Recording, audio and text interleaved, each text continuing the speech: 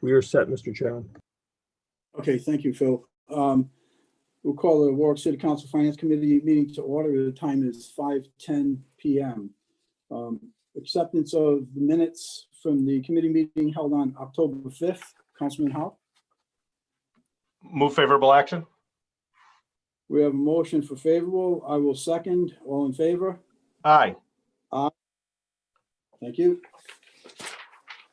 Mr. Chairman, before we move on, may I make an announcement if you don't mind? Oh, yes, I'm sorry. Go ahead. That's okay.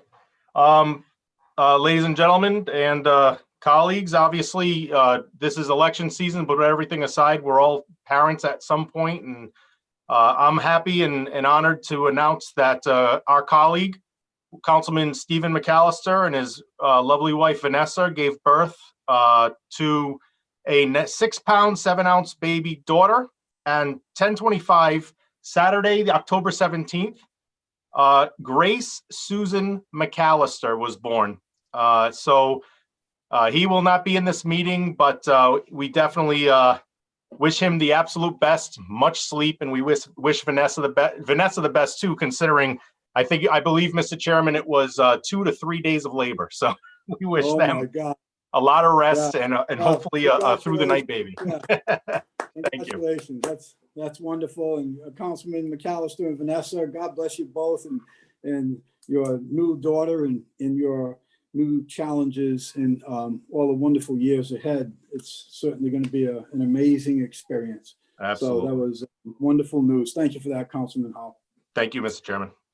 Okay, moving on. First item, 2020-134, found on page 1. We are going to do a PCR 99-20 on that. We will have the council president will need to abstain. So starting out, item 1. Hi, Christy. Hi, good evening, everyone. The water department is requesting to extend the expiration on this bid until December 16th, 2020. This bid actually expired on October 16th because of we're trying to help out the water department. This particular bid fell through the cracks. It is out for advertisement right now. We're just requesting to extend should they need anything between now and getting this bid awarded, but we're not requesting any additional funding. So Christy, the bid has been put together. The RFP is out as we speak. Yes, it was advertised on Friday. Okay. Okay. And there's no additional monies asked for. You're simply looking for a 2-month extension. Yes. Okay. Councilman Howe, any questions? No questions, Mr. Chairman. Excuse me. It's me. Sir? It's Lynn. Oh, Lynn. Okay. Sorry. Go ahead. That's all right. If council president is abstaining from this, you're going to need a PCR number. I gave it one. PCR 9920. Didn't hear you. That's Thank okay. I read your notes on the consent, so that's how I figured it out. Thank you. Okay. Any questions from members of the council? Any questions from members of the public? Do we have any questions from members of the public? Hearing none, I need a motion on now PCR 9920, formerly 2020-134. Move favorable action. We have a motion favorable. We have a second. All in favor? Aye. Aye. Thank you. Next item, 2020-326, closed top containers, found on page 12. Public Works is requesting to purchase 2 closed top 40-yard basically dumpsters in the amount of $12,600 from Rhode Island Container Products. Half of this cost will be funded by a grant from Rhode Island Resource Recovery that we were awarded recently. So the out-of-pocket cost for the city is $6,300 for 2 containers. So and these are for cardboard recycling. So we're trying to ramp up some of the recycling efforts. That's good, Christy. And as I understand it, you guys have been doing really good with the recycling efforts for quite some time now, right? Yes, it's been a long Yeah. time. We do very well. Right. So just for clarification, we're going to, or you're asking us to award 12,600. And once that expenditure has been completed, you will get reimbursed through the municipal grant for 6,300, correct? Yes, we'll have to send the appropriate paperwork to the landfill, and then they'll reimburse the city. And someone has been assigned, I don't know, maybe you, to do the quarterly reports that are due on December 31st, March 31st? Or I don't Well, don't this know says what- grant details and deadlines. There is a quarterly report due on December 31st. Right, that grant. yeah. Yep, I submitted all the paperwork for the grant. I followed up. It was actually a little bit late this year because they didn't meet in August like they were supposed to. So, yes, we will certainly take care of that. Okay, so someone is going to be assigned the task of filing the report that's due on Yep. December 31st, because if it's not filed, then that will negate this grant. Okay, any questions from Councilman Howell? No, Any sir. questions? Thank you. Any questions from members of the council? Do we have any questions from members of the public? Are there any questions from members of the public? Hearing none, I need a motion, please. Move favorable action. Councilman Howell. We have a motion for favorable. I'll second it. All in favor? Aye. Aye. Thank you. Thank you, Councilman. Thank you. Item 2021-108, original equipment manufacturers parts for various police vehicles. Found on page 16. Good evening, everyone. Lori Michaelides on behalf of the police department. In September, the evening, city, good evening. In September, the city went out to bid for OEM parts for motor vehicles. The bid request included parts for the fleet vehicles for the police department, as well as those serviced by our agencies for other city departments. We received 2 responses. The department's recommending factory motor parts be awarded the bid as the lowest overall bidder. The current contract expires November 17th. If awarded, funding in the not to exceed $75,000 would be from budget code 30-330. Major, if you could explain to us the delay in getting this bid to us. Sure. So with this contract expiring November 17th, we would have liked to have it on the docket at the September 21st meeting, which would have been just shy of the 60 days. That docket deadline was August 24th. Therefore, we would have liked to have it out to bid by the first week in August. I researched all of my emails. I spoke to the fleet manager, his emails, other staff members. We started the process when we should have. So we began reviewing the specs from last year at the end of June and the beginning of July, which would have been the correct time frame to do so. The completed RFP was sent over to purchasing on July 29th, which would have been the correct time frame. For some reason, our agency didn't send over the pink sheet, the cover sheet, until August 13th, which was a 2-week delay. I have no idea why that delay took place, but it in fact did stall things. And then the bid itself wasn't advertised until September 2nd. So that was another delay there. So the only thing I can contribute these delays to are staffing shortages, because it didn't fall through the cracks. We knew it was there. We started the process. We did the review. We had everything ready. Like I said, staffing delays or maybe inter-office mail, trying to limit contact between departments, that may have contributed to it as well. But short of that, I don't have a better explanation. Thank you, Major. Appreciate the straight up answer on that. Major, I had also, I'm looking at these pots and first of all, kudos for the 25 pot items that you've submitted, and certainly very helpful to us in analyzing who is the better, cost-wise, who is the better supplier here. But could you just explain to us how you came up with this, or who came up with this list, and why the parts list is what it is, how that was based.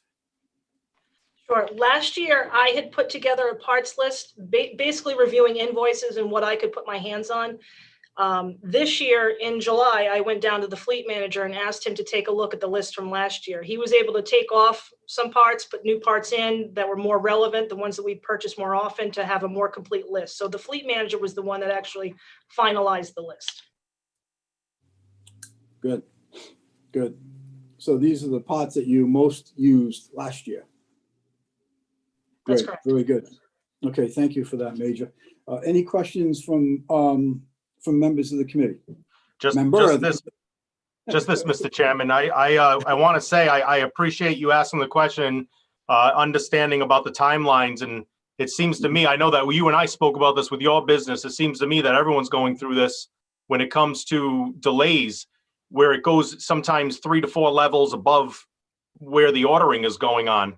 I know that there's delays that, start at the manufacturing or even overseas from this entire COVID thing.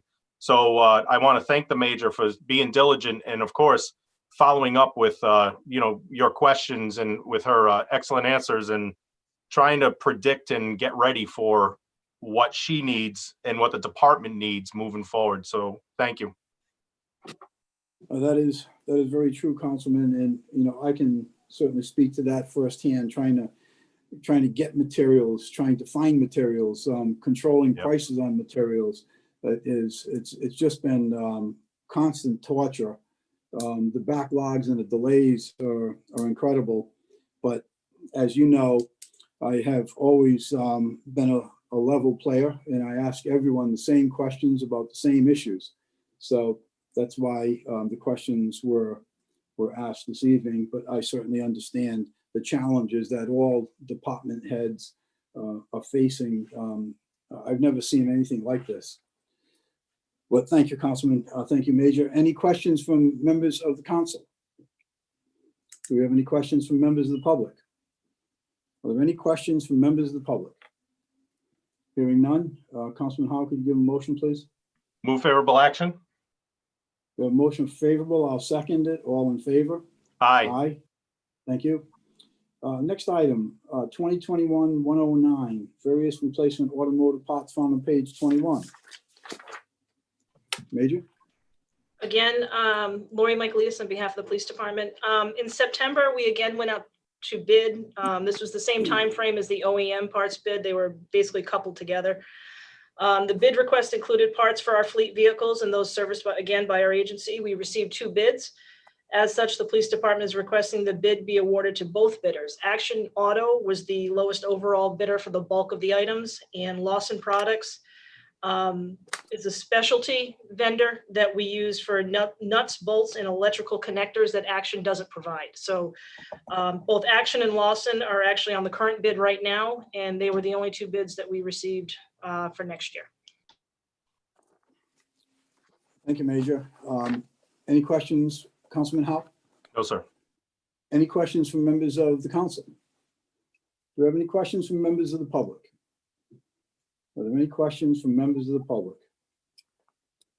Hearing none, I need a motion, Councilman Howe. Move for favorable action. We have a motion favorable. We have a second. All in favor? Aye. Before we go on to the next item, I was remiss on one item. Christy, are you still on? Christy? I'm here. Okay, Christy, I jumped on to the next issue, but I want to back up for a bit because I want to give you kudos for that, the grant. We hear other departments, of course, doing and looking for grants. And I want to also recognize you and your department for acquiring that grant of $6,300. These are not easy to come by. And I want you to know that I know not just myself, but all my colleagues on the city council and the taxpayers especially do recognize that and appreciate it. Thank you. We appreciate that. Okay, moving on to 2021-114, found on page 30. In September, the Major? police department went out to bid for tablets and radio mounting hardware. This is for the new 11 cruisers that were approved earlier this year. We expect to start them to start arriving shortly. We will be utilizing the tablets and much of the equipment currently in the oldest Taurus cruisers as possible when we bring the new vehicles online. But because the new vehicles are Explorers, the older ones are Tauruses, the console and the mounts are different. So we received 3 bids on this RFP. Island Tech withdrew their bid upon learning that we were looking to buy mostly hardware and not complete packages for each cruiser. As such, Holzberg Communications was the lowest overall bidder, and we recommend that they be awarded this contract. Thank you, Major. Any questions, Councilman Howe? No, all set. Thank you. Thank you. Any questions from members of the council? Do we have any questions from members of the public? Do we have any questions from members of the public? Hearing none, I need a motion, Councilman Move Howe? favorable action. We have a motion favorable. All in favor? Aye. I second it. Yeah, aye, thank you. Next item, 2021-131, road and control, found on page 37. Public Works received 3 bids and are requesting to award to Neogen Corporation for the rodent control materials in the amount of $15,000 for 1 year. Christie, I know I've very recently received a couple of calls from constituents in my area expressing some problems with rodents. Do you find that this is on an increase this year versus other years? With the rodents I don't think so. I can tell you that there's a form which I believe is online. It's also available in the office for people to fill out if they think that they need services, that basically, gives us permission to do that, to go on their property. But I don't find that we're spending any more money than we have in the past. And that's basically all I have to gauge it on, is what we're spending. Sure, right. So on this Neogen Corporation, the Protected LP Black, they've got a price there of $657, Site 1 1106, and Foreshore has it for $57.31 per case of 6, which brings it down to $9.55 each. On Neogen, I'm assuming that price of $657 is each. Yes, those are the bait boxes. So those are the black boxes that they put out. Yes, that is each. Okay. On the final blocks, 18-pound pail, the alternate bid was Talon weather blocks, 12 by 18-pound pails, $780 a pallet. That works out to $65 for an 18-pound pail. I'm curious why they weren't considered in this bid. Had they not bid on the protective black, or? They, for the bait, or for the we're talking about the bait now, right? Yeah, well, it says note 1, alternate bid, Talon weather blocks, got the SYN number, 12 by 18-pound pails, $780 a pallet. Is that the same as the final blocks? I'm not sure about the product itself. We don't have anywhere to put a whole pallet of rodent bait at this point. We don't have anywhere to store it. We usually buy maybe 2 pails at a time. We're not storing it. Okay. And how many pails of that did you use last year? The last thing, and I'd have to go back and look specifically, the purchase order that we pulled for this year, which is always spent this fiscal year, was for $916. I don't remember if there were boxes included in that. So, but if I had to guess, it was a combination of boxes and bait. Okay, so you don't anticipate using 12, 18-pound pails then at any time in the near future? No, for the residents of the city, I would have to say no. Hopefully you won't. And Christie, who is the individual that is handling the rodent control right now? Who's responsible for the inventory coming in and the inventory going out? So it's overseen by the highway division. There's several people that have the license, because there's a test you have to pass with the state of Rhode Island. So there are several people that have the license, but it is, we have one person that when we purchase stuff, it's, logged in, logged out, that kind of thing. So Who is that person? right now, temporarily, it's this young lady, Kelly.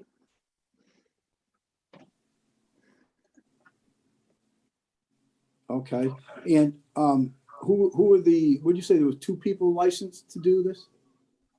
I think there's 3.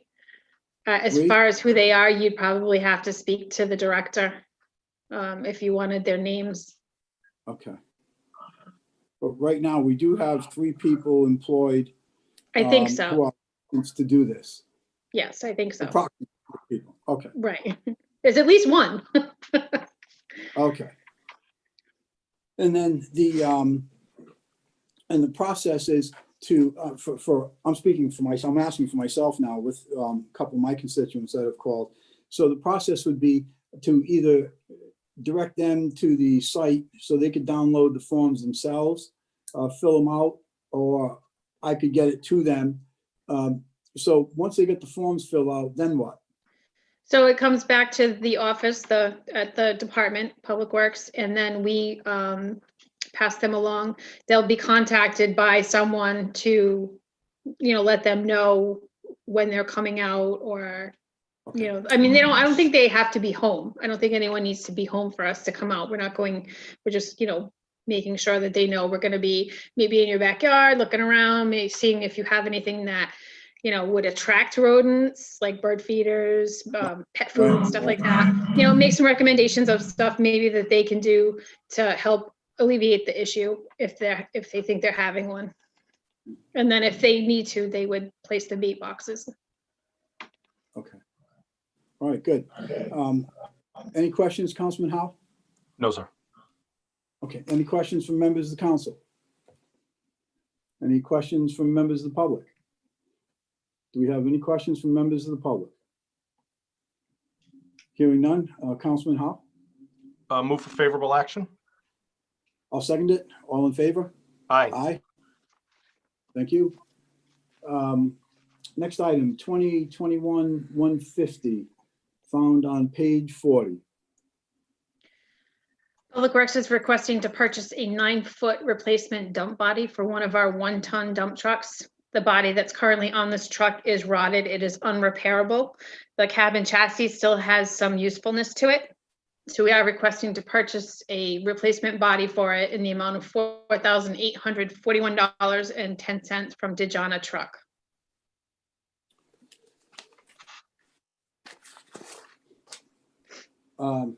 So Christie, once again, I think your department has been doing a really good job with trying to make the best use out of some of these older vehicles.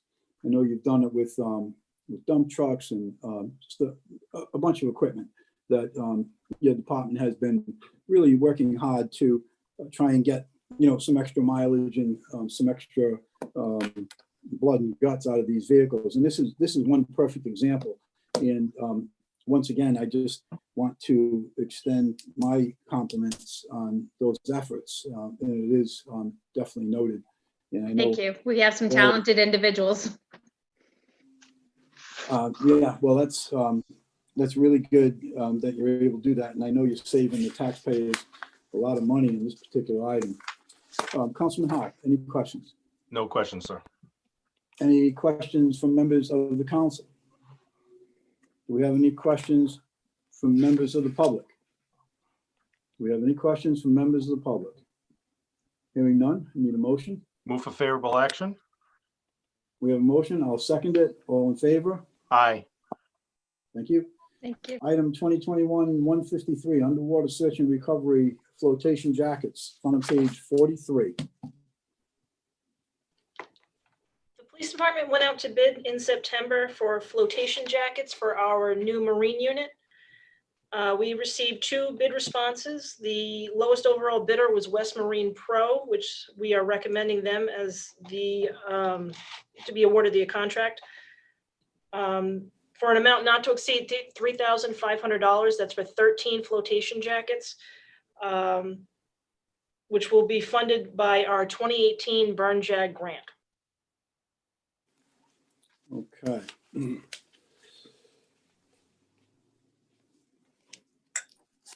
And again, the grants are wonderful. Just keep on plugging, keep on doing everything that you all are doing. Councilman Howell, any questions? I have to second what you just said, but no questions, sir. Thank you. Any questions from members of the council? Any questions from members of the public? Do we have any questions from members of the public? Hearing none, I need a motion. Move favorable action. We have a motion for favorable. We have, I'll second it. All in favor? Aye. Thank you. Item 2021-179, purchased items for Hale trailers, found on page 48. Again, Hello. Public Works is requesting to purchase parts for, we have 2 East Hill trailers that attached to the tractor trailers that we have. They're 2001 and a 2002, and they have this particular load cover system made by Cromaro tarpaulin systems. One needs a full replacement.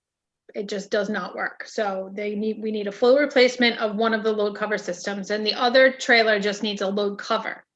So we are requesting to award to, a 56.6 to Cromaro tarpaulin systems in the amount of $3,296.51.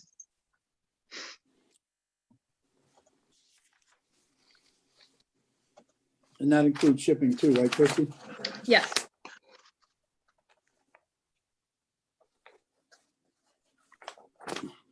Okay, any questions, Councilman Howell? None. Okay, any questions from members of the council? Do we have any questions from members of the public? Are there any questions from members of the public? Hearing none, need a motion? Move favorable action. We have a motion for favorable. I'll second it. All in favor? Aye. Thank you. Thank you. Yes, thank you, Christie. Item 10, 2021-183, found on page 51. Phil Carlucci, MIS Director. This is a request under City Ordinance 56.6, exception to bid, to award the annual service contract for emergency services workforce management software to CrewSense LLC, which is now part of Vector Solutions as the sole provider of their software as a service product. This is coming in late, and I explained in the letter, it was totally human error on my part. This is a switch from, they got acquired by Vector Solutions, so the invoice came in late. At that point in time, Chief Ummenhauer had requested a clarification on the cost. He was not sure the cost was listed correctly. I saw that, lost track of it, and then on September 28th, the invoice came in and said, where are we, well, how are we doing with this? And you'll notice on the letter, I wrote the letter the same day and got it in as soon as I could, but that was on my part. The police department and the fire department actually split the cost for this, and the letter has it broken out. The fire department has 160 licenses, and the police department has 275 licenses, based at $59.88 each. The pricing comes out there. Okay. Any questions, Councilman Howell? No, sir. Any questions from members of the council? Do we have any questions from members of the public?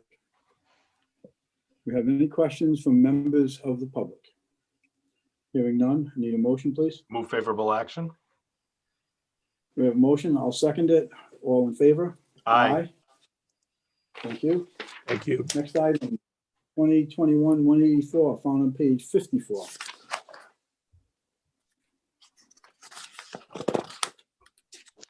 Good evening, Linda Braska, Good evening, Lynn. City Clerk's Office. This expired on June 30th, 2020. No fault of anyone but myself, no excuse, I overlooked it. So I'm seeking a 56-6 in the amount of $6,650 to MuniCode. This covers the update to the code of ordinances as well as the annual web hosting.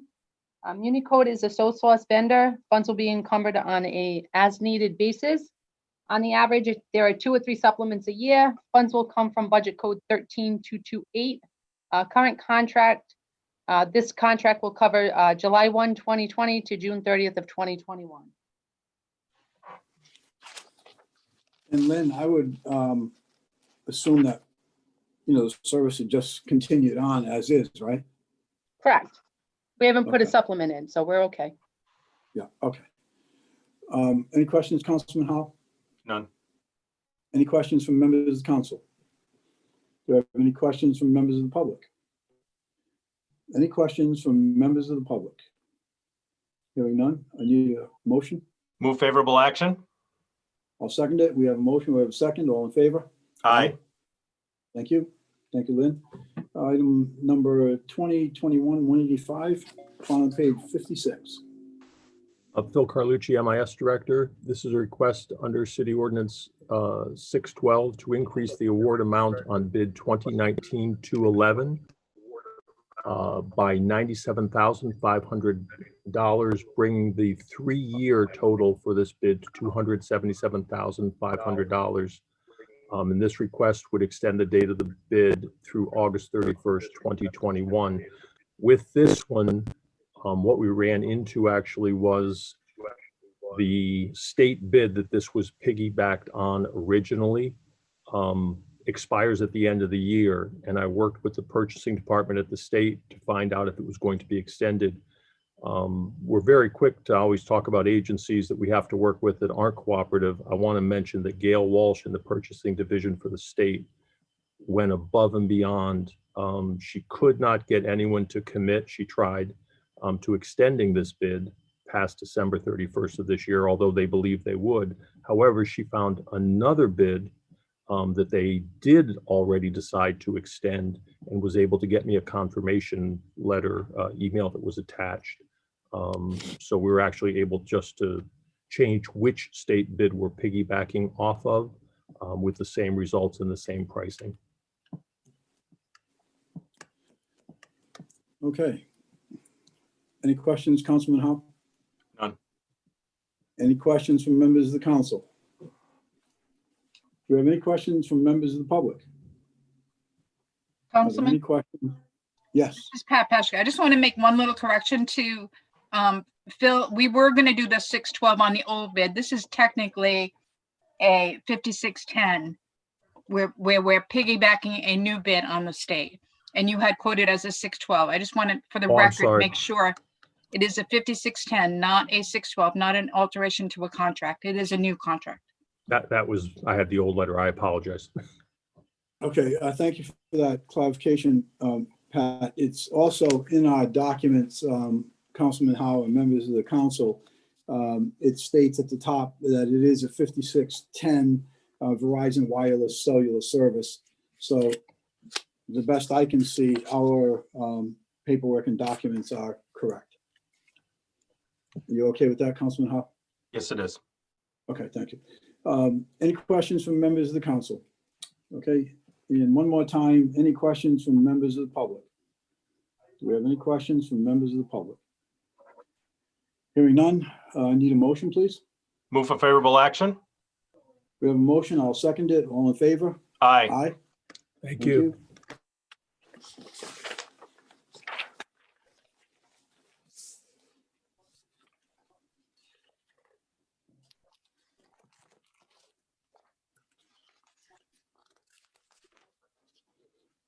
Okay, moving on to the consent calendar. Need an acceptance of the minutes. Held Move on to accept. October 5th. Oh, I apologize. Go ahead. Move No, to that's fine. accept Go ahead. October 5th. We have a motion to accept. I'll second it. All in favor? Aye. Aye. Thank you. Okay, 2020, 134, large diameter clamps, saddles, and couplings. Wait a minute, I got the wrong paper stapled together here. Excuse me.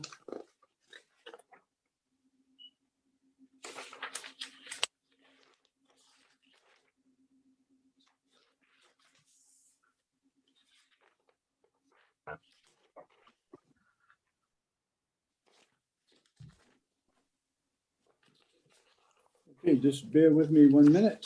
I'm gonna have to go through the sheet one time here. I apparently printed out the wrong item.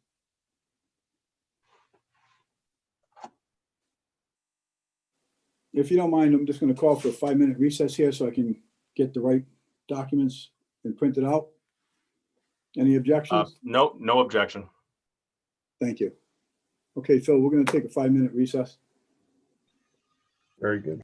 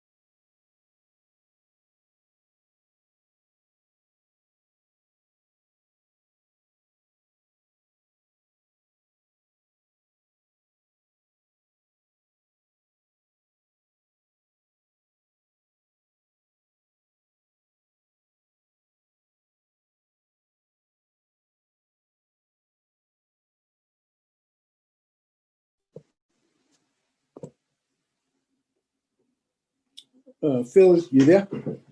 I am, sir. Okay, if we could check with everybody, I have the right item here and I'm ready to move on. If everyone else is ready. All set. Okay, all council members all set?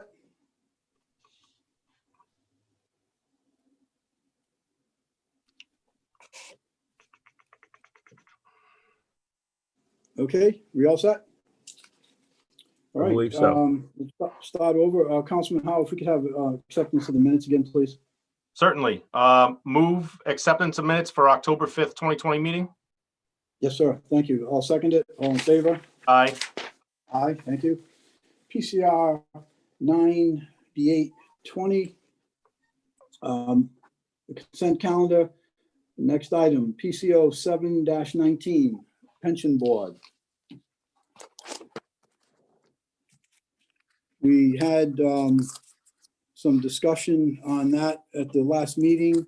I believe Councilman Howe had asked to hold, to have an opportunity to review the changes that I had proposed, or amendments I had proposed. And I will open that for discussion. You want me? I can begin, Mr. Chairman, if you'd like. Certainly, please. Thank you. I did review what you went over. I spoke to many involved parties, and the consensus I got was that there is enough checks and balances concerning the pension board that, as written, it is without this amendment, it is good. I spoke to the executive. I spoke to the members involved. I read your ordinance, and I feel that this is something that is already has the checks and balances on. And from the recommendations of the people that actually have skin in the game on this, understanding the people that this is meant to guide towards, I see. I feel comfortable with it as is without the ordinance. Okay, fair enough. I will say also, I'm sorry, Mr. Chairman, I will say also that, and I'm not going to ask for another hold. I'm not going to do that. But I will say that I know Councilman McAllister, though his daughter chose to do a dramatic entrance, also wanted to be involved in this. But I'll put that on record that Councilman McAllister was interested. But that is something that, the situation doesn't call for right now, but I'll leave that to you, sir. So you're saying Councilman McAllister discussed this with you and said that he would like to participate in a vote on this? He mentioned we did not discuss the ordinance. We did not discuss the topics, but he did say that he wanted to be included when we did it. When he did inform me that his daughter was born, he did say that, he was hoping that he could be included in the conversation and be included in the discussion of it. So yes, sir. Okay, because Councilman McAllister did text me yesterday morning announcing me or telling me the announcement of that wonderful new member of his family and his excitement, but he never mentioned anything about anything on this item or any other item. Okay. So I'm sure he was pretty excited about his Yeah. new daughter coming into the world. Listen, we all have our opinions on this. My opinion is that there definitely needs to be more transparency, more, I should say, an easier way for the people who do have skin in the game, including the taxpayers who have a significant amount of skin in the game, to be able to have a meeting once a year. And I don't think that's anything unreasonable to ask for, particularly where our fiduciary also agrees that it would be something that would be a good idea to do. It's not a great imposition on anyone. It certainly isn't a cost to anyone. I have confirmed that.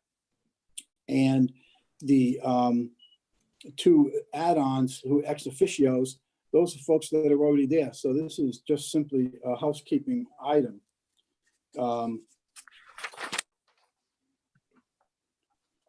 And in the end, what we're doing is we're giving the very members who are vested into the pension an opportunity to question our fiduciaries, including the companies that are investing the pensions and overseeing the pensions, ask them questions as to the how comes and the whys and the maybes, as well as for the taxpayers to be able to address the pension board, the chair, as well as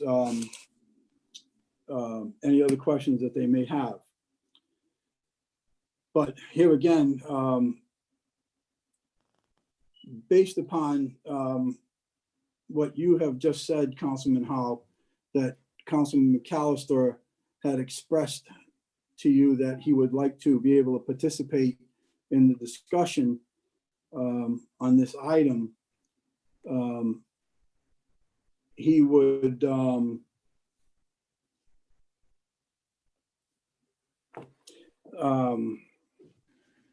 Yeah, I don't know.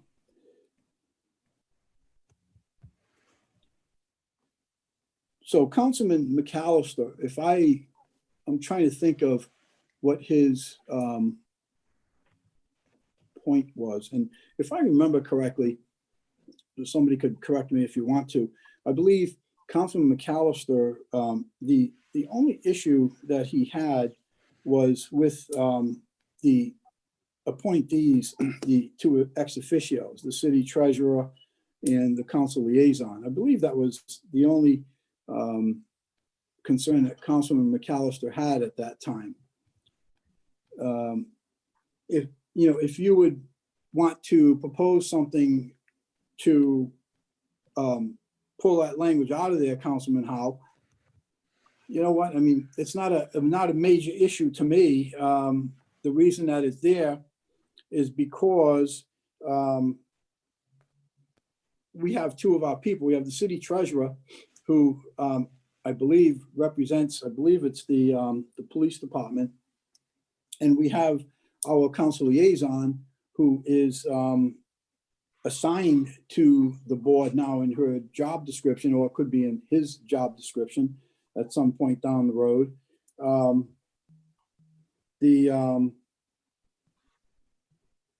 That it's not a big issue. And again, I would point out to you that it's also an ordinance. So we can do whatever the pleasure is tonight, assuming that it passes the first go round. It's going to have to come back for a second bite at the apple as well. And Councilman McAllister would certainly be able to express any other additions, deletions, or whatever else he has. So I think in the interest of moving on this with respect to your position, Councilman Councilman McAllister's, I think that would be fair to ask that we vote on this tonight. It does have to come back for a second pass. All this does is it designates two people that sit at these meetings as ex officios, so they can respectfully sit at the table, have a place to take notes and do whatever. The council liaison is also the designee if the finance chair is not able to attend. And I feel very, very strongly about a once a year meeting with the fiduciary and the chair of the pension board, and that all members invested into this plan, both current and retirees and members of the public. Keep in mind, members of the public are paying somewhere in the vicinity of 60 some percent, 65, 70% of the pensions. So with all of that said, I think it's, I don't think it's anything overburdensome on anyone. It's not, there's no objection from our fiduciary. There is no additional charge to us. We could, if you wanted to, put this as a special meeting, if you would like to do that, so we don't have to drain out time from any other meetings. So with that said, I would like to move this for a vote, knowing that if we get first passage on this, it has to come back for a second passage anyways. I will So, not, Mr. Chairman, just, I know you said earlier if I wanted to move on anything, I have no idea. I want to reiterate, I did not speak to Councilman McAllister about any of this understand. ordinance. I also want to Yep. reiterate that since we made the amendments, there's been no discussion with Councilman McAllister and I. So I will Sure. respect whatever you do. I just want you to understand, and maybe I'll alert the council president, I will not be seconding on this motion. Mhm. Okay.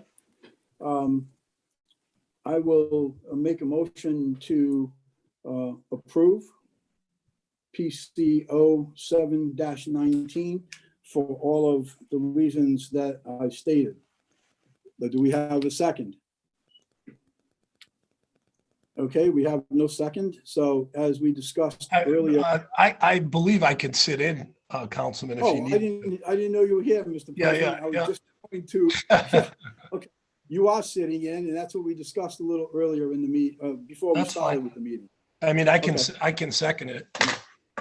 Okay, so we have a motion, we have a second. All in favor? Need to Mr. have Chair, discussion any Oh, I'm input? sorry. I'm sorry. Don't get nervous. I'm sorry. I forgot. No worries. Any comments, any questions from members of the council? I apologize, seriously. Any questions from members of the council? I do. Okay, Councilman So- Snappy. Rather than waste everyone's time, just reiterate my prior points on this one. The fact that it's already a public meeting that the public can attend, and that if there's a time and an issue with the actual timing of the meetings, and that's something that can be resolved internally amongst the members of the pension board. Members of the public are free to obtain their reports digitally even, if they so choose, just as we are, because I know I did. I obtained the minutes, I obtained the reports. There's no reason to drag them here other than to have more of the same, especially given that we already have the actuary for the pensions come here, which gives us all the information we could ever need. And if there was anything we wanted to supplement, we can use those reports. I don't see any reason to bog down the pension board with more members when, as Councilman Howe pointed out, the interested parties all say they believe there's fair representation now with proper checks and balances. And I've heard from a few of them too that said the same. And a few of them actually were quite upset that the things were being attempted to be changed without anyone bothered to consult with them at all.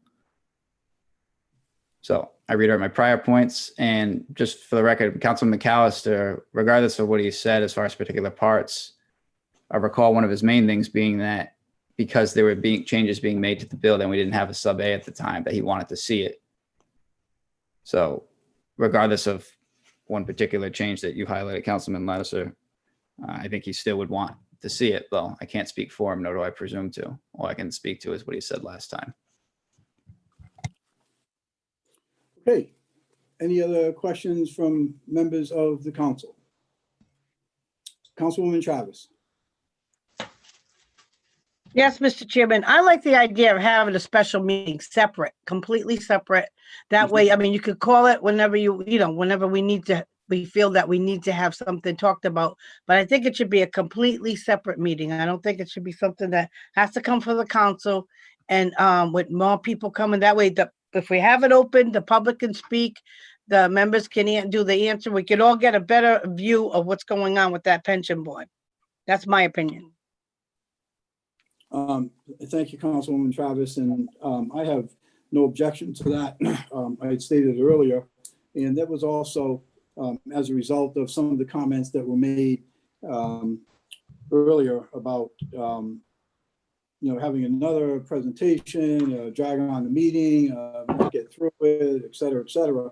So I'm fine. I think it's a very good idea to have a special meeting for just this. This is a big issue, and it's not about dragging someone to anything. It's about who can attend, who can't attend, who's able to log on to the computers, who doesn't log on to the computers. Not everyone in our city is a computer wizard and can log into the computers and get this information. And not everyone is a CPA and can understand all the logistics of what happens in the pension board. And not everyone gets the simple ABCs of what's going on with their plan. So again, I think it's a very important matter. It's a very expensive matter, and it's the future for all of our employees who work for this city. Their pension is also their future. And I think that they're entitled and deserve a once-a-year meeting so that they can come before the meeting. They can freely ask any questions that they want. They can feed off of other questions that other people have, other conversations that people have in a very transparent way with basically no time limitations and no constraints that they have to get out of work early or do it on a day that might not be the best. Councilman This is Lattiser, sorry. As soon as I finish. Yeah, sorry, I didn't realize. This is not creating some monumental disadvantage to anyone for having to do this. This isn't creating anything that's going to be onerous to the city council. It's not going to be delaying any of our business because, as we've already stated, we can do this with a special meeting. So why, I don't know why anyone would have an objection to increasing the transparency on one of the biggest investments that we have in this city, one of the largest expenditures that are on the tax rolls of the taxpayers. I don't know why anyone would have an objection to having that meeting. That just strikes me as, I don't know, I just find it odd that anyone would object to that type of transparency for something that is so significant. Councilman Sinapi. Question, why does it need to be an ordinance? Given that you said you yourself have discussed it with these people and that they can come in of their own volition, why make it an ordinance? Because as I've mentioned before, when you make something an ordinance, you get all the caveats that come with it, including violations that are subject to prison time and fines, unless we otherwise say so directly in the ordinance. So, Councilman Sinapi, with all due respect, you keep, hopping on fines and jail time, et cetera. So why don't we just throw out all the ordinances we have? Let's get rid of all those laws that we have because we don't want to fine anybody. We don't want to have any prison terms. Let's get rid of all the ordinances. Let's make everything a resolution, which means you can do it if you want. Don't do it if you don't want. It's just barely a wish list. This council can change it tomorrow.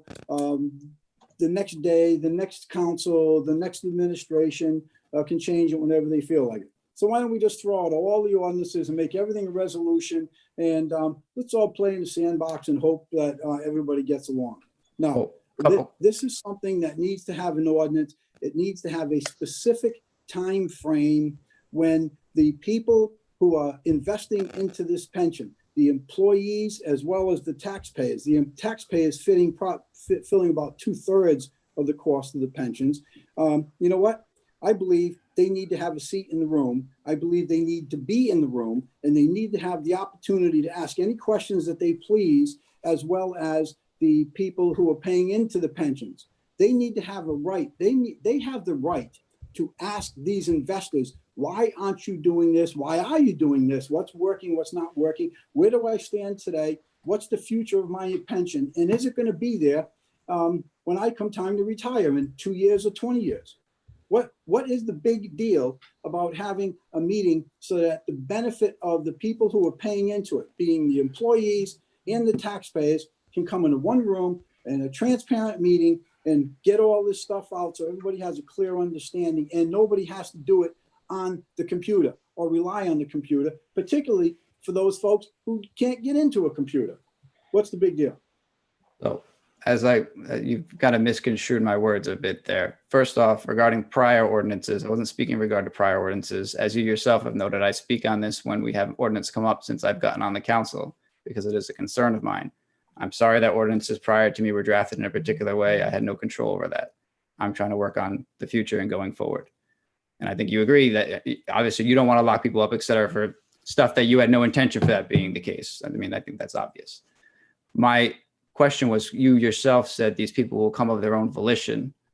So it's odd to me that you deem it necessary to force them to come. There's plenty of things on the council and in the city government that's not by ordinance that happens every day or every quarter or every year without an issue. So I'm confused why this needs to be an ordinance. And I kind of take issue with the fact that you keep saying the public needs the opportunity to do this. I mean, they already can. The other meeting is a public meeting. I get that you have stated prior that the timing of the meeting is not ideal. And I mean, I don't disagree. It doesn't sound like the best time for it, but you're on that board. You can advocate and get the time changed, I would think, though you would know better than I in that regard, truthfully. Well, once again, Councilman Sinapi, if this ordinance were to pass, this isn't making a demand on anyone to show up other than the fiduciary and the chairman or chairperson of the pension board to come to a special meeting to address the city council. I would think that it would be in the best interest of all council people who represent all of their constituents to have an open and transparent meeting to ask these questions that we collectively, as we do on so many other things in this democracy that we have, speak to and ask questions of each other. Oftentimes questions come up from one particular council person that helps to get a thought process going with another council person. It's not putting any constraints on anyone to say you must attend. No, this isn't a must attend. And by the way, if we do it in the first year and no one attends, then we also have, the city council will also have the right to say, you know what, we tried it. We tried to do this transparency. We tried to get people, and apparently it isn't what everyone else wants, and it's not working. So, you know what, we can change it. President Marola, Council President Marola, you got your hand up? Yes, I do. Can you hear me okay? I can. Okay. So we heard from the actuaries last year that this is the single largest issue facing the city of Warwick. Pensions and healthcare are issues that are, from previous administrations up to the current administration has plagued the city. Healthcare was given away at a time when it was $2,000 to $4,000, and now for a family plan it's $20,000. And we heard them testify that it's unsustainable.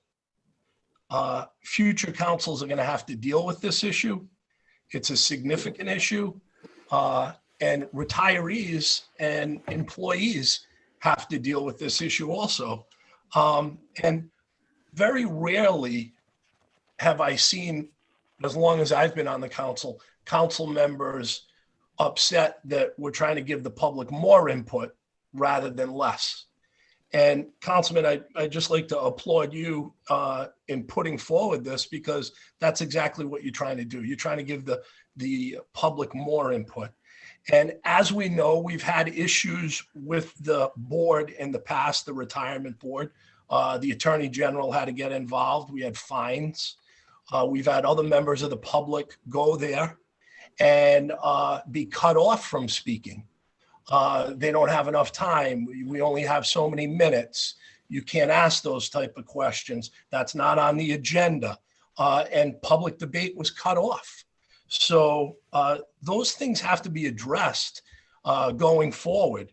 And what I'm really concerned about, and we've talked about this a little bit before too, that whatever decisions the board makes for municipal, in essence, the same investment advice is given to police and to fire. In other words, finance takes those recommendations and applies those recommendations to the other two pension funds. The other two pension funds are nowhere near as liquid as municipal. Municipal has the best ratios out of any of the three plans. So the problem becomes, the level of risk that you're willing to take for some plans may be different than for other plans, depending on the facts and circumstances of each plan.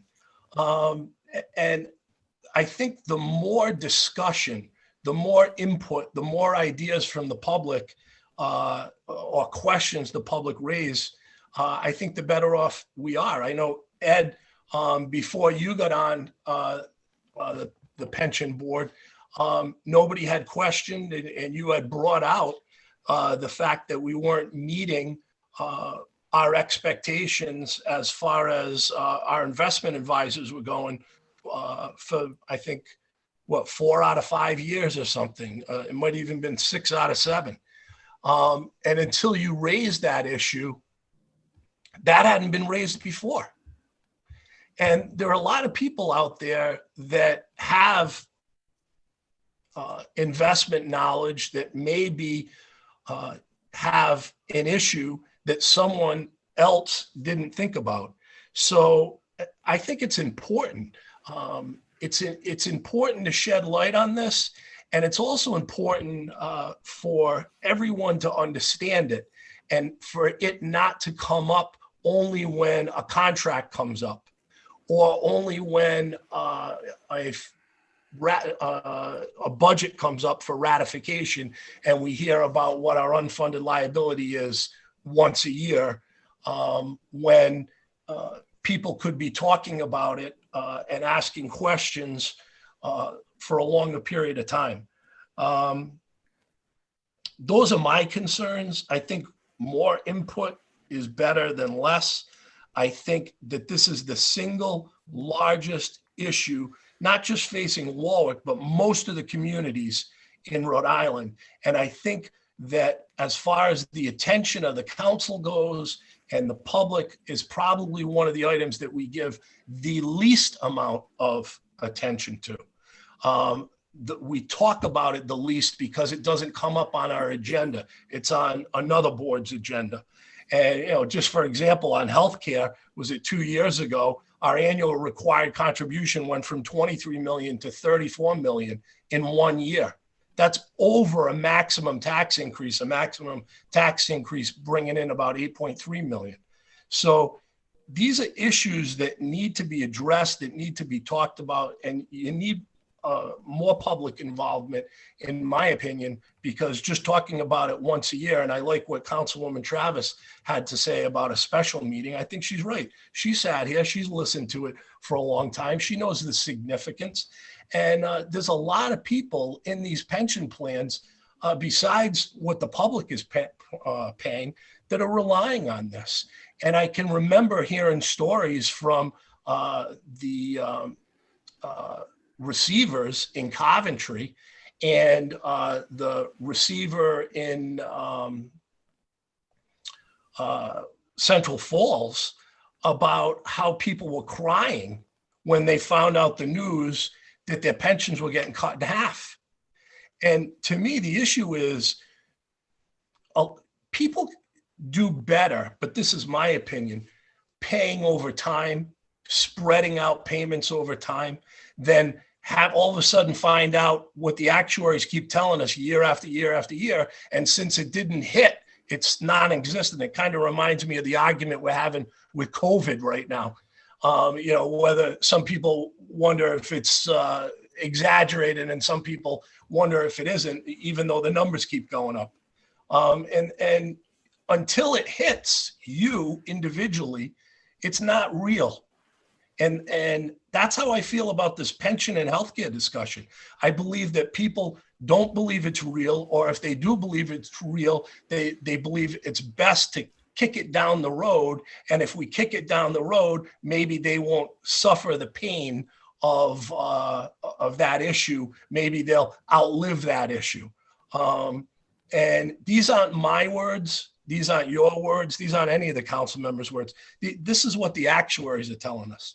This is not sustainable, what we have set up, and we need structural benefit changes. And you also need, as far as contributions go. So Ed, I know you have some legislation on there addressing some of those issues too. But I just think ignoring the problem and having less discussion is not a good thing. That's why I'm in favor of it. Your legislation doesn't mean that any changes are going to be made to any of this legislation, that somebody has to now pay X dollars or whatever. All it means is you're having a discussion and you're giving it the appropriate time and weight that you need on in my opinion, the most significant issue facing the city of Warwick. Thank you. I have a question for Attorney Walsh. Attorney Walsh, what happens if, per the proposed language, the chairperson or the financial advisor of the board does not appear to the city council before the city council, according to section 1-4 of our ordinances? Thank you, Councilman. Pursuant to section 1-4, which is regarding general penalties for violations of ordinances, it sets forward a procedure whereby there's essentially a potential for a penalty to be provided of a fine not exceeding $500 or imprisonment not exceeding 30 days. It's hard to say what specifically would occur. In the process would have to play out whereby they would be cited for not being present or violating the provisions, but it would still have to go through municipal court and those findings. So it's hard to project what will happen, but the theoretical provides that because this or the proposed ordinance before us does not submit a specific penalty, section 1.4 would then be triggered by any violations thereof. All right, that's what I thought. And we already have the power to subpoena information at will separately. So it's not like, should there be an issue and we needed information, we didn't have the option to subpoena it as the council.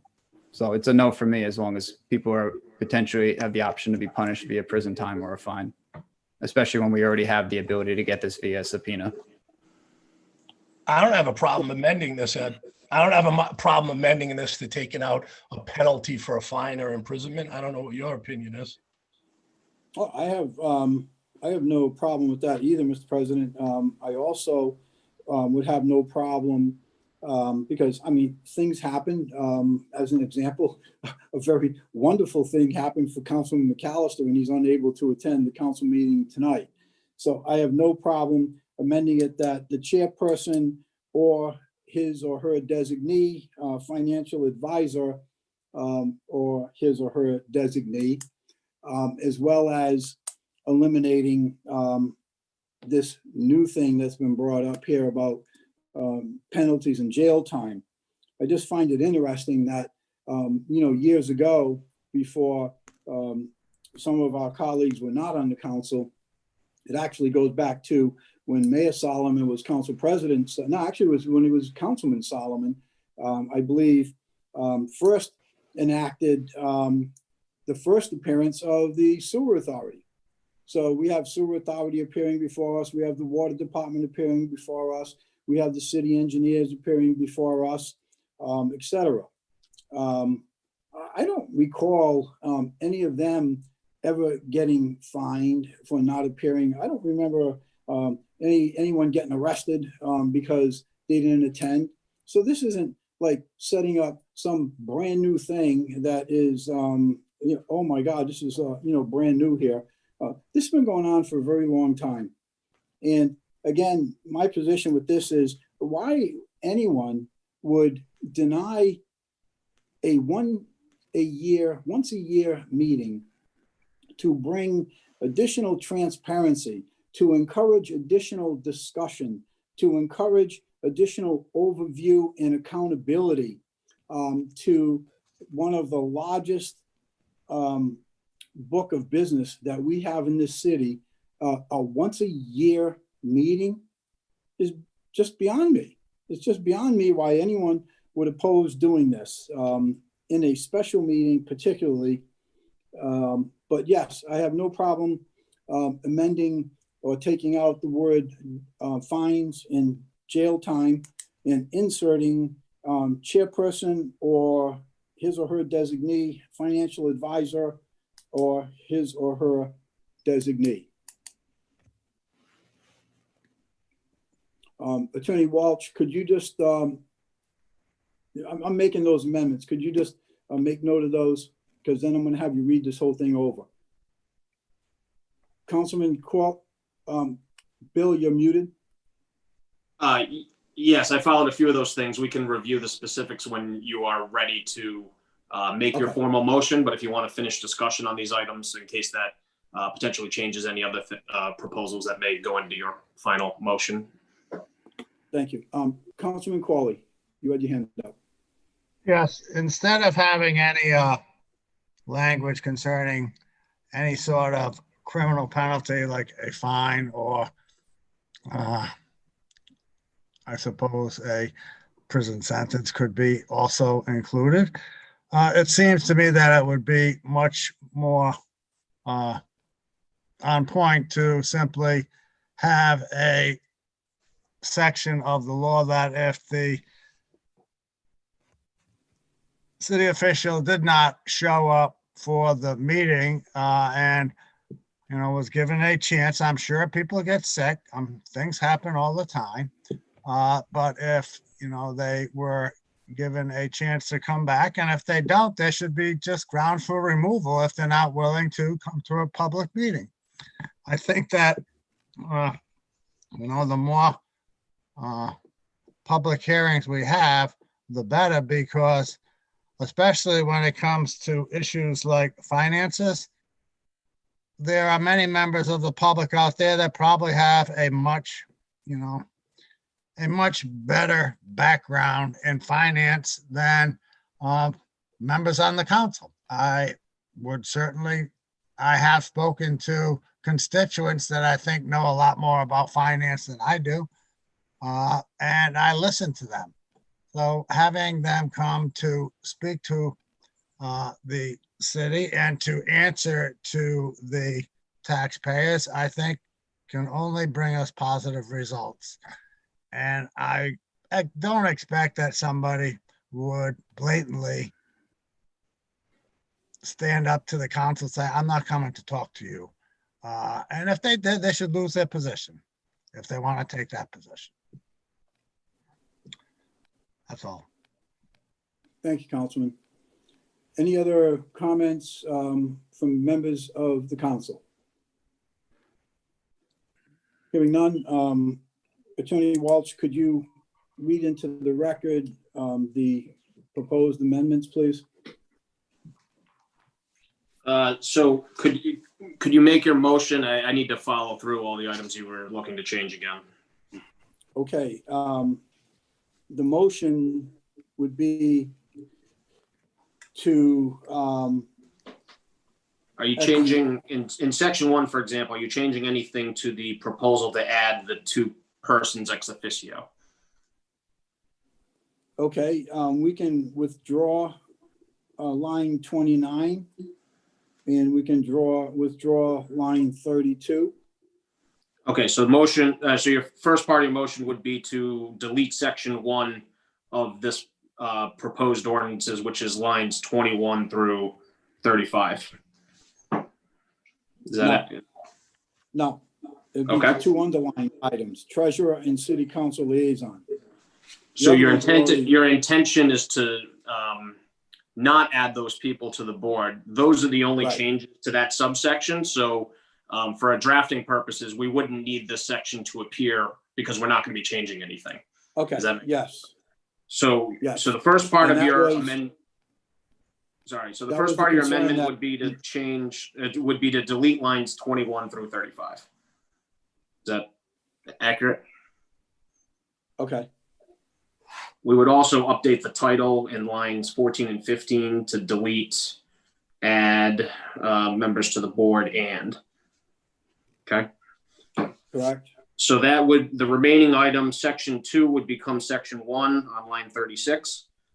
And now we are just looking at the proposal as presented already, which is having the chairperson and financial advisor appear on an annual basis to present the report and update the council. So are there any changes you look at here as it relates to penalties? or the designee, chairperson or designee, and financial advisor or designee. And no penalties. Or And no designee, penalty. financial advisor or designee. And then, okay, if you give me 1 second. Sure.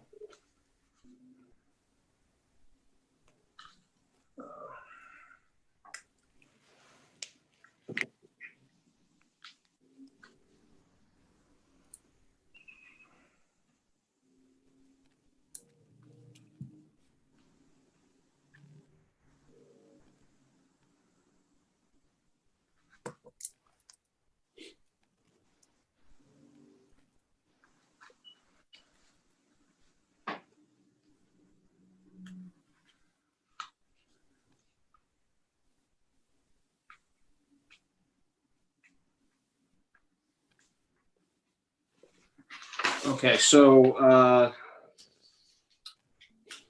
So just to recap for members of the committee, as well as the council and members of the public, Chairman Lattiser is looking to introduce an amendment that would do as follows. On lines 14 and 15, it would be deleting add members to the board, and it would delete lines 21 through 35, which were the proposal to put new persons ex officio onto the board. This would leave just one, on line 36, this would become section 1. On line 45, after the word chairperson, we would be inserting comma or designee, comma. On line 46, following advisor, we would be inserting or comma or designee, comma.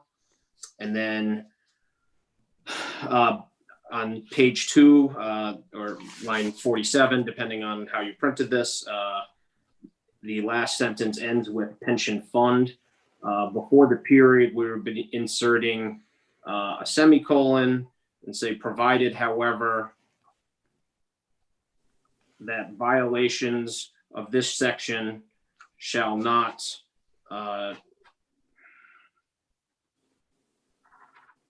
be punishable under, and I'll put in the full cross citation, but it would be under the penalty provisions of chapter 1, section 1(4) of the ordinances.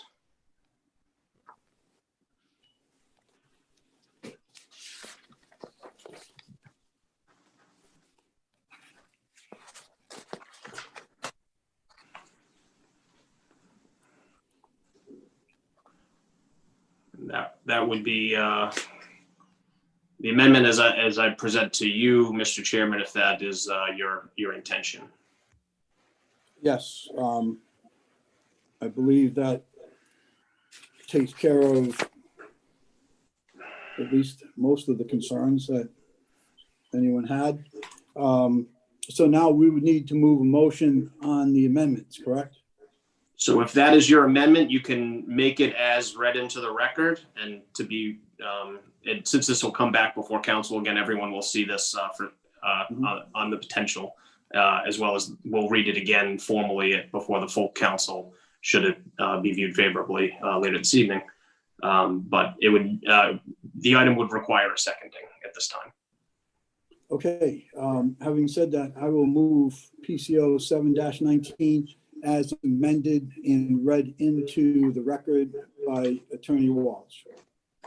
Second. We have a motion, we have a second. All in favor? Aye. Aye. No. And we have one opposed. Okay. Okay. And Mr. Chair, before you move further, if you would just double check to make sure, now that we're back on the proposed amendment, or the item you are amending, just make sure that before we move forward here, members of the council and the public opportunity for any input on the item as amended. Okay, thank you. Any questions from members of the council on the amendments? Just one. Who, identify yourself, please. Who was that? Sinapi. Okay, go ahead, Councilman Snappy. Last time we had a floor amendment, you were willing to hold it so that we could actually read over the language and properly discuss it next time and make sure we were comfortable with the language. I'd request the same courtesy. I believe that this has been held long enough. We had adequate discussion on it this evening. I think the amendments are very simple. They're very straightforward. Should be pretty easy to understand. Any other questions from members of the council? So Councilman McAllister doesn't deserve to speak on this, is what you're saying, right? No, he will have an opportunity to speak on it on the second meeting. But if he has any issues with it, then it gets bumped back to first meeting, thus negating the first passage. So why would we be duplicative in that regard when we can do it right the first time? That's what you're saying is speculation, Councilman Sinapi. We don't know that. I've held it long enough. I'm not going to hold it again. We can vote on this evening. Its future may go to the second meeting, it may not. If it does go to the second meeting, Councilman McAllister is more than welcome to have any and all input that he would like to have.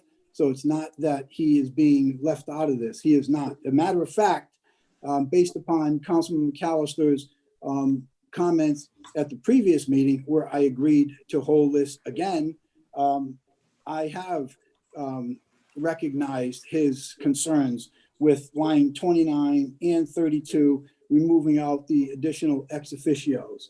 So yes, I have given that consideration. Any other Okay. questions from members of the council? Recall that the opposite logic was question? used by you on a prior occasion, but do what you will. Thank you. Any other questions from members of the public?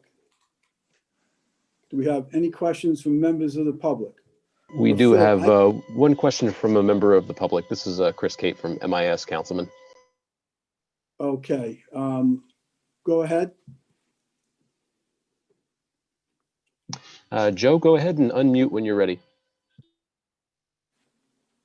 I didn't have a copy of the original in front of me, and I'm going to wait until I see the copy of the second. Councilman Lattiser, you and I have already talked about the pension board. I don't think the makeup of the board needs to change because I can't imagine any taxpayer in the city of Warwick or any union member or anybody that has any skin in the game wanting for anything but our pensions to be maximized.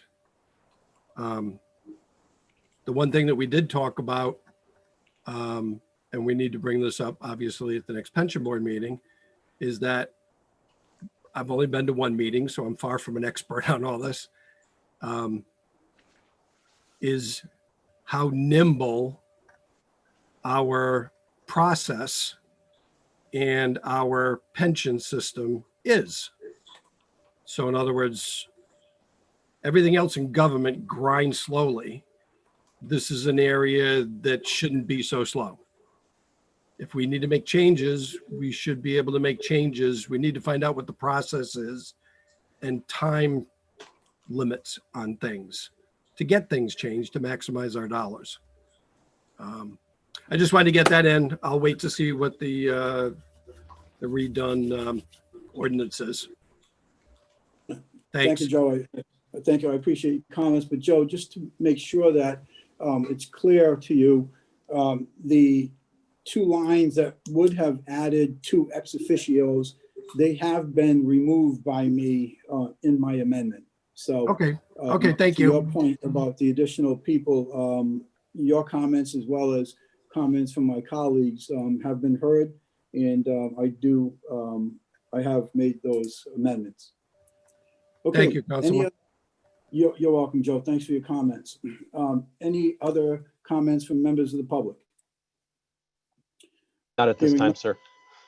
Thank you. Hearing none, I need a motion on PCO 7-19 as amended. I will make that motion for favorable action on PCO 7-19 as amended. I need a second. We have a second. All in favor? Aye. Aye. No. Oppositions? Councilman Howe, no? No. That was a Thank no? Okay, thank you. Okay, we have 2 yes, 1 no. Motion passes favorably. PCO 7-19 ordinance relative to senior and veteran exemptions. I'm going to make a motion to hold that until, excuse me, November 16th. I need a second. Seconded? We have a motion, we have a second. All in favor? Aye. Aye. Aye. Okay, motion passes, 3 favorable. The PCO 21-19 ordinance relative to employee benefits. Bear with me on 1 second.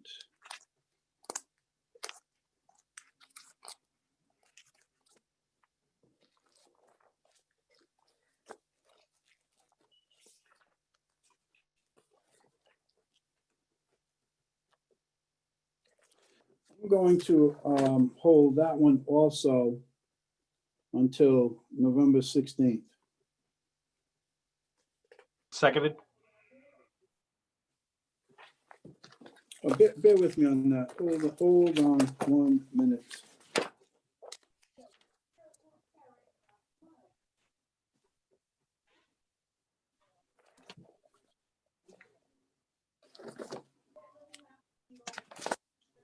Okay, yes, that's correct. We have a motion. We have a second. All in favor? Aye. Aye. Council President? Aye. Okay. Motion passes. An ordinance relative to tangible property tax regarding vacant storefronts. Councilman Sinapi. Just gonna hold that to the next meeting. PCO 29-19.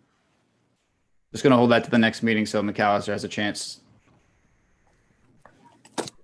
Okay. So that's held to November 4th, Councilman? Yes, please. Seconded.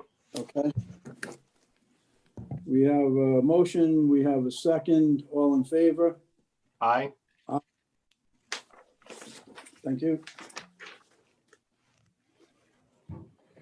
PCR 195-19, a resolution relative to creating a commission to study health insurance benefits. Councilman Sinapi.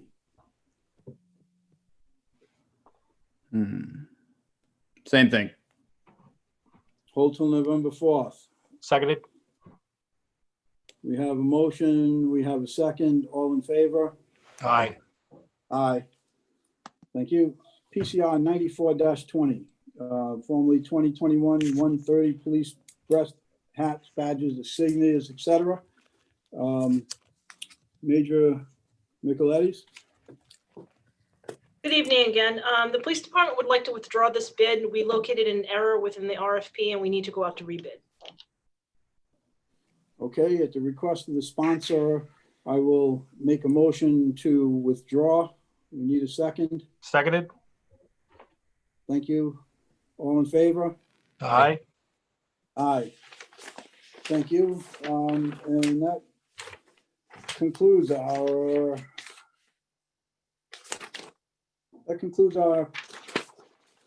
items. And the meeting is adjourned at 6:42 PM.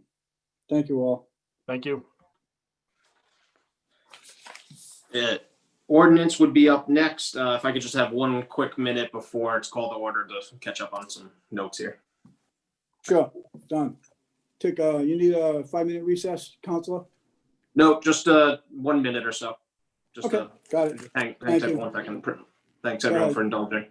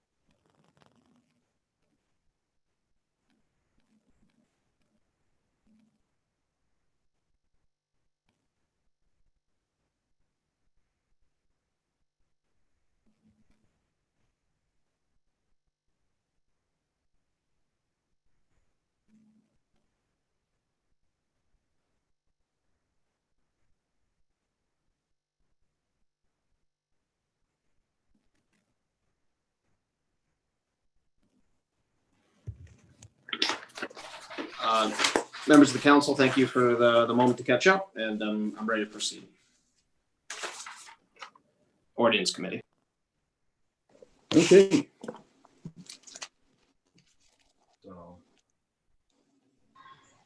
Gonna try to get this car, that going off, it's going to the mechanics. They're gonna fix the door. Tonight's my last stab at it. Who is that? And you're fucking doing- Hi,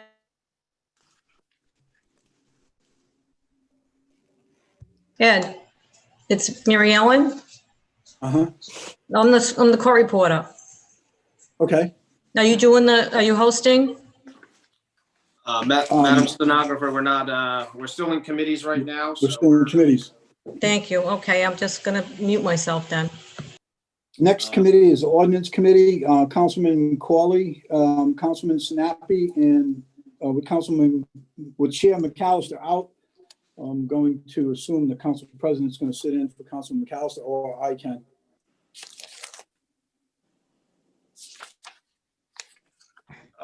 Councilman Corley?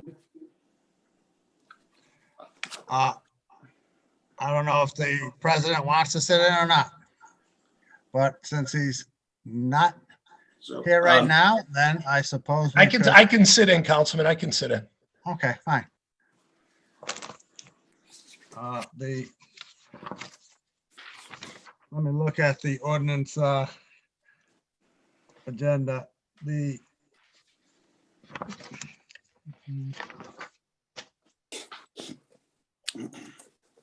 Okay, there are several housekeeping matters, and that is the acceptance of minutes from June 29th. So moved. I'll second it. All in Roll. favor? Aye. The second item is the minutes for July 13th, 2020. Excuse me, Councilman. Yeah, what are you reading from? You have the wrong committee docket. I'm sorry. That's okay. Should be October 5th. That's what I, okay.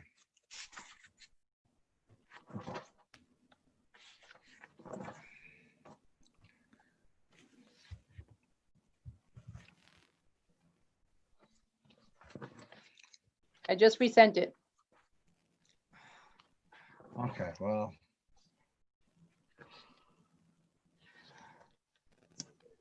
I can't access it while I am here. So perhaps, It's October 5th, Councilman Corley. For the agenda, or for the minutes, I'm sorry. Councilman. Councilman Corley, yes. check the front Okay. pocket of your binder, Yeah, please. I have it.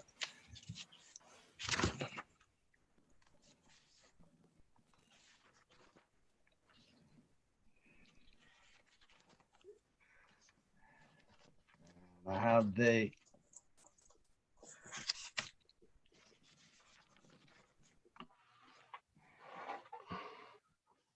okay, October 5th. The acceptance for the minutes on October 5th. So moved. I'll second it. All in favor? Aye. All right. Okay, the first item on the agenda is PCO 15-19 sub A, an ordinance regarding health insurance for city employees. It's being sponsored by Councilman Lattiser and President Marola.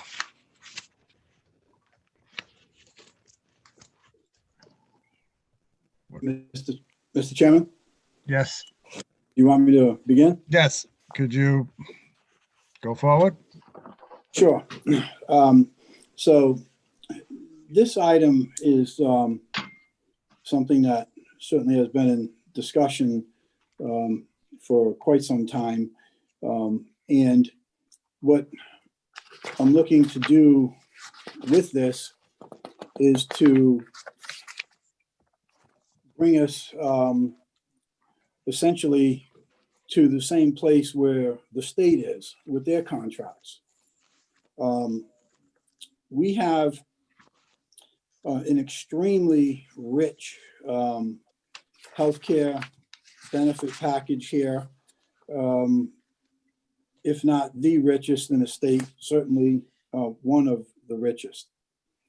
And it's at a point where this isn't something that the taxpayers can continue to bear the cost that they're bearing with this. Certainly nowhere in the private sector that I'm aware of, including most of the larger corporations, have a benefit plan that has such low deductibles, has such a short cap on prescription drugs, and lifetime health care. So I'll just go through these changes as they appear in your binder.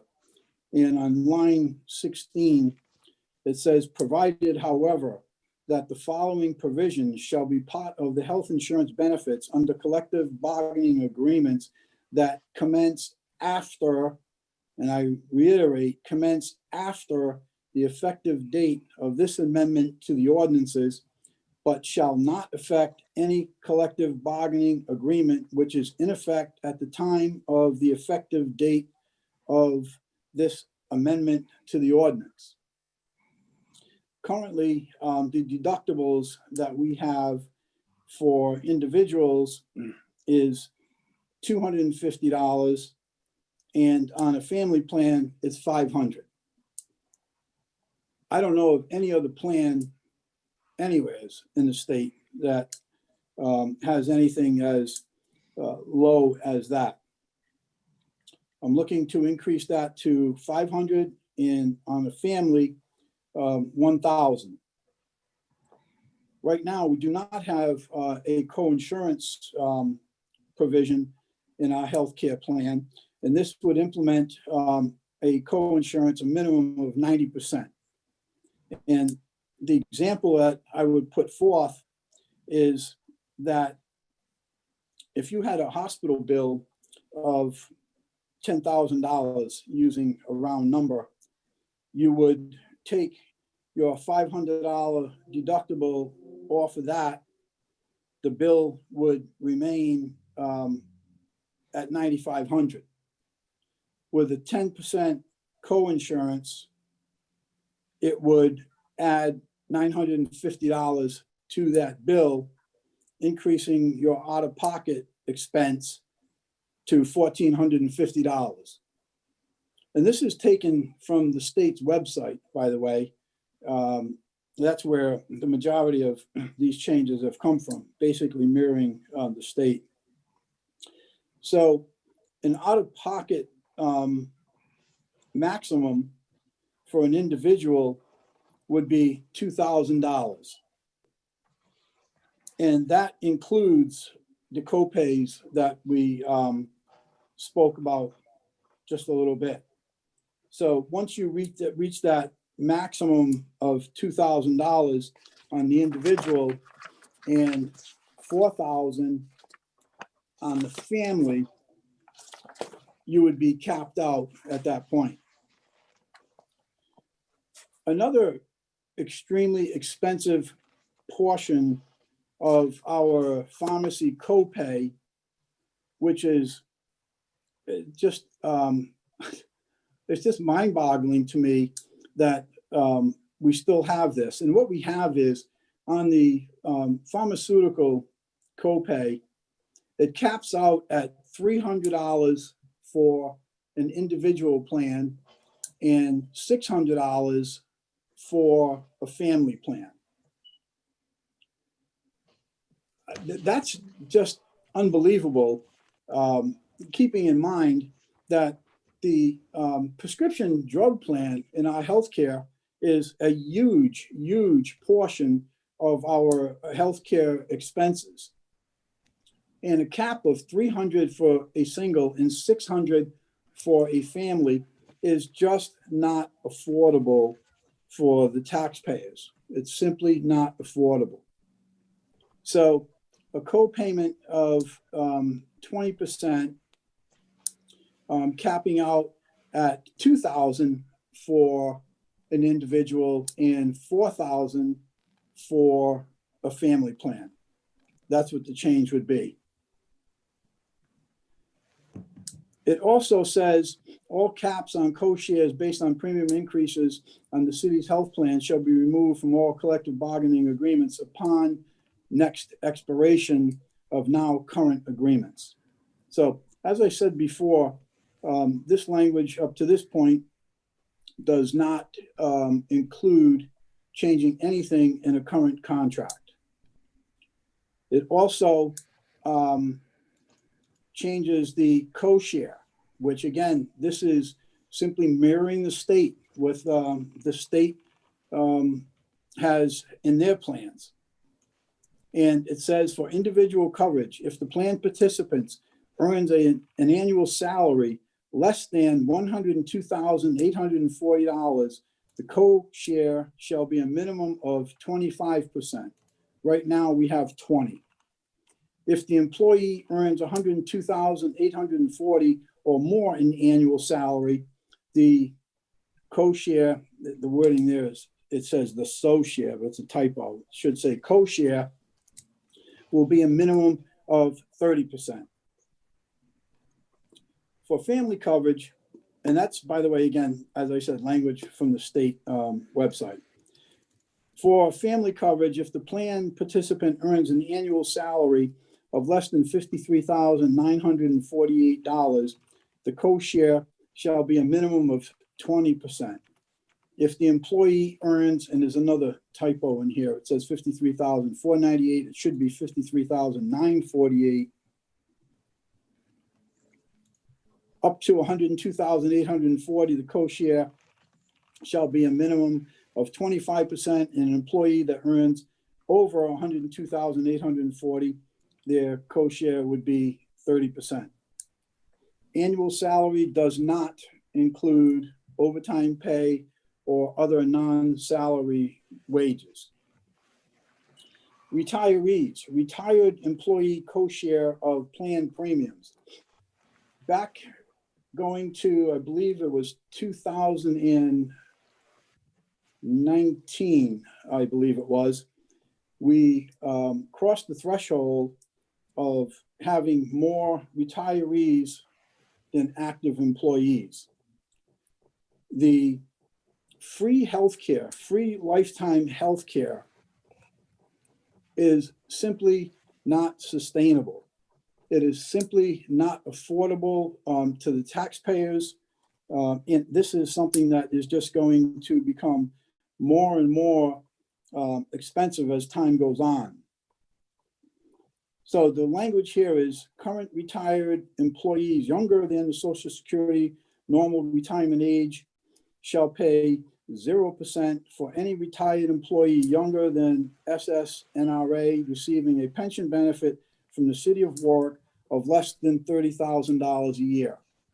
And I put the $30,000 a year threshold in there because it's a benchmark that I think we need to be cognizant of, and that would have no copay at all. Those retirees at or above $30,000 shall pay a minimum co-share of 25% of the premium cost of the plan then offered by the city. Current retired employees at or above shall not be eligible for the city's active employee health plans, but will be eligible for a Medicare supplement plan offered by the city. The co-share for these plans shall be 0% for any retired employee at or above receiving a pension benefit from the city of less than $30,000 per year. Those retired employees that receive a pension benefit from the city of Warwick at or above $30,000 shall pay a co-share of 25% of the premium cost of the Medicare supplement plan then offered by the city. The increase, I've also put in here that it would be a tiered increase. This isn't something that is going to be added in all in the first year or the second year. I have proposed that this be tiered in over a 5-year period. So the retired employee co-shares shall be phased in over a 5-year period, coincidental with the passage of this ordinance, at 5% per year, whereas at the end of the 5-year period, the retired employee is paying a total of 25% co-share. Year 1, 5%, year 2, 10%, year 3, 15, year 4, 20, year 5, 25. All years after year 5 shall be a minimum of 25% co-share. Employees hired after the passage of this ordinance shall no longer be eligible for the city's medical insurance program upon retirement. This was changed, I believe it was in 2008. The city council changed lifetime family health care to, I believe it was only for the employee. That is no longer affordable to the taxpayers. That is something that is almost eliminated in the private sector, where when an employee is employed by its employer, they have certain benefits, including health care. When they retire, the health care stops. There are many organizations throughout the country that no longer can afford lifetime health care, and certainly the taxpayers in the city of Warwick can no longer afford this. And I do not believe the teachers have lifetime health care upon their retirement. This is a cost that will continue to grow in a very rapid rate as healthcare costs continue to go up. And the taxpayers can no longer bear this burden. We can no longer afford this burden. And as I said, the proposed language changes that are in this ordinance are essentially mirroring what the state contract has. And that is what I'm bringing forth to you this evening for discussion. And at some point, I will be asking for a motion for favorable action on this. And I don't know if anyone is out here right now in the attendees who, well, I'll leave that up to you, Mr. Chairman. So that's what my presentation is at this point. Okay, well, I see I'll defer to the president and then to Councilman Sinapi. Thank you. Obviously, I'm a co-sponsor on this. And what the reason that we work so hard to put this in is because we've been hearing testimony about the healthcare, including when our actuaries came before us last September. At that time, they again said that this model is not sustainable to the city, meaning it will fail. The question is when. That's not Steve Marola or Ed Ladisaw saying that. That's our paid actuaries hired by the Solomon administration, okay? And the Avedisian administration said it before the Solomon administration said it. And our unfunded liability in 2019 was, I think it was $405,800,000. That was our unfunded healthcare liabilities. Currently, our employees, they pay close to a 20% copay, or about a 20% copay. At one point, it was fixed. And when they retire, they don't pay anything. And Councilman Lattisaw raised many good issues regarding what some of the provisions that we have in the city of Warwick. I know I've talked to Councilor Conley about this because he's on finance up at the state, and I know they negotiated their contracts up there and what East Providence does. And I know he was very involved in Johnston too, what some of the other communities are doing. I've never heard of a 300, 600 copay prescription cap. It's unheard of. And this obviously isn't going to go back in time and affect the contracts that were passed last year. But it will address what needs to be in the contracts in the future.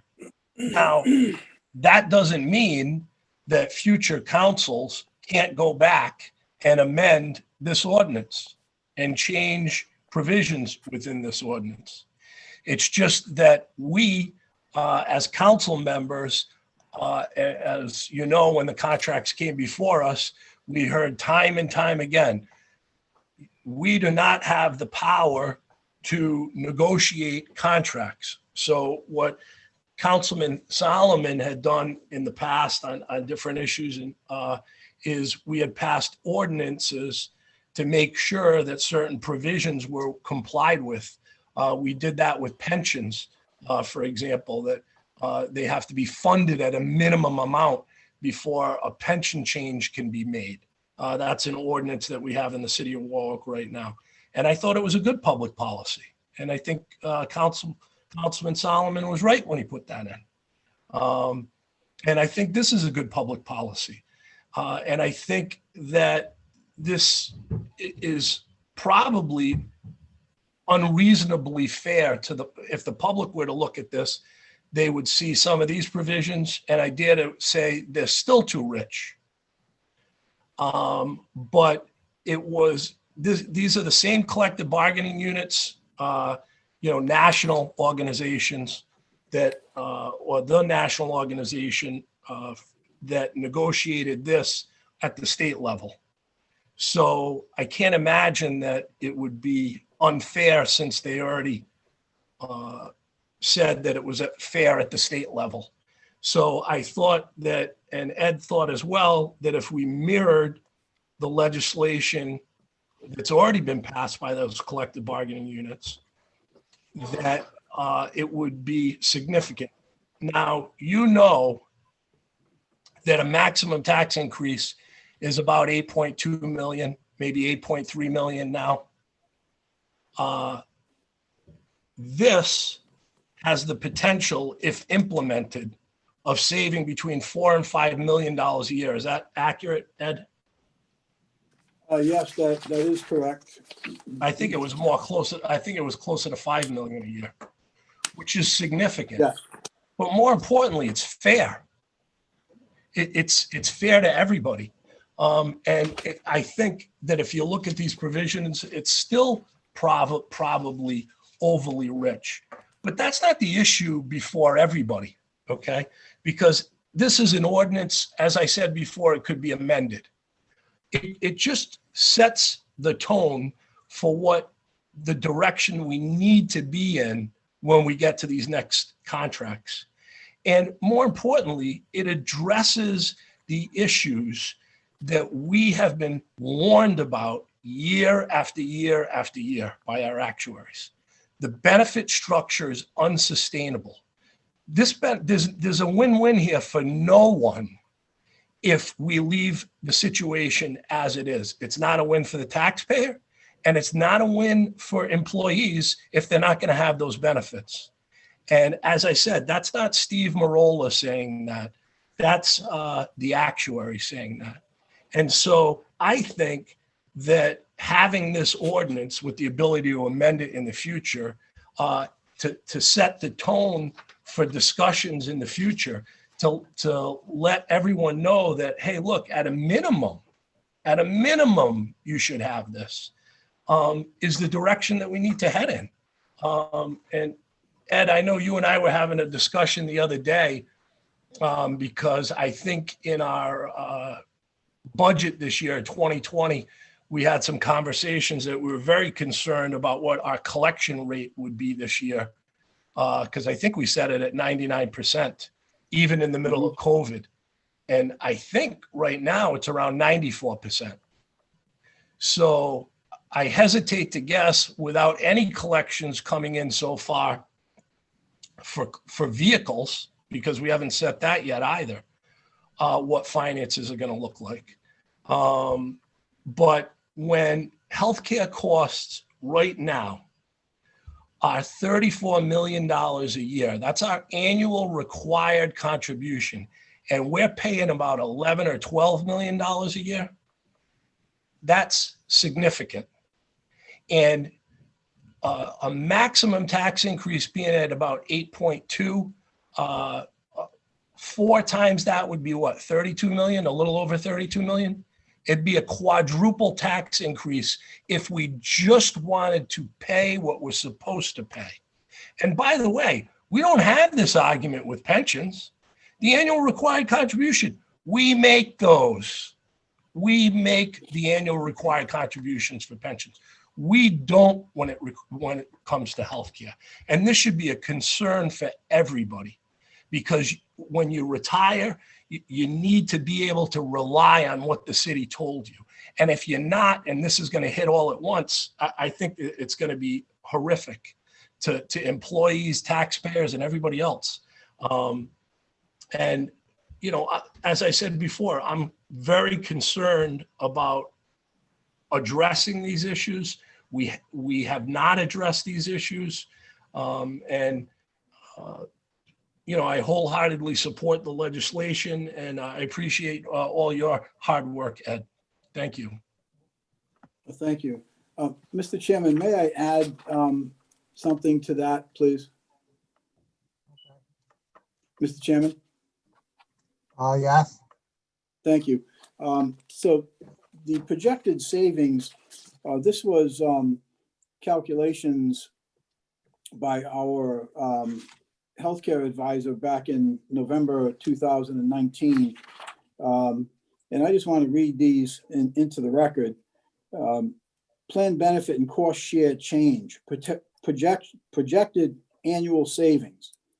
Change benefit design to align with the state. Savings, $2,519,629. Change active employee co-share to a tiered arrangement based upon the employee's annual income, 20, 25, or 30% co-share based on income, 540,113. Add contributions for pre-65 retirees tiered at 0% for less than 30,000 of retirement income benefit, 25 for 30 or more retirement benefit income, $1,727,272. Add contribution for post-65 retirees tiered at 0 for less than 30,000 of retirement income, 25 for 30,000 or more. Projected savings, $251,575. Total projected annual savings, if this ordinance were to be passed, the savings to the taxpayers would be $5,038,589 in the first year. $5,038,589 of savings in the first year. Councilman, is that based upon the 2019 figures that were being talked about during the budget or during the presentation? And that was based upon calculations that were done by the Hill Group in November 25th, 2019. So that would have been before the budget. All right, I know Councilman Sinapi had his hand up. Yeah, I've forgotten. It's been so long. Attorney Conley, quick question for you. What's the legality as far as state law concerning this proposed ordinance? Mr. Chairman? Yes. So the, most of the provisions that are identified in the ordinance address specifically matters that are covered by collective bargaining agreements as to those employees that of the city who are subject to collective bargaining agreements. And so they would, those provisions would be subject to collective bargaining as they are terms and conditions of their employment. So does that make this ordinance incompatible with state law or compatible? It's certainly going to be challenged as incompatible with state law, and it would be a very strong and meritorious challenge. Yeah, and we have a similar letter from Attorney Tim Bliss saying much of the same. Regardless, I call for a fiscal note, thus ending discussion.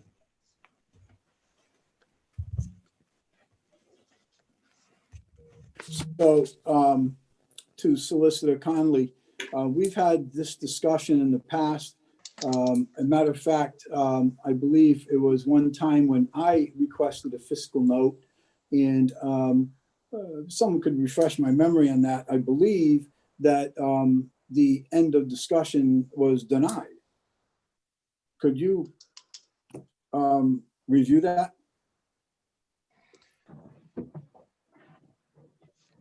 I guess under section 35, that's 30-5, pertaining to fiscal notes, I would ask the question of the committee members has a fiscal note been presented on file? Do members have a copy of such No. note? I'm unaware of any. Okay. There is no fiscal note here. So for members of the public who may not have been at prior meetings when this has been invoked, section 30-5 of our code of ordinances of the city of Warwick pertains to fiscal notes. And it reads as follows: at the request of the mayor and any member of the city council, an ordinance or resolution having an effect on the revenues, expenditures, or fiscal liability of the city shall be accompanied by a brief explanatory statement or note prepared by the finance department, which sets forth the estimated dollar effect thereof. Such statements or notes shall be known as fiscal notes, and when requested as above, shall accompany an ordinance or resolution prior to consideration by the city council. Section 30-6 talks about the form of it, but given that there is not one to consider, that isn't applicable here. Per prior practice and precedent of the council that I inherited through Solicitor Harrington and was, I'm not sure on how long it was implemented before that. We treated that as if there isn't a fiscal note, that would essentially close debate on the item until a note is presented. And while the council president may decide matters of points of order or council rules, this is a city ordinance, which he has no purview. Yes, I might be fined. Right. I'm not in disagreement that we probably should have a fiscal note in order to determine the magnitude of the undertaking that we are discussing. I just want, and I think I've heard from our attorney that once there is a request for a fiscal note, there has to be a fiscal note created before we can go forward on it. Is that correct, Councilor Conley or Walsh? Yes, that's what the ordinance reads and what the practice and precedent of the body has been. So it says you can't move with consideration. So without further discussion, it still would be enabled to discuss when you may hold the item over to, if there's a motion to continue it. Otherwise, it would by default stay on the calendar for each meeting until. Okay, I see Councilman Lattiser has his hand up.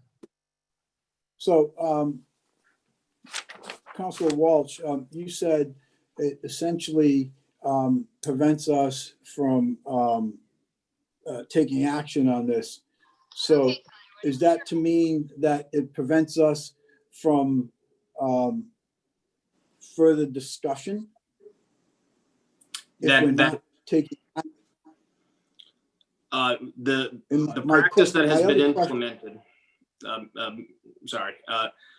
The term consideration has been used to both as a defined item and per the practice and precedent has been a term of art as well. The consideration does refer to formal action, which would be precluded, and the discussion therefore has been curtailed in the past.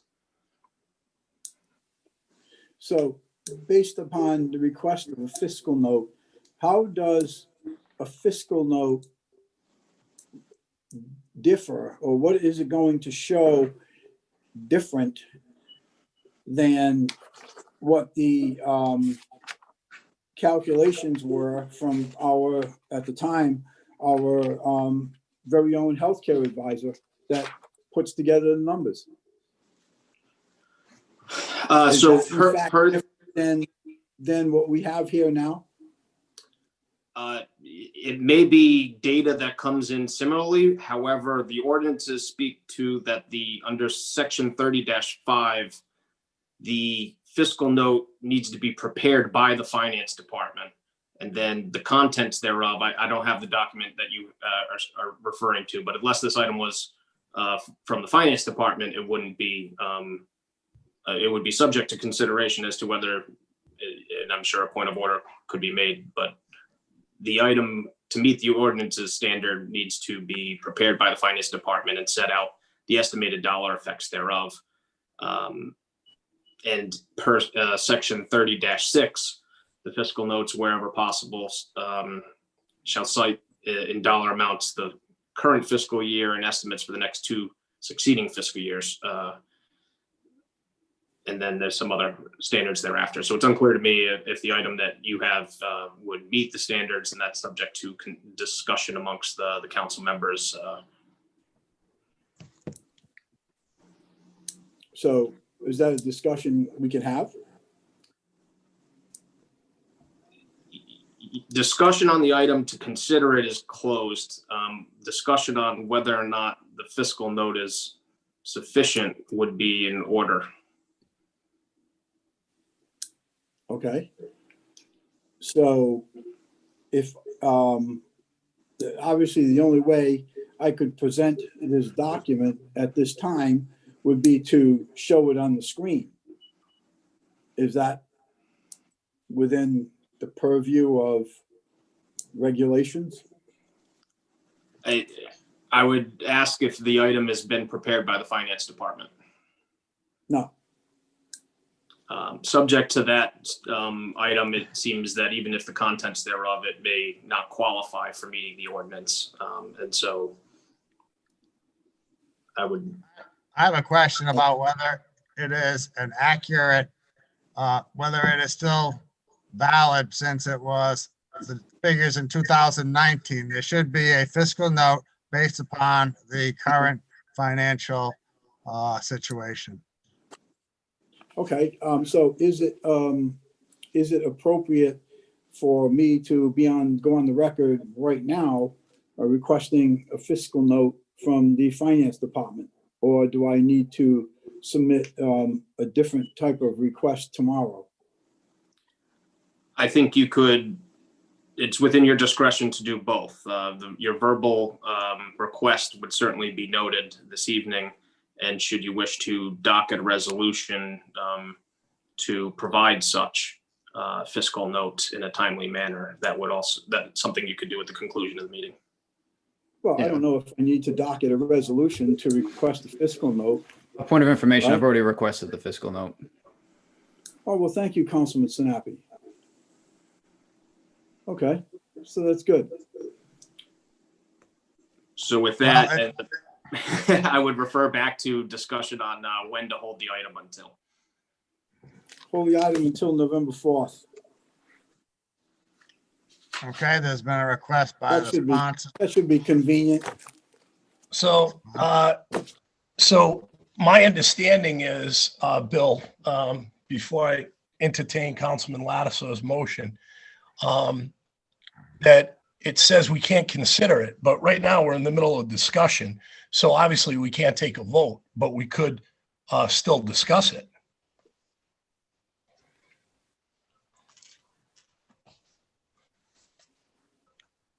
Doesn't prevent us from discussing it. And how about taking comments from members of the public? Sure, you can do I that mean, too. point of information, Councilman Lattiser, I'm pretty sure you yourself have requested a fiscal note since I started my term. And when that happened, all discussion was shot down. I'm not sure why we are considering doing it differently, especially when consideration per the council rules has a very different definition than the way either of you are defining it. I just heard what consideration is. So, I mean, we're not considering it if we don't vote on it, but there's members of the public that would like to talk and they've been here. There's 51 people online. And I think people have a right to talk about it and we'll hold it. Consideration and vote are two different things according to the council rules. Yeah. So I seem to remember something different. I could be mistaken, but I seem to remember something different. The last time a fiscal note was requested, it seemed to me that there was several points of order and Robert's rules, et cetera, discussion on that. I don't remember it verbatim, but I do remember something challenging the fiscal note requirement, but I could be wrong. We have, I guess, to answer Councilman Lattiser's question, we have had questions or point of orders invoked onto the contents of whether the items provided meet the standard under a point of order. Per the rules, the president decides all point of orders and would be subject to any other appeals thereafter.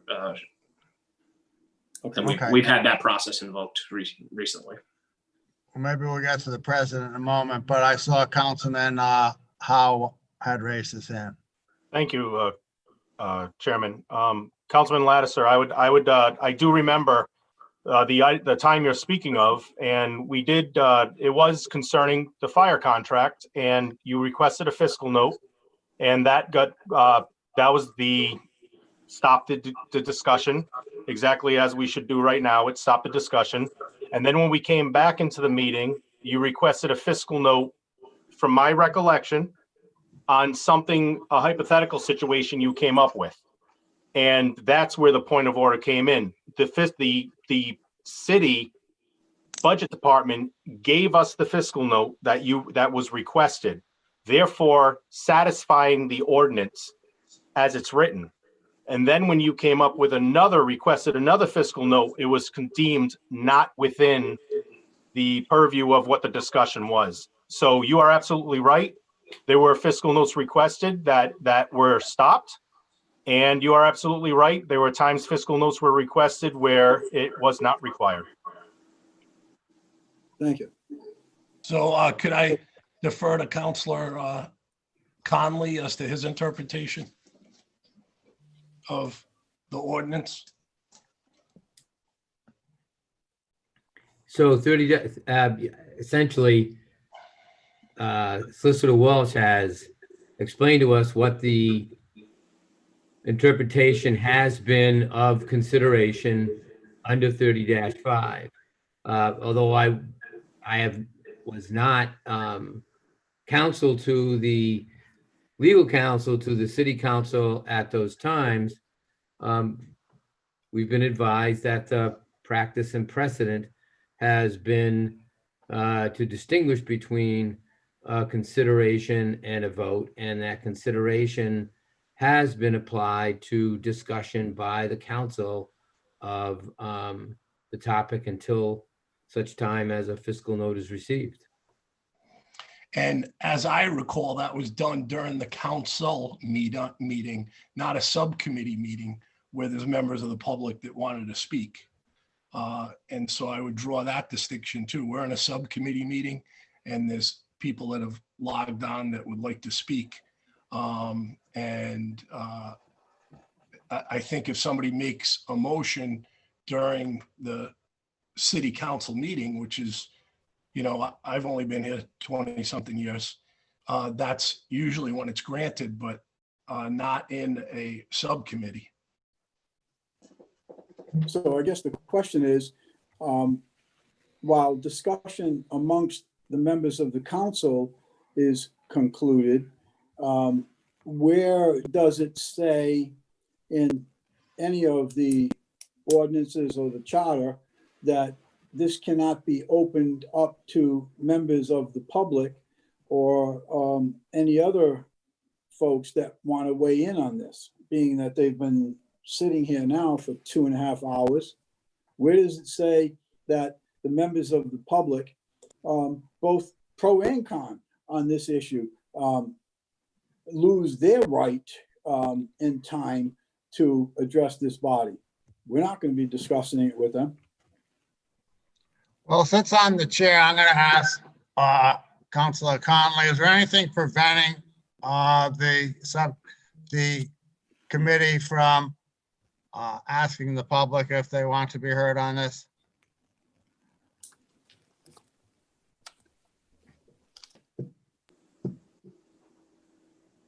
Can hear you. I got it.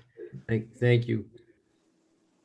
If in the interest of moving the matter forward, if there are members from the public that want to be heard because they're in attendance, I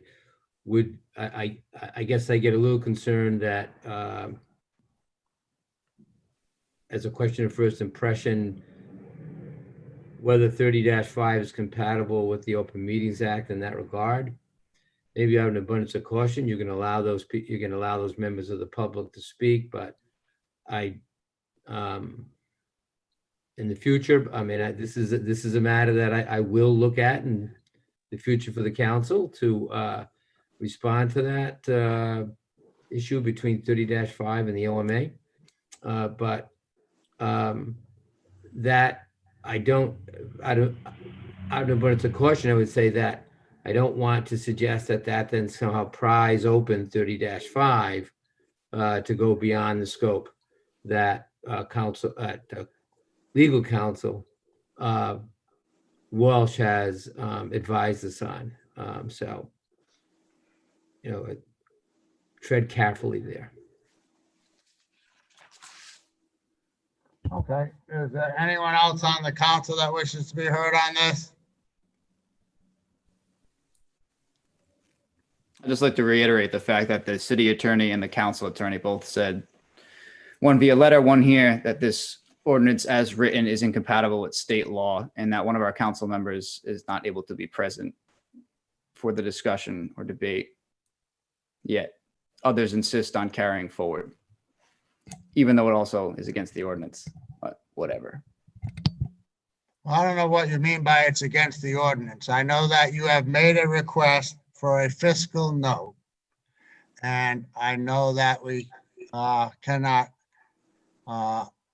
deliberate on it. That does not mean we cannot have an open dialogue concerning how to proceed.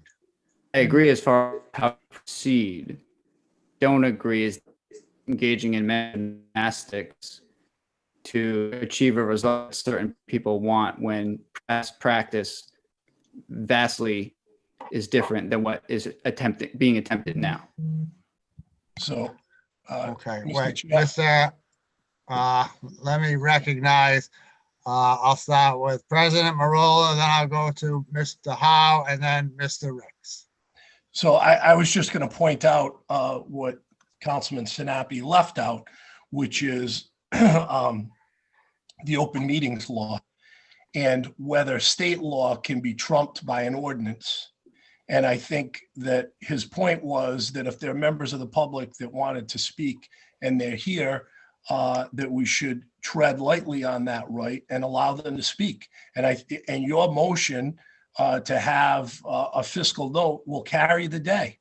So I think that's what all we're saying, that there's, people online that have been waiting to speak. And I think that we should allow them to be heard under the open meetings law. Access for the public, I think, is very important, and free speech is very important, and allowing people the opportunity when they took time out of their day that may not be able to attend the next meeting, I think is important also. Thank you. Mr. President, Mr. Chairman, if I may. Yes, go ahead. So in trying to, building on what Solicitor Conley had noted, that the item before us is proper for discussion and consideration by the council per the Open Meetings Act.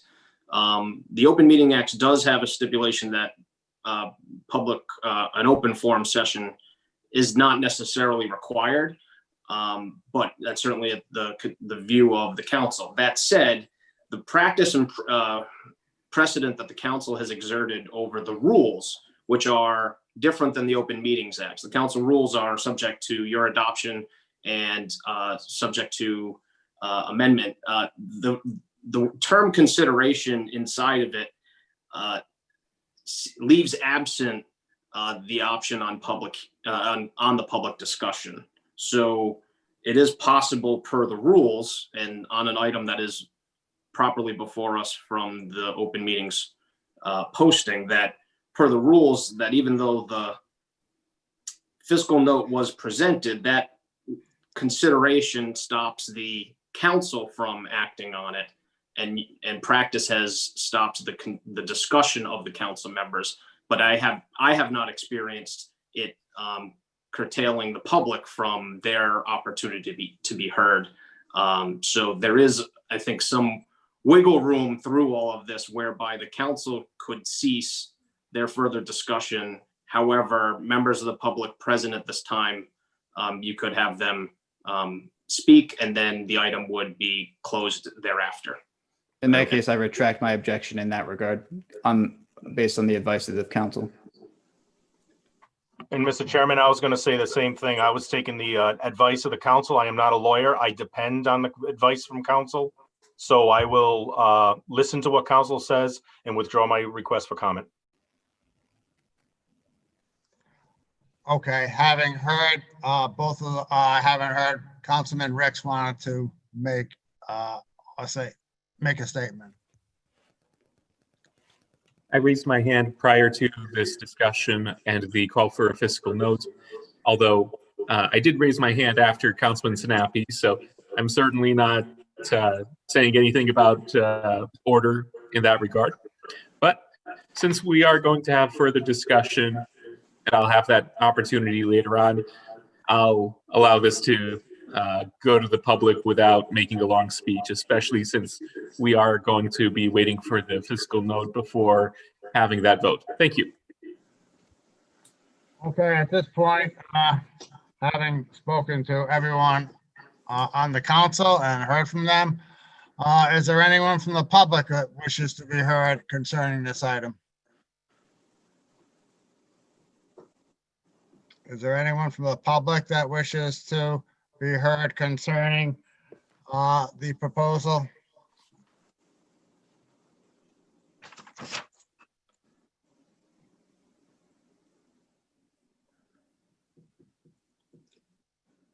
Mr. Chairman, we do have a member of the public who wishes to speak.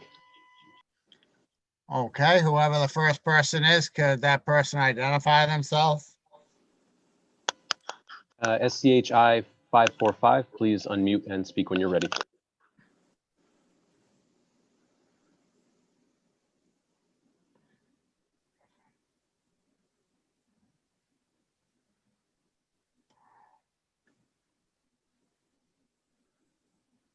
Caller, you are unmuted. Please speak. I'm sorry, you are allowed to talk. Please unmute and speak when you're ready.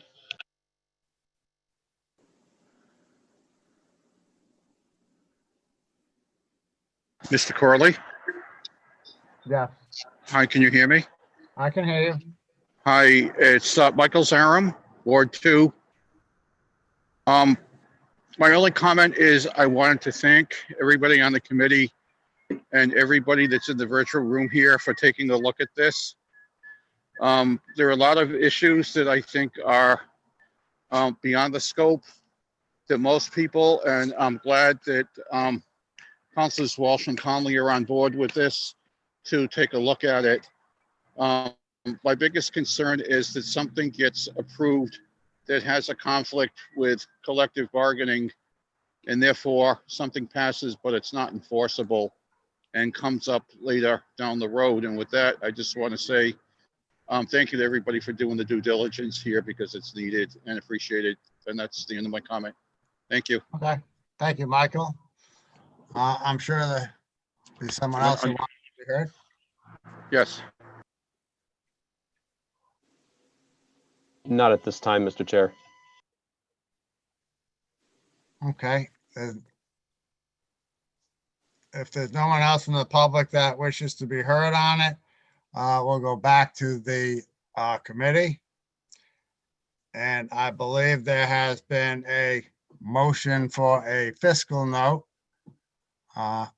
And I would join in that motion. And I don't know if there is anything else that we should do other, well, I suppose we should discuss while there is going to be a fiscal note, when the continuance of this item would be on the calendar. Councilman Sinapi? I hate to drag out this further on procedural, but this is I might as well do it now rather than later. So a request for a fiscal note, to my understanding, is not a motion. The only motion that we'd be making is a motion to hold. But okay. I'm not sure. That's why I'm saying this. If anyone I'm can not correct sure me, please either. do. But we have lawyers. Yes, the citation doesn't require a formal motion. It's now been indoctrinated into this discussion, and the motion that would be in order, if there isn't one, the item is going to be held to the next meeting by default. If there is a motion to move it to a different date, that would be what is in order. Okay, Councilman Lattiser as the sponsor. Mr. Chairman, I make a motion to hold till November 4th. That's fine. Member of the committee. Is there a second? Second. Wait a minute. Let me. Need a committee member to make the motion. No, I was just checking that. It's myself and Councilman Sinapi, and I believe the president. Yes, President Morone is sitting in. Okay. I will move that it be held to November 4th. Second. Okay, all in favor? Aye. Aye. Did it not come through? Aye, sorry. Okay, it's three ayes. Okay, that closes that. I believe, let me go back to the beginning and see if there's anything else on the agenda for ordinance.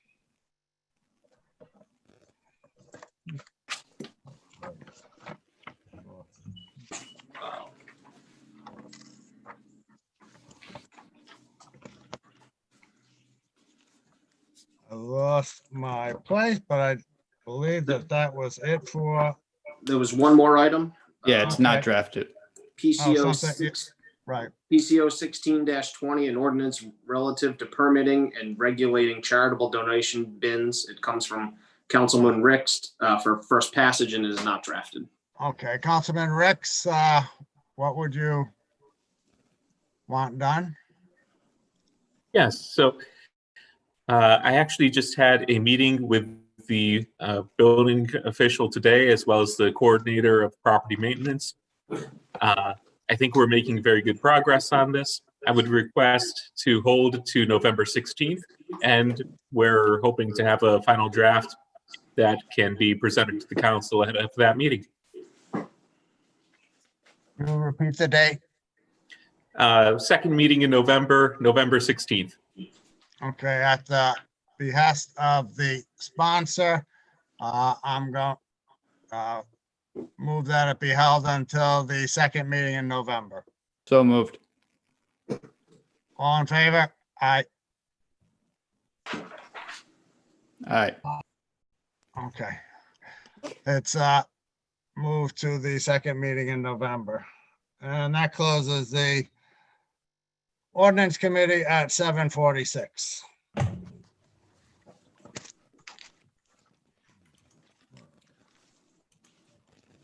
Next up is Public Safety Committee, Councilman, Chairperson Sinapi, Councilman Ricks, Councilman Howe. Councilman Howe, you good? All right, public safety will start. We got acceptance of committee minutes from October 5th, 2020. Move to accept. Second. Motion made and seconded. All in favor? Aye. All right. Next, we have ordinance in regards to the installation of a no parking sign on Parkside Drive. It's second passage, Councilman Corley. And ask for favorable action. I'll move favorable action. Is there a second? Seconded. Motion made and seconded. All in favor? Aye. Any questions? Oh, sorry. Public- Yeah, good point. Skipped a step there. All right. Any questions from members of the committee? Any questions from members of the council? Any questions from members of the public? Yes, there is one question from the public. Galaxy A51, please unmute and speak when you're ready.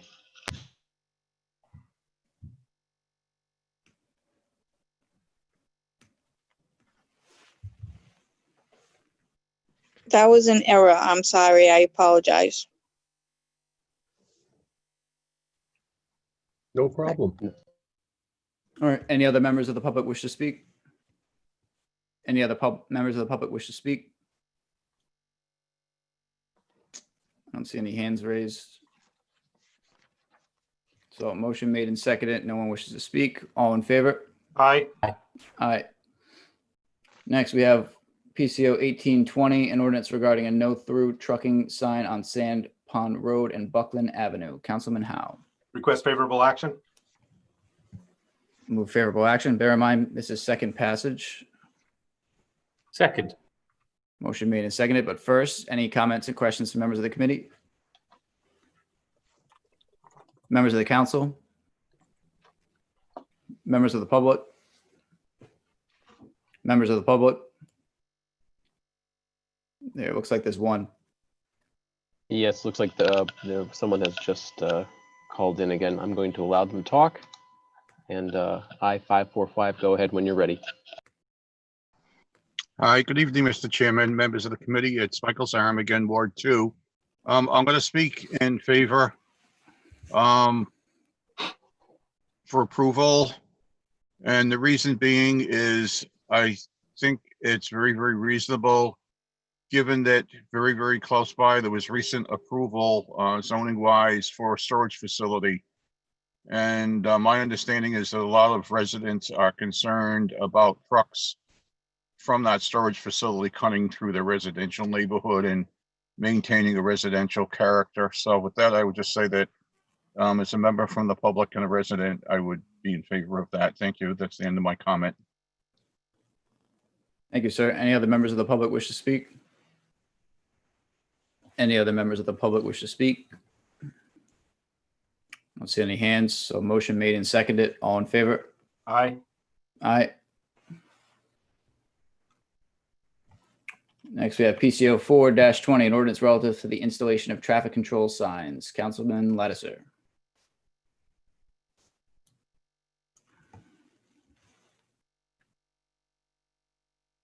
Councilman, if you're speaking, I can't hear you. I think you're muted. Sorry about that. Okay, which one was that again, Mr. Chairman? That's the resolution in regards to installation of traffic control signs, PCO 4-20. Okay.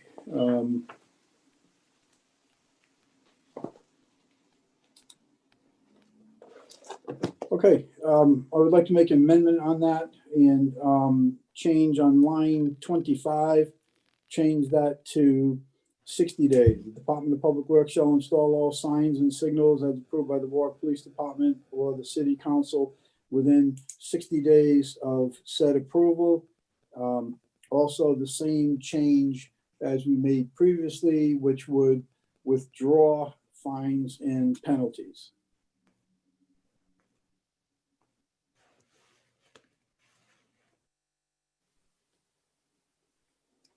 That's my amendment. Sponsors requested an amendment. There needs to be a motion made.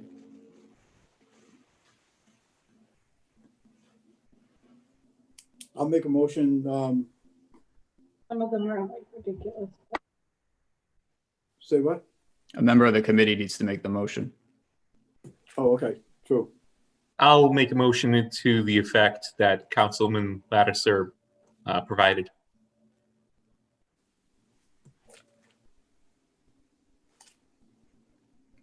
Anyone seconding? Seeing none, the motion fails.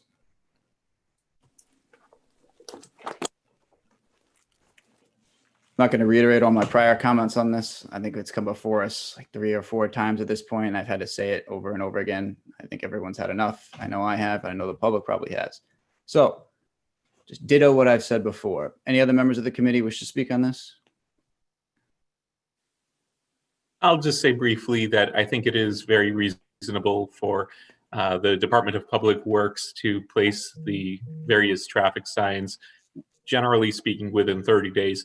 Certainly, if there are some issues where the ground is frozen or the like, then that's obviously good cause for not placing those signs if we physically can't do it.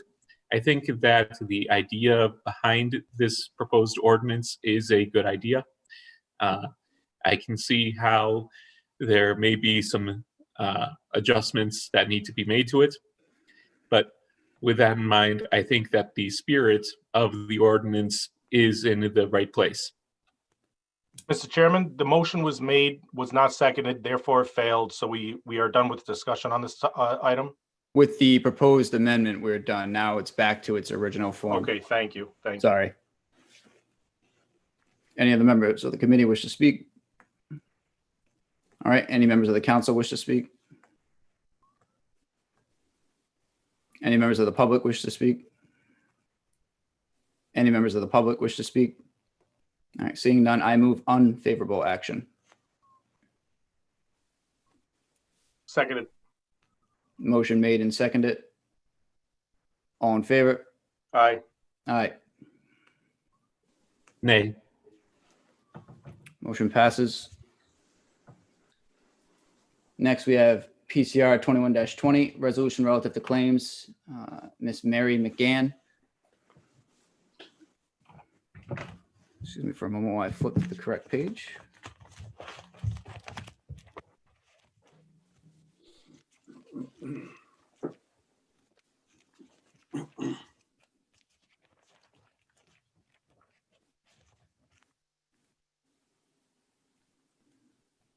Okay, this is the claim that the department recommended denying due to the fact that construction was/is being performed by a private entity that was responsible for the area.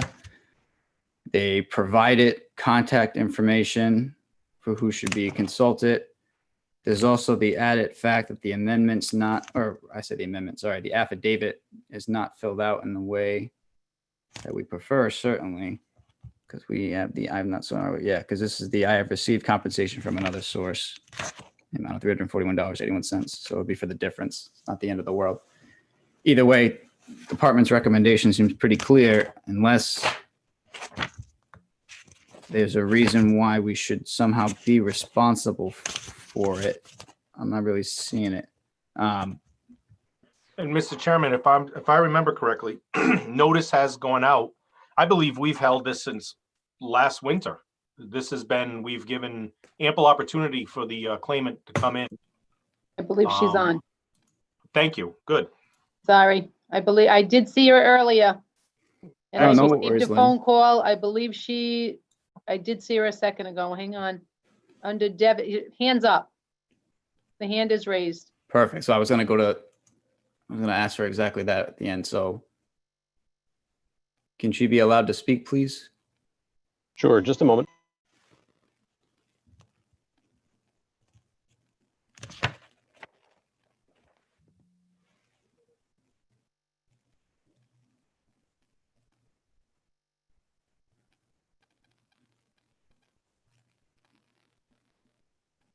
Hello, Go ahead.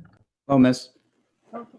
I'm Mary McGann, and I found what you just said a little disappointing because I was at the meeting on the 9th, and at that time, you asked me to work with Steve Marola, he would know somebody from National Grid that could probably address this claim. And we sent him information. I don't know if Steve is still around, and we'd be happy to still work with him. But, this road here on Major Potter Road has been dug up for many, many months. In fact, it's just back to normal now. As of the last 2 days, they finally paved it again. And the night of the accident, the 9th, there was absolutely no orange cones or other devices to indicate potholes or any other obstructions. And for weeks before and weeks after, we were still seeing these there, lights, orange cones all over the place. There was nothing there.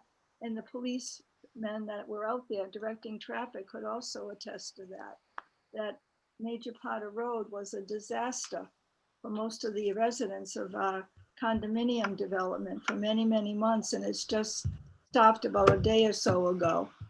There were cops.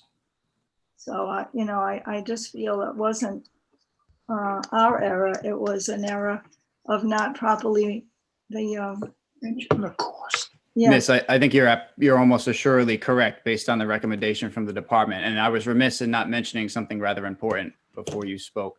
I actually spoke to the mayor's office earlier today about your claim and about the fact that you were trying to get in touch with someone about it. They're going to put you in touch with somebody. Okay, thank you. My apologies for not mentioning that. It's okay. Obviously rather important, so it's my fault. Yes, I mean, really, it's been scary going up that road. Spending the money. Right, okay, yeah, and the cost of, for that little pothole thing was $840.81 when we finally got the repairs, and I didn't have the front fender replaced. I just had them simply put it back in place.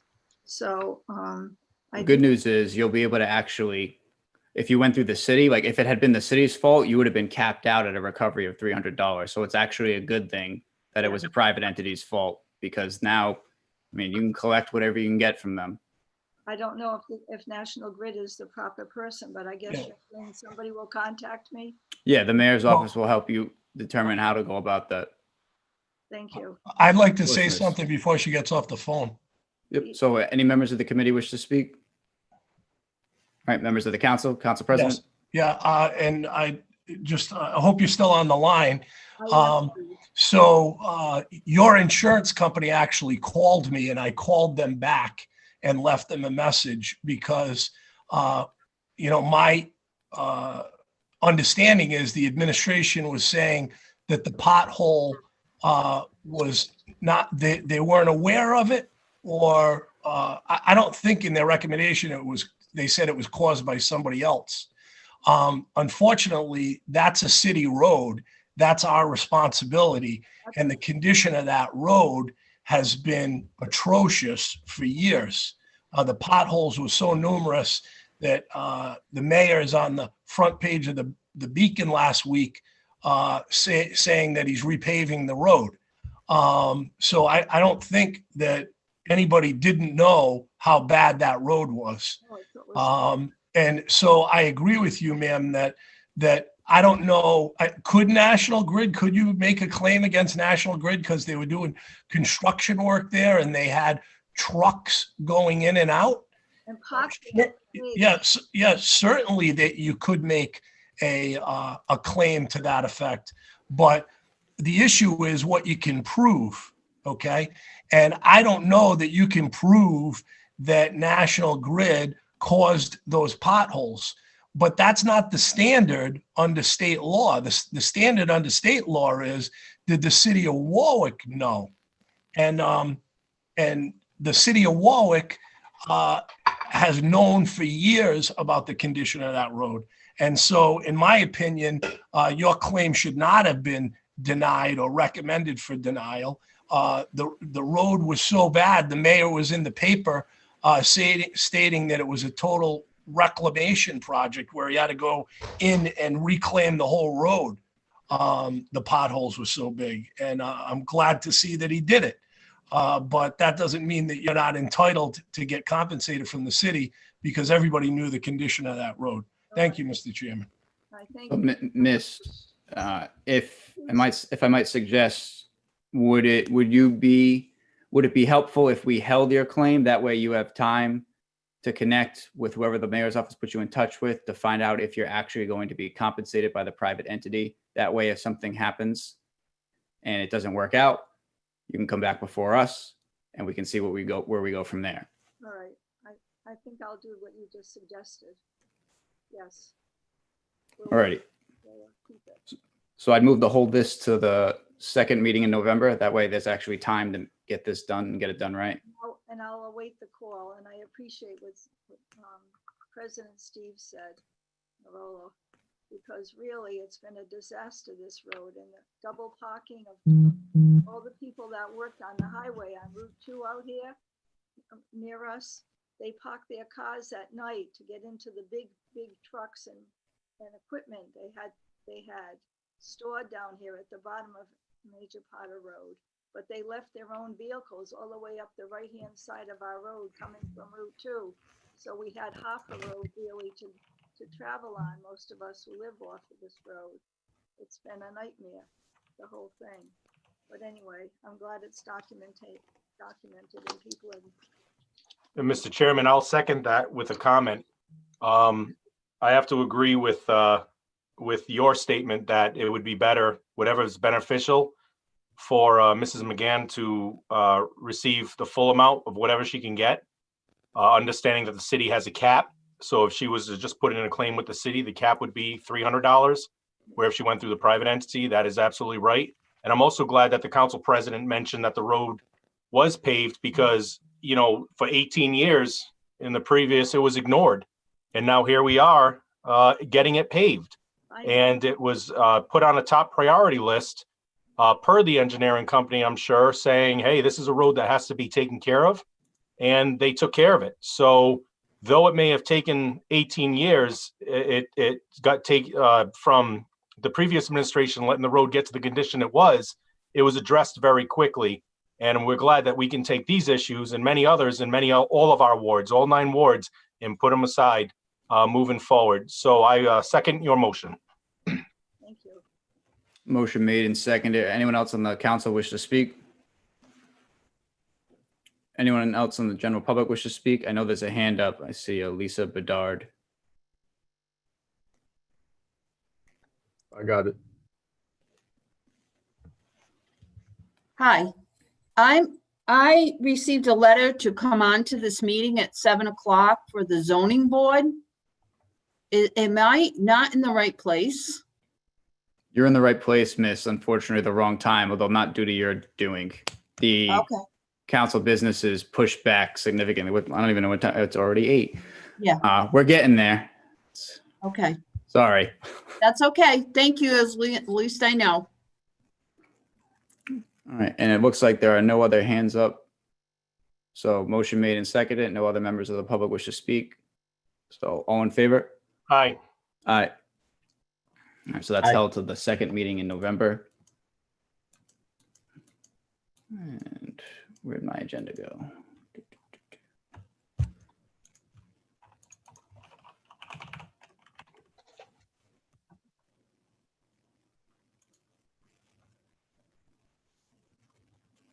There we are.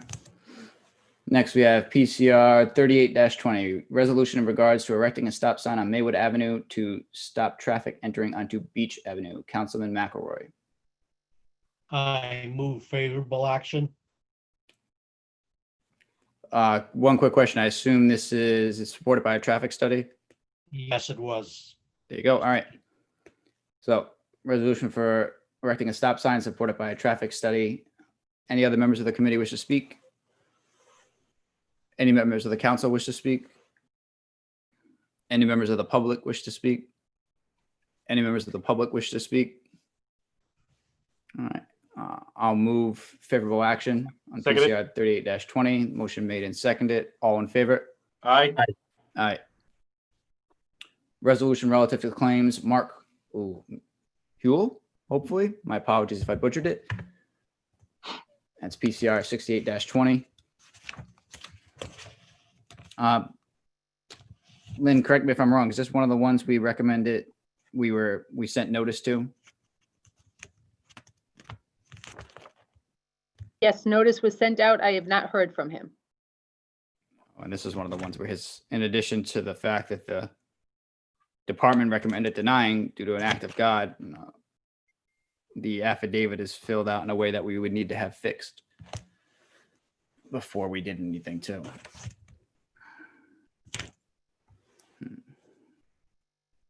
Well, we provided notice. Department recommends denial. Affidavit's fatally flawed. My gut is to deny it, but any members of the committee wish to speak?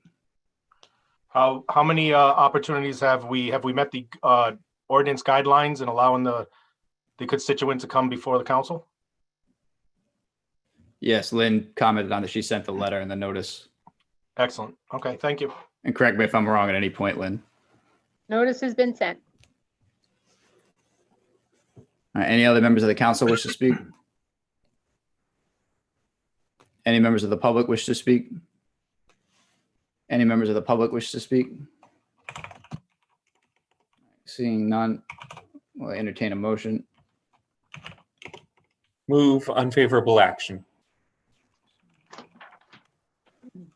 Second it. Motion made and seconded. All in favor? Aye. Aye. No. All right, next.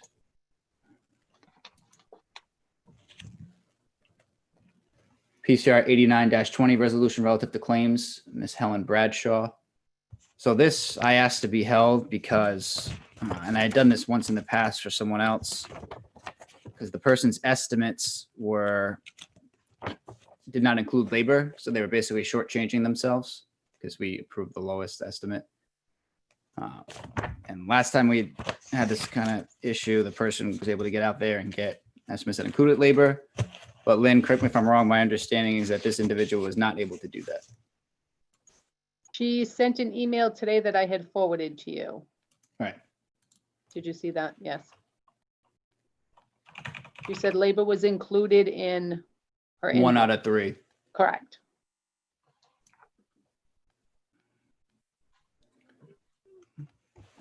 So I'm a little worried of deviating from past precedent just because then we're going to start a cycle of no longer being past precedent, but there's always unique circumstances. So Councilman Ricks. Chairman, if I may, with the COVID and with everything going on right now, and especially because while some websites, it might be possible to get an estimate on labor, other websites like, for example, I believe that the two websites here for Tire Easy and Walmart.com, I can't speak definitively on this point, but I don't believe that there is an ability to get an estimate online that includes labor. Therefore, under the situations of COVID-19 and it being I think that it's a rather bad practice to encourage people to, go down to a body shop, ask for an estimate for labor on work that's already been done for business that cannot be given to those shops during the age of COVID-19. I think that that's just unnecessary exposure of risk to the members of the public. And for those reasons, I think that certainly while the ordinance are standards for having 3 estimates, that's all well-intentioned. It's a matter of preventing fraud. But I think that the purpose of that ordinance has been served by receiving the 3 estimates in terms of the cost of the product, and therefore where the labor is reasonable. I think that we're all making adjustments, and we're all realizing that COVID-19 is placing a burden on people. And therefore, I think that it would be fair to take the lowest of the 3 estimates for the price of the products and apply the actual cost of labor on that in this specific circumstance where we have assurances too that the cost of labor is reasonable for the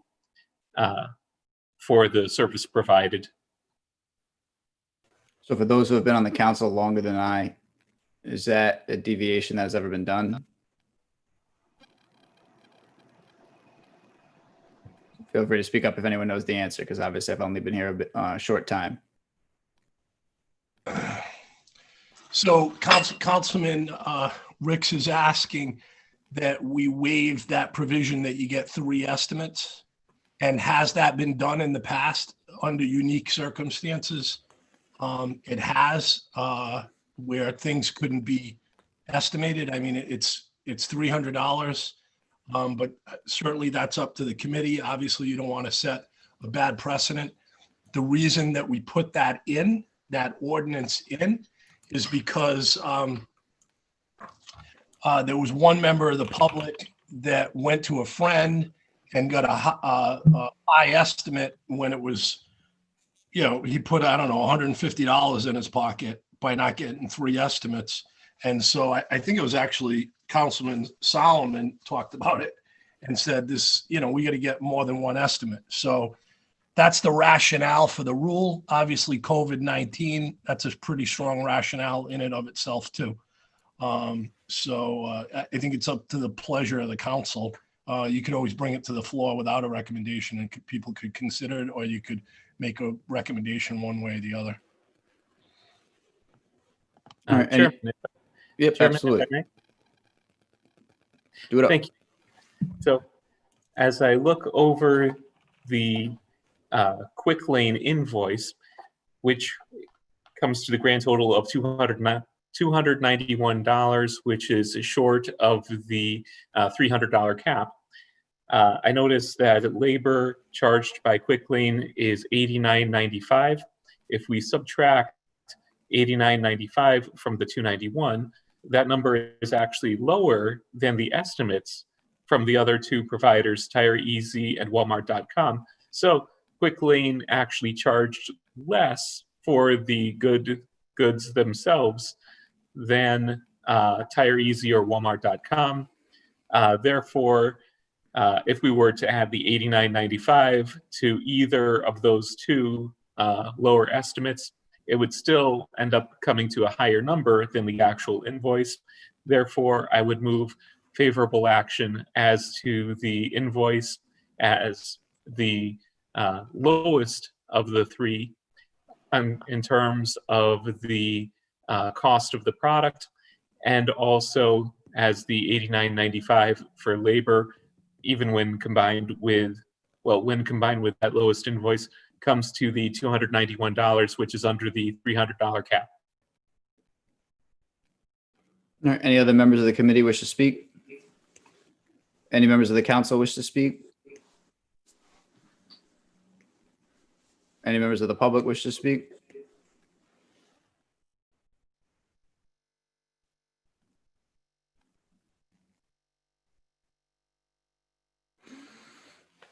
There's a motion made by Councilman Ricks in regards to providing at the cost of $291. Motion made and seconded. I mean, as long as we're operating under the guidelines of COVID is a unique circumstance, because once this ends, I know I don't want to be dealing with claims where people constantly have an excuse, because there's always going to be a reason. We've heard it before. The only difference is here, COVID is a global phenomenon. This is not a typical basis. This isn't like dog ate my homework kind of thing. So certainly a unique circumstance. So motion made and seconded. All in favor? Aye. Aye. And Mr. Chairman, I would also say that I know in Finance Committee that we have made a lot of decisions and we have ordinances that department heads are required to follow. And I know that the chairman and the rest of the committee, we have also modified and will continue to do so as long as the pandemic has been around. We have been making modifications and understandings with that. So I thank you for making this understanding.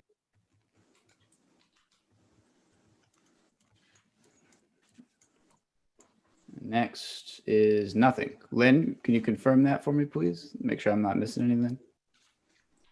It's the end of my That's the last agenda. All right, the consensus is we finished. So next committee. The Intergovernmental Committee is in order. It is 8:16 p.m. Councilman Corley is chairman, Councilman Howe, Councilman McElroy. All right, just give me a second.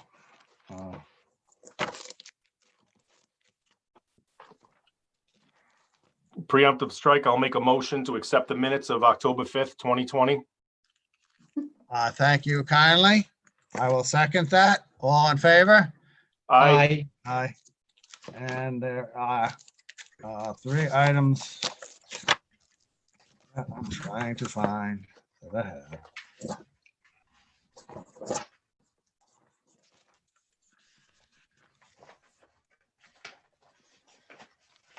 Okay, the first item is PCR 196-19, a resolution to the General Assembly for additional funding for Warwick Public Schools, not drafted. President Marola. I would hold that to the second meeting in November. Motion to hold PCR 196-19 on behalf of the sponsor. Second, all in favor? Aye. Next item is PCR 79-20, resolution for engineering to create the Bucky Brook project. And I will ask the sponsor, Mr. Howe, is it pronounced Buckeye Brook or Bucky Brook? Buckeye. And I will request that we hold until November 4th, please. Okay, at behest of the sponsor, he moves that it be held to November 4th. I'll second it. All in favor? Aye. Aye. And the last item is a resolution relative to the city council meeting calendar for 2021. Councilwoman Travis. Yes, I'd like to hold that to the second meeting in November. Motion to hold PCR 91-20 to the second meeting in November. I'll second it. All in favor? Aye. Aye. That Hey, I was brings just sorry I didn't click sooner. Is Lynn okay with that? Because I know she has to advertise. I'm not sure. I haven't heard from her. Me? Yeah, are you okay with the second meeting in November if we do the calendar? Second meeting in November is long, no, the only thing I don't want you to do is to hold undrafted items to the first meeting in November. Okay, so if the calendar goes to the second meeting in November, you have time to advertise and everything. Right, if it's drafted, you're all set. Yep. Okay, thanks. Yep. Okay, thank you. okay. Well, want to help our clerk out. Okay, that is the end of the intergovernmental meeting at 8:19. Did we have a vote on that, Mr. Chair? I believe, okay. I may not Out have of an included abundance it. of caution, we'll go back to the third item, the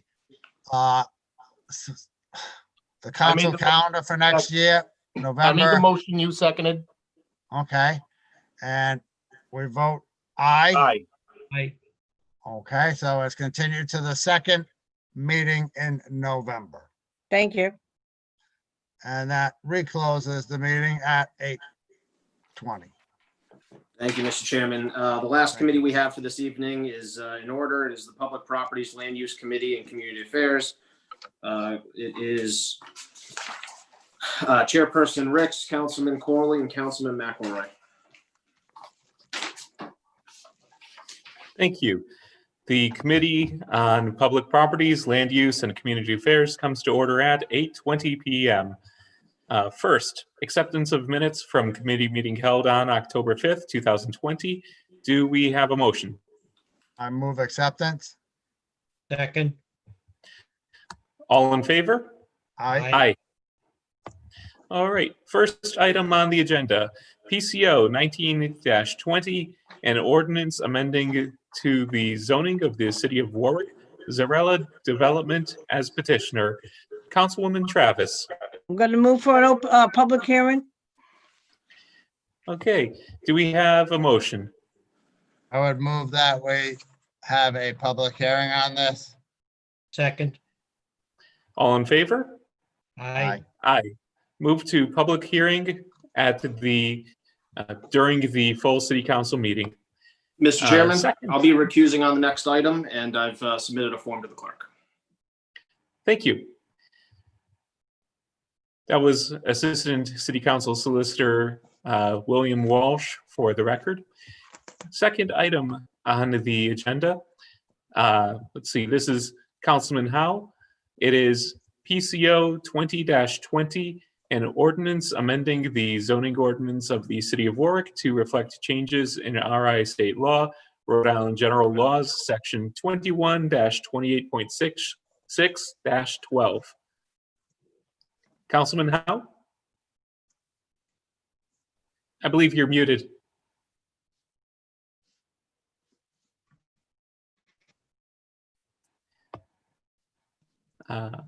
Let's see. Well, Councilman Howe seems to, there he is. I apologize, Mr. Chairman. What was the topic? Quite all right. So this is, let's see, and you had mentioned this item to me earlier that you had intended to withdraw it. It is Oh, yes. PCO 20. Thank you. I'm sorry. I thought I heard you open PCO 19-20, so I ran upstairs very quickly. PCO 2020, going on the recommendation of the planning department, I wish to withdraw this PCO. Thank you. And I do want to, let's see, I imagine that William Walsh may be unable to speak on this matter. City Council Solicitor Conley, would you be able to provide an opinion on for a withdrawal of this matter if we would then vote unfavorable action, or if it's necessary for us to have a vote? It is, since the sponsor has withdrawn, it's not necessary to vote on unfavorable action. Oh, very good. Thank you.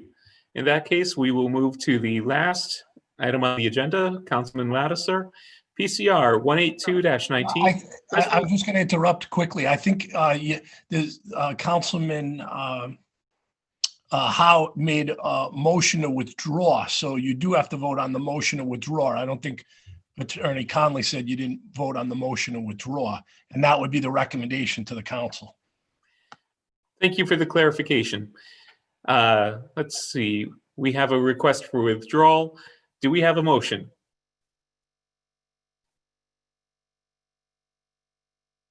Hearing none, I'll make the motion myself. Move to withdraw PCO 20-20. Do we have a second? Second. All in favor? Aye. Aye. Okay, unanimous. Last you, item Mr. on the Chairman. agenda. You're welcome. Last item on the agenda, PCR 182-19. This is Councilman Lattiser. Resolution to ratify the lease of a defined portion of the Cooper Building located at 885 Sandy Lane, otherwise known as Warwick Tax Assessors Plat 349, Assessors Lot 635. Yes, thank you, Mr. Chairman. As most of you will recall, this is something that has been out there for quite some time now. Actually, this goes back to when Mayor Solomon was Council President Solomon at the time, I believe.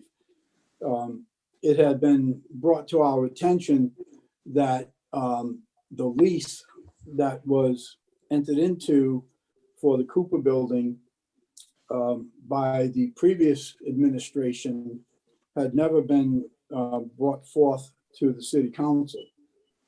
And let me make a clarification point that this is a procedural issue that I'm speaking to. I'm not looking to change the terms of the lease. I'm not looking to have any reflection on the tenant of that building, et cetera. It's strictly a procedural issue.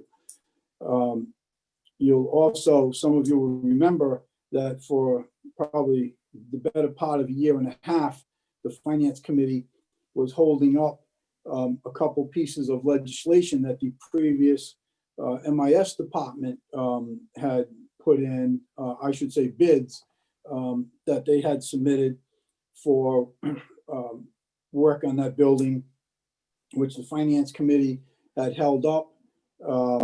And I believe in at least one instance, we had denied. So this has been sitting out there for a fairly lengthy period of time now. And I just feel that it's very important for the city council to take action on the lease that was entered into by the previous administration and authorize Mayor Solomon to enter in and sign a contract for the lease. That was never done. The lease that the previous administration entered into was never presented to the city council. The city council never acted on it, nor ratified it. So that's the long and the short of what I'm looking to do here. Just looking to make this lease completely legal, if you will, and to meet the provisions of the charter, which requires ratification by the city council.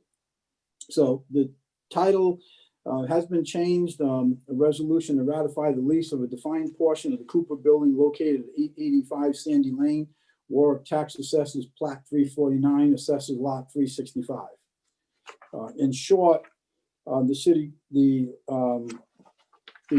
change was that now therefore be it resolved that the city council hereby authorizes the mayor to enter into and sign a contract for the lease of the defined portion of the Cooper Building located at 885 Sandy Lane and ratifies the January 4th, 2017 contract attached hereto between Mayor Avdesian and the Boys and Girls Club of Warwick for the lease of such property. And that is what my intention is here, is to get this lease full circle and ratified by the city council. Thank you, Councilman. Bill, I would defer to Attorney Walsh if he would like to make any comments on this, being that he had made these changes for me on this. Thank you, Councilman. If the members of the committee, I know someone would need to move an amendment on behalf of the sponsor. I assisted the sponsor in the language that he discussed. I'm happy to read it in technical detail if an amendment is made on his behalf and seconded. But that is back to you for discussion. Thank you. So I'll just start the discussion by saying that I see this as a housekeeping matter, overdue housekeeping matter. We are not here to negotiate the terms of this lease. It's a matter of question before us is ratification of the lease so that we can formalize this as a legal lease. So let's see, I suppose that, and correct me if I'm wrong, it appears that this amendment would strictly deal with the title of this resolution and some language of the resolution. It's not a matter of changing the lease itself. Yes, you asking me that question, Mr. Chairman? Yes. Yes, yes. Again, as I stated earlier, no, there's no intent on my part to change the language or the content of the lease, to modify it or amend it. My intent is to do the procedural requirements that are long overdue on this. It goes back to the previous administration, and fast forward to where we are today, and this lease has not been ratified. So, for me, it's rather simple. I mean, it's long overdue. Ratify the lease, make sure that, we do the full legalese on our part, and not potentially have any risk involved should this lease not be ratified. Simple as that. Thank you. Let's see. I suppose procedurally, let's proceed with the amendment first. If Attorney Walsh could please read the amendment into the record. Sure. Mr. Chair, are you going to move this amendment on his behalf? I will. Okay. And is there a second on the amendment that I could read? I will second an amendment. Okay.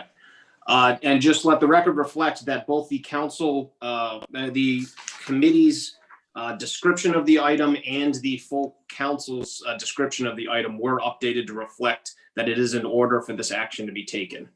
The amendments to the PCR 182-19 are as follows. In line 13 and 14, we are amending the title by striking "Bring the lease for the Cooper Building before the City Council for ratification," and inserting in place thereof the following: ratify the lease of a defined portion of the Cooper Building located at 885 Sandy Lane, Warwick Tax Assessor's Plat 349, Assessor's Lot 635. The other changes in the "Be it resolved" clause on page 2, line 4, 5, and 6 are being amended by striking the words beginning on line 4, request that the Cooper Building lease agreement be brought back to the City Council for consideration and official ratification, and inserting in place thereof the words authorizes the mayor to enter into and sign a contract for the lease of the defined portion of the Cooper Building located at 885 Sandy Lane, and ratifies the January 4th, 2017 contract attached hereto between Mayor Avedisian and the Boys and Girls Clubs of Warwick for the lease of such property. Thank you. That's the conclusion of the amendment, if there's any questions. Thank you. Any questions from members of the committee? Hearing none, I see that Councilman Snappy has his hand raised. Yeah, I have a question. Do we know on the city side whether or not they are amenable to the lease? My gut feeling is yes, considering the Boys and Girls Club and all that they do. And I know that we being the city, have offices in the Boys and Girls Club. So I think it's safe to say that the city would almost undoubtedly be on board. The only reason why I still bring this up is because this is a contract that we're ratifying. And normally you have both parties who actively say yes, rather than a prior party and then us just assuming the new party's on board. Fair point. Mr. Chairman. Councilman Lattiser? So, as I said, this isn't something that, just appeared this evening. This is something that has been held over time. It's something that has been going on since 2017. And I would add that no one from the administration has reached out to me with any objections or any proposed changes. And if there's someone on the meeting this evening from the administration that would like to weigh in on it and speak to any changes they would propose to make, or whether or not they were content with the content, I would certainly welcome that. As I say, it's been around for a long time, and no one has expressed any interest to me of changing everything. And as a matter of fact, you know what? I think the chief, I think may be on here as an attendee. I'm not, the chief is here. Are you at Rocky Point, Chief? I see Rocky Point behind you. Oh, I see that the Chief of Staff has turned on his video. I'll recognize the Chief of Staff. Through the chair, thank you very much. Thank you, Councilman Ladislaw. I think this has been around for a long time, like a real long time. As we know that as time had gone on, the use of that facility has changed, and we now have city offices in that building. I want to, really make a shout out to the Boys and Girls Club and what they do in this community, especially through COVID. And I think in this crisis, to upset the Boys and Girls Club is not something that the administration would really like to go forward with. We'd like to work with the Boys and Girls Club as we have in the past to try and have a resolution. I'm curious as to why today, Mr. Ladislaw, that this piece of legislation controlled by the council has been, kicked down the can for all these times, and why today, in the middle of COVID, we have Boys and Girls Club struggling to take care of our children, that will be the time to really facilitate this discussion. I'm here every day. I didn't hear anyone reach out to me to say, you know what, I'm going to amend this legislation, Bill. I'm going to give you this legislation. We can amend it. Instead, we use the Zoom format to try to say, let's do some amendments on the fly that could hurt our children, the Boys and Girls Club. The utilization of that building has changed a lot. We all know it. There's city offices in that building now. We certainly, and under Mayor Solomon, all contracts are reviewed. And I'm not going to speak for the previous administration, but I could certainly say with any contract and any lease that comes forward, Mayor Solomon will undoubtedly come to this city council, as he always does, to get ratification on terms of leases. Some of these things are inherited, and I think I want to say it's convenient to now blame the people that are holding the bag. But we also have to use, I think, our bit of compassion for our community to say, I don't want to upset the Boys and Girls Club. We're talking about ratification. How do we know that the terms and conditions would be something that they live with? Generally, I like to work collaboratively. You go downstairs, you go in a low-level conference room. In this day and age at Zoom, you sit with the Boys and Girls Club. You ask about their needs. You ask about how much resources are dedicated to COVID right now. Can we discuss this? Is this the appropriate time to discuss this? We've had this on the agenda for a long period of time. So I really am happy that, I was able to participate in this, and I respectfully present my opinion on this. Thank you. I have a point of clarification. So hopefully Councilman somebody can. Snappi, I would appreciate a moment to Yep, absolutely. Thank you.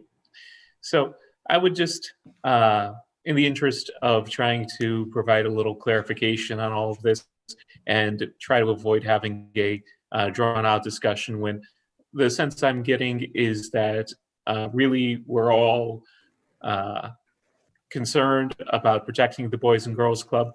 We're all concerned in this age of COVID-19 of transparency and making sure that everyone has the protections that they need in place. So with all of that in mind, I would just point out that this lease that the council is considering the ratification of does protect the Boys and Girls Club in that it's a lease for a 10-year period of time beginning on July 1st, 2017. So it would run through June 30th of the year 2027.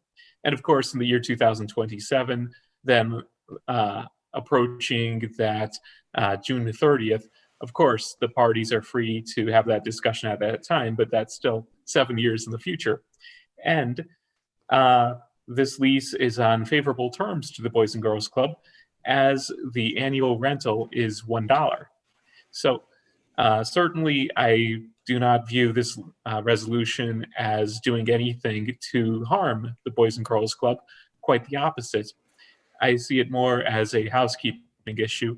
And I think that certainly we can all look at different ways that more notice was given, less notice was given, more communication can always happen.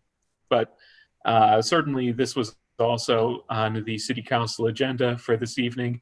And I know that one of the reasons why it's coming about this evening is because it was not until the last couple of months, I believe, that the city council actually received a copy of this contract. But really, that's not important tonight in terms of the resolution.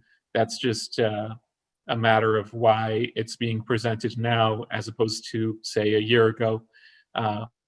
With that, I think that really we're all on the same wavelength in terms of protecting the Boys and Girls Club. And I will first recognize Councilman Lattiser as a sponsor, and then we'll go to Councilman Sinat. Yes, thank you, Mr. Chair.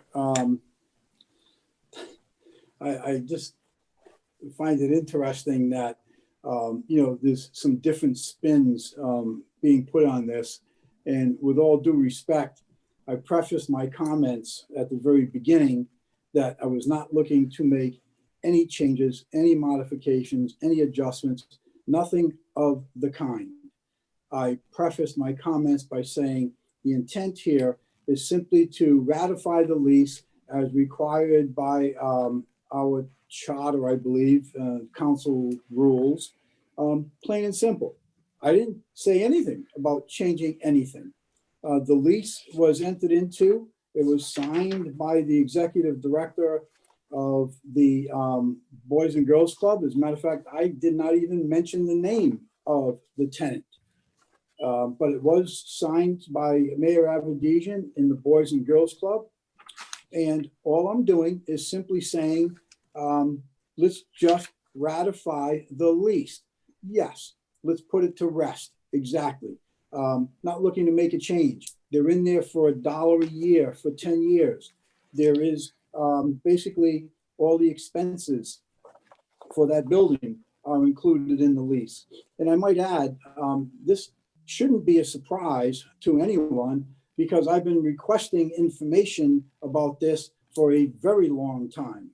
And not all that information was always forthcoming. So in any event, the intent here is to, in fact, protect the Boys and Girls Club. The intent is to protect all of the children that attend the Boys and Girls Club on a daily basis and put the lease simply in a completely legal perspective of being recognized and ratified by the city council. Not looking to change one word in the lease.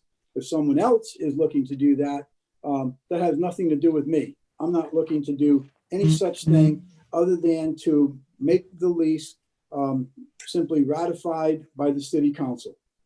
That's it. So I just have a point of clarification. It's just a question.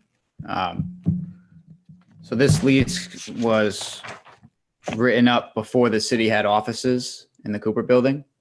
And I think as Councilman Ricks eloquently stated, none of us have an issue with this in theory. And as Chief of Staff Chief Pasquale pointed out, the administration would be on board, assuming they would actually have time to actually discuss with the interested parties, which is normal for a contract, which is the basis for my first concern originally. If Councilman or Attorneys Walsh or Conley, correct me if I'm wrong, and I very well may be, I'm not seeing anything in here that prevents our city offices from getting kicked out. I know the Boys and Girls Club probably wouldn't do it. I get it. The current director is very nice and very kind. But unfortunately, people come and go. And I don't want the next party coming in, giving us the boot, or the next director coming in and give us the boot. Is there a provision in this lease that protects our city offices? I honestly don't know. Whoever can answer, please do. If I might add to that, I think right in the very beginning in line 13 and 14, it clearly states ratify the lease of a defined portion of the Cooper building. And that defined portion of the Cooper building is the areas that are being occupied by the Boys and Girls Club. And the reason that we didn't go, or the extension didn't go upstairs, was because there were fire code issues that kind of dealt with that.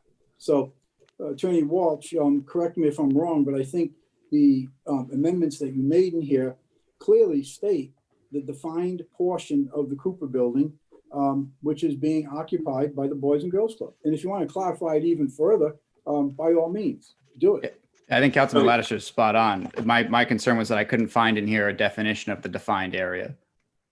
Thank you. Okay.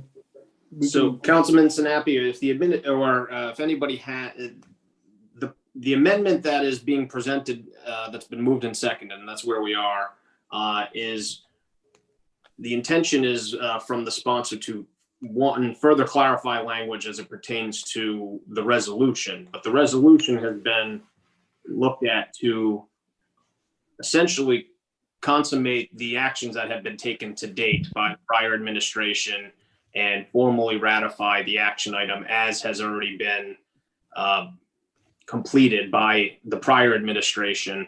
This is just to seek closure of the issue, and if there has been subsequent modifications or other agreements that have occurred since, that is not something that is addressed within the contents of this, or if there's been any other changes to the usage. The demise property that is contracted to the demise property is the language that is present in the Cooper lease that is has been shared with the council and is it's using the terms of the contract that has already been completed. So it is not addressing any other change that may, or I'm not sure if it has occurred. Yeah, and that's the source of my concern, because obviously this lease was drawn up before any offices were occupied by the city or contemplated as being occupied. And I don't know why the lease doesn't have a provision for the defined portion, to be honest. It seems kind of silly, considering, as Councilman Lattiser correctly pointed out, right in the beginning, it brings it up. So why they didn't define it is beyond me. But this seems like all the more reason that Chief of Staff DePasquale's advice and counsel should be heeded, as far as let the parties sit down and figure this out the normal way you handle a contract, rather than us kind of forcing it upon them. And again, I've spoken to the Boys and Girls Club director about this. I've spoken to the mayor's office about this. Everyone seems more than happy with the current arrangements, but the current arrangements, unfortunately, are different than this lease. If I may, question for Attorney Walsh. The ratification of this lease, essentially, this is retroactive. So it's not having to do with anything that's going on here in the year 2020. It's a matter of saying, yes, this action back on the 4th day of January in the year 2017 for the term that began, rental term that began on July 1st, 2017, we are ratifying and validating that is a valid contract and making it a valid contract, which would really serve as the basis for any modification in the future or at really any point after those dates in 2017. So nothing we're doing would say retroactively affect what's going on in the years 2018, 19, 20, or out into the future, 2021, 2022. We're just recognizing and validating, ratifying that contract that was signed back in January 2017, correct? Yes, Councilman. I believe that the sole item that's being addressed here is the completion of the authorization process that has been contractually entered into by the prior administration, such that the operations that are have been ongoing are perfected. Thank you. And in theory, purely hypothetically, since the lease is not currently ratified and therefore it's not perfected, then that would tend to, I hate to quite put it this way, but that would basically mean that while there would be, I'm sure, common law rights, rights based on reliance, and of that nature, strictly speaking, the parties would not be able to rely on the contract because it's not yet perfected, right? I believe you're addressing something and raising something that yourself and other members of the council have been discussing, the risks that are presented by leaving something unfinished. And so if people are comfortable with the current lease terms as you've been provided and reviewed, this is an opportunity that Councilman Lattiser is presenting to you to make essentially relieve us of those risk factors that are unsure of what could occur under varying scenarios, and allow that the item as intended by the prior administration and the Boys and Girls Club to be moving forward in their continued manner is the intent of the amendment that is before you, to my understanding from Councilman Lattiser. That is correct. Thank you. And so for those reasons, I would urge passage of the amendment as well as passage of the resolution, as it would not be detrimentally affecting any ongoing negotiations, modifications based on the original, but simply recognizing that the original lease as signed back on January 4th, 2017 is valid.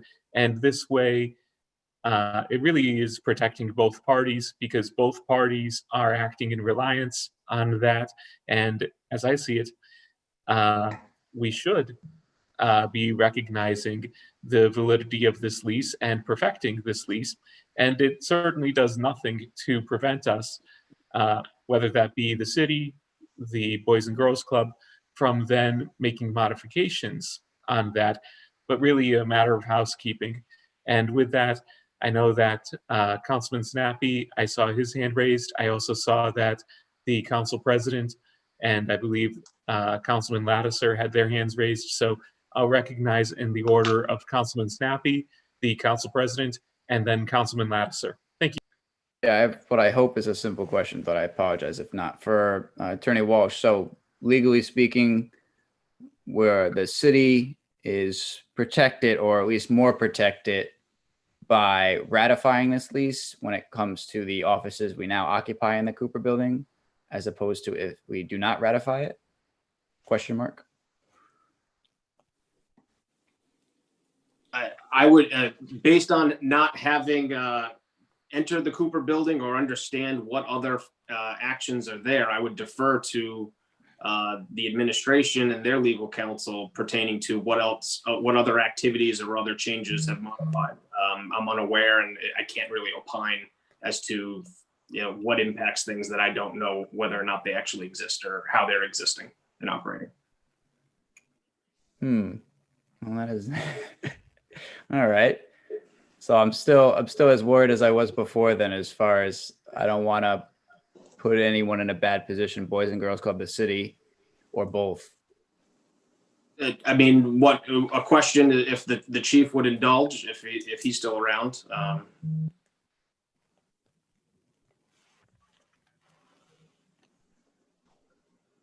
Yeah, so thank you very much. Yes, so I think about 10 minutes ago, I described that no one really knew, because I wasn't part of that administration and that level at the time, the utilization patent that occurred there.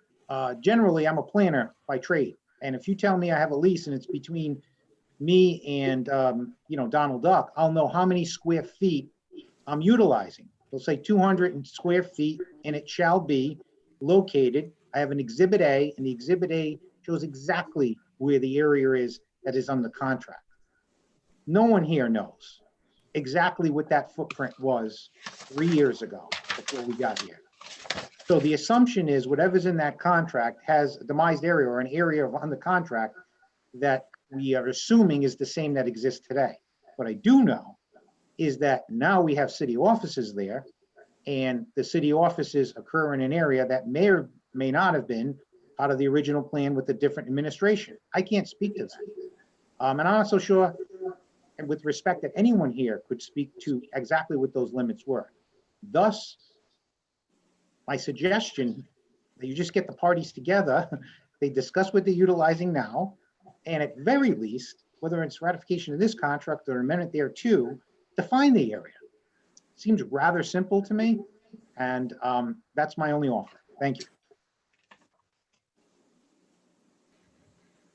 If I may just briefly interject, I would say that I do believe that we can define the so-called defined area, or rather the quote, defined portion, because the Boys and Girls Club did have an opening ceremony, and I know that several of us attended it, and we know that a portion of the building, specifically the second floor, was not occupiable at the time. That was certainly not occupied at the time of that opening. And it's my understanding that the Boys and Girls Club continues to occupy the areas that it initially occupied, and the city with its offices is occupying the areas that are no longer, were never occupied by the Boys and Girls Club. So at least certainly not occupied by the Boys and Girls Club at the time that they opened up and the term of the lease began. So I appreciate that sometimes more communication is needed in this regard. And certainly if I was in my own capacity, which obviously I'm not acting here as an attorney, but rather as a member of this city council. But I can say that certainly if I ever drew up a lease that, well, I would want that lease to have that Exhibit A, as the chief discussed, to specifically identify exactly what we're talking about here, or at least define exactly what the so-called defined portion is. But I have no reason to believe at this time that those areas have changed. And moreover, certainly the ratification at this stage is not affecting any modification that happened in 2018, 19, 20. It's not affecting any ability to modify the lease in the future either. So it's really just a matter of ratifying what it was back on January 4th, 2017. And for those reasons, I don't see any reason that we would not be able to move forward with ratification at this point, as opposed to keep dragging this out and really put both parties in a position that's rather precarious, where there is no contract. But having said that, I wanted to next recognize Council President Steve Marola. Thank you. I was going to agree with Mr. Di Pasquale when he says that the issue here is the Boys and Girls Club and doing what's right for them. And the work they do is tremendous. You know, I know firsthand because when I was a kid, my dad was president of the Warwick Boys and Girls Club. And to have $1 a year lease is such a tremendous advantage to them. And as I look at it, one of the things that concerns me is liability and having kids in that building and not having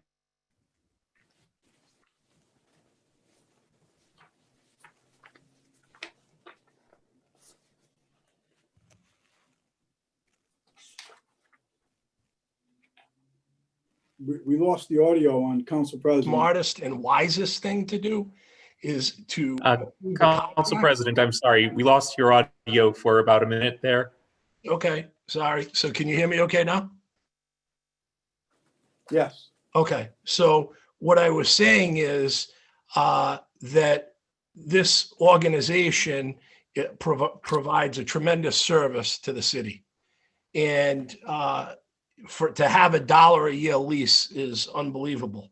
But what my major concern is about liability and how that's addressed in this lease agreement. And my suggestion is that we make it simple, which is we ratify what's been done, solidify everyone's rights, and because the issue of liability, I think, is paramount because of insurance. Now, refresh my recollection, one of the bills, the attorneys, on the issue of insurance in that contract. Are you guys there? Oh, boy.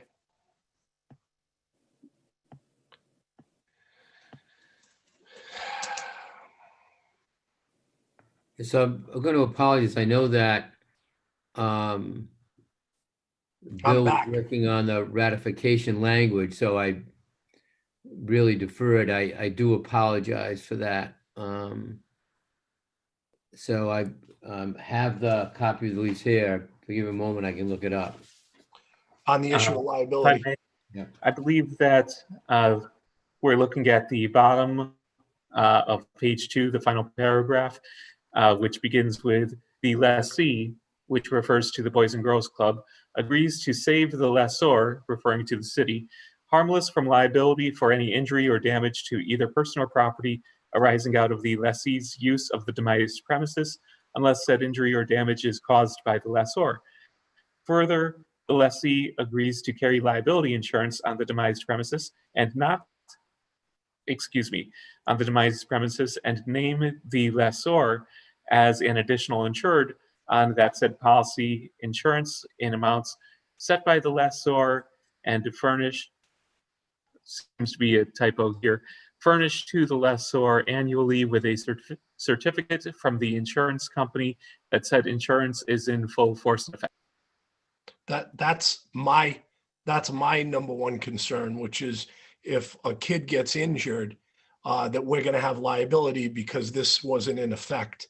So if we need to tighten up things with an amendment regarding square footage, et cetera, to reflect anything that has changed, if it has changed, then we should do that. But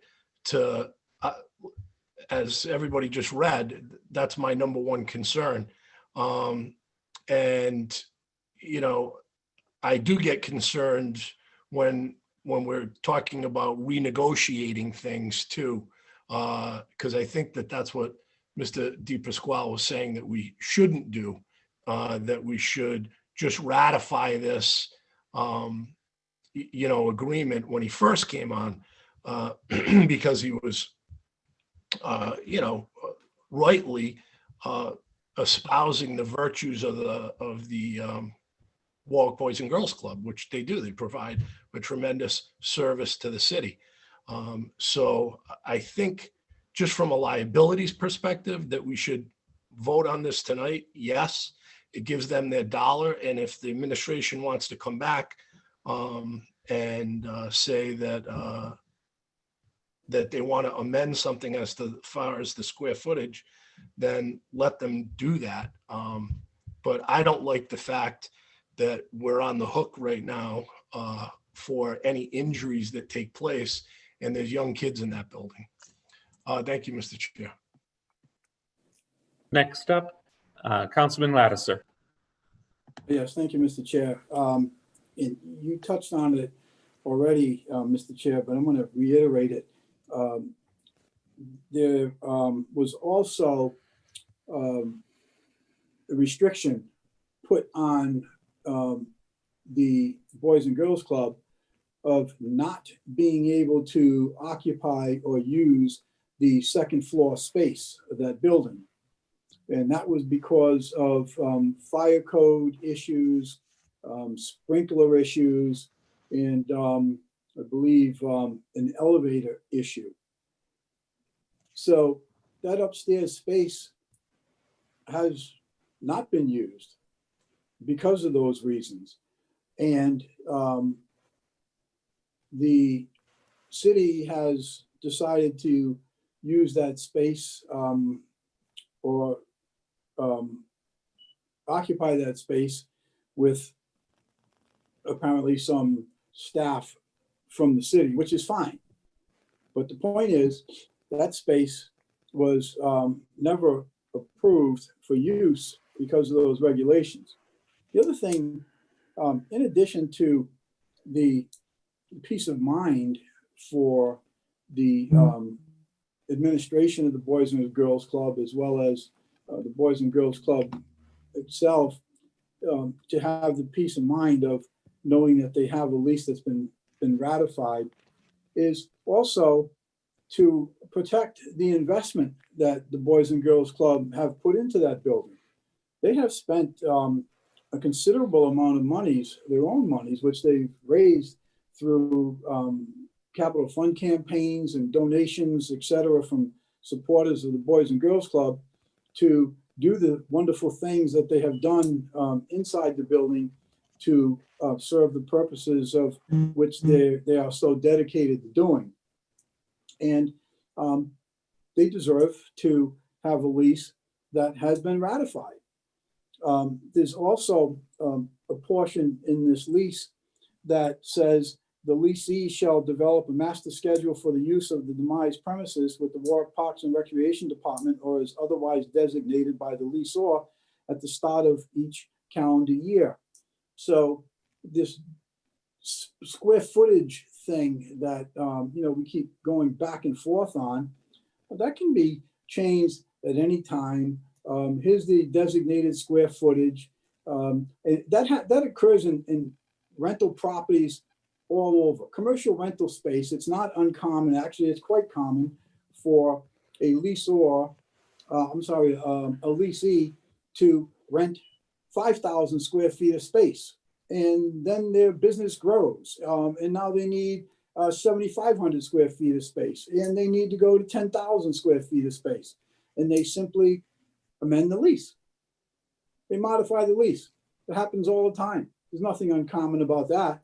But they start out with a legal binding lease. So here again, my intent is to provide the Boys and Girls Club with a lease that is ratified by this city council. Certainly, it's up to the administration if they want to define square footage and assign square footage, clarity, et cetera. But at least from today, or from the time we ratify this lease, they will in fact have a legal valid lease. I think the square footage argument is that's not the issue here. Thank you. Councilman Snappy. Two things. One, I think actually Councilman President Marola made an excellent point regarding liability. One thing I'm concerned about, though, is because of this whole definition issue. Right now, the whole Boys and Girls Club, under the language of the lease as proposed, actually makes them liable for our city employees as well. Because unfortunately, the restriction on the top of the building, unless I'm mistaken, and I fully admit I might have missed it because this lease is rather long and in walls of text, the provisions are quite lengthy. The restrictions to the upper floors are not in the lease. So if a city employee gets hurt in city offices, Boys and Girls Club will be on the hook simply because this lease says, well, yeah, you're liable. But regardless of that, I'm going to be honest, I just want to pitch a potential compromise because Councilman Lattiser, obviously, at any point, you could bring this forward. Is there any harm in waiting until the next meeting to allow the Boys and Girls Club and the admin to meet to clarify anything they need to clarify? And then if for whatever reason it doesn't meet your approval or what you want it, you can obviously just bring this right back before us because you can just hold it to the next meeting and seek ratification and that'd be it. There'd be no grounds to stop you versus, I mean, it's been on the docket for so long, just that little amount of time to make this nice and clean seems ideal. And the alternative, I've been stuck in a trial since July over legal documents where people said, don't worry, it'll be fine, guys. And then everything hit the fan and it's a nightmare. I don't think that'll happen here. God, I hope not. But they didn't think it would happen there either. So I just don't want to be part of that. I really don't. It's bad news. I'd really appreciate it if we could just wait that little bit of time just to make it nice and clean. And like I said, Councilman Latter, so if it doesn't meet your approval, even if they come to a new agreement and you don't like it, you could still push this one. So, I mean, it gives us more flexibility and better stance and better legal ground, to be honest. Councilman Sinapi, through the chair to Councilman Sinapi, I don't see any point in that argument. It's simply ratifying the lease that they've already entered into and make it a valid lease. If someone wants to come back or you want to come back with something to amend that in a couple of weeks, fine, do it. It's only a couple of weeks. You can go ahead and do it. But now you also bring up a point that I'm actually quite startled about. What you just said was the administration put people in that building that now the Boys and Girls Club could be liable for. I think that's pretty concerning. So how do you explain that? I think it's even more important now that this lease be ratified to protect the Boys and Girls Club. I think it's even more important to do so. Point of information, you're saying the opposite of what I said, bear in mind. The lease would have the opposite effect as what you're saying. The lease, by its terms, would make them liable for those city employees. That's my point. That's what Where does it say it? Where does that say it? Correct me if I'm wrong, and I may very well may be, but Council President pointed out that as it stands now, if this lease was ratified, the Boys and Girls Club would be liable for any injuries that happen to a child or whatnot. My understanding, and I again might be wrong. No, what I was saying is there's no liability insurance in place because there's no agreement. So my whole point was get the agreement in place so you can take advantage of the insurance policy and not put the taxpayers on the hook, and then amend this later. I mean, if we ratify this, then you're going to avail yourself of insurance, which is going to protect not only the Boys and Girls Club, but also the city. Thank you. I'll admit I'm confused then, because so are you saying there's no insurance in place by any party? Well, what I'm saying is that there's no agreement that in place that would have a requirement for insurance. There's no lease. So there's no benefit of the bargain here. There's no agreement between the parties. And as you know, Mr. Sinapi, the statute of fraud says that all agreements regarding land have to be in writing. And so in this case, you need a written agreement so that you can take advantage of that insurance policy. Otherwise, there's no reason for the insurance policy to be in effect. And to clarify, certainly as this is a 10-year lease, as opposed to a lease that would be for a term of 1 year or less, the statute of frauds would apply.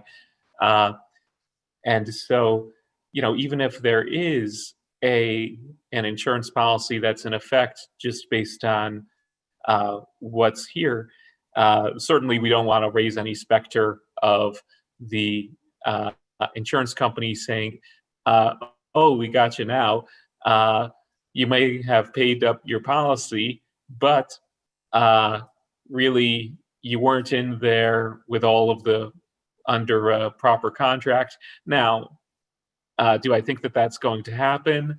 That's more of a legal opinion, and it's more of one of those situations where different sides have arguments. But I think it's good to be in a situation where we're not arguing, that we're avoiding a situation where there could be an argument about whether or not there's a valid insurance policy.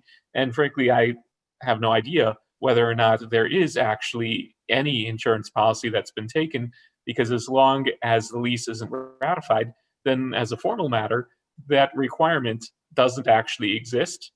So regardless, we want to make sure that we're in a position where the taxpayers are protected We want to make sure that the Boys and Girls Club is protected.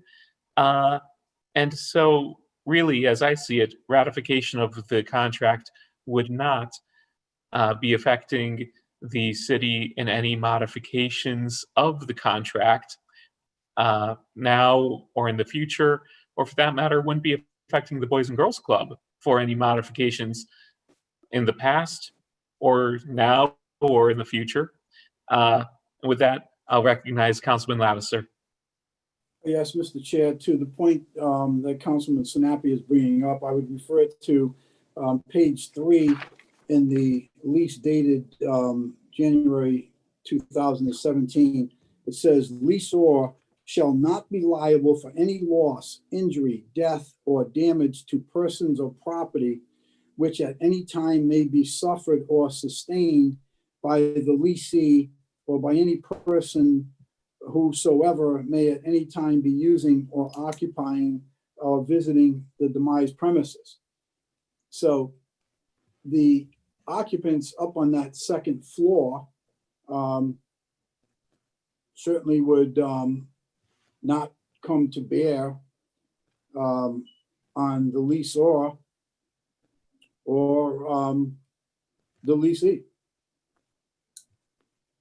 If I But may, nonetheless, the fact of the matter is the ratification of this lease is going to protect the Boys and the Girls Club. And if some proposed changes were desired, they certainly could come forward with that next week or the week after, because it's only a couple of weeks.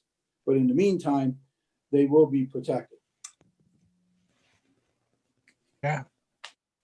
Councilman Corley. Do we even know if there's a signed version of this contract? There is. Yes. See, at least I have it in my packet, a Mine signed ends at version. page 3 and there is no 4th page with a signature. I was curious. Yeah. There is a 4th page. Well, it And it would be was nice to signed have by- all 4 of them. It was Correct. signed by It was Scott signed by- Asian on the 20th of December, 2016. It was notarized by Elizabeth A. Smith. And it was signed by Lara D'Antuono on the 4th day of January 2017. And the notary of Republic was Christy Provincial. The only thing that it didn't do was get ratified by the city council. I understand, and that is our role. And I think it's been discussed. I would move for favorable action, being a member of the committee, or once we find out if there's anyone in the public, I suppose, that wants to be heard. I do not want to take over the chairman's job. Thank you, Councilman. So we currently have the amendment on the floor. Any further discussion from members of the council? Any comments from members of the public? Seeing none, the amendment on the floor, which has been seconded to refresh our collective recollections, does not amend the lease itself.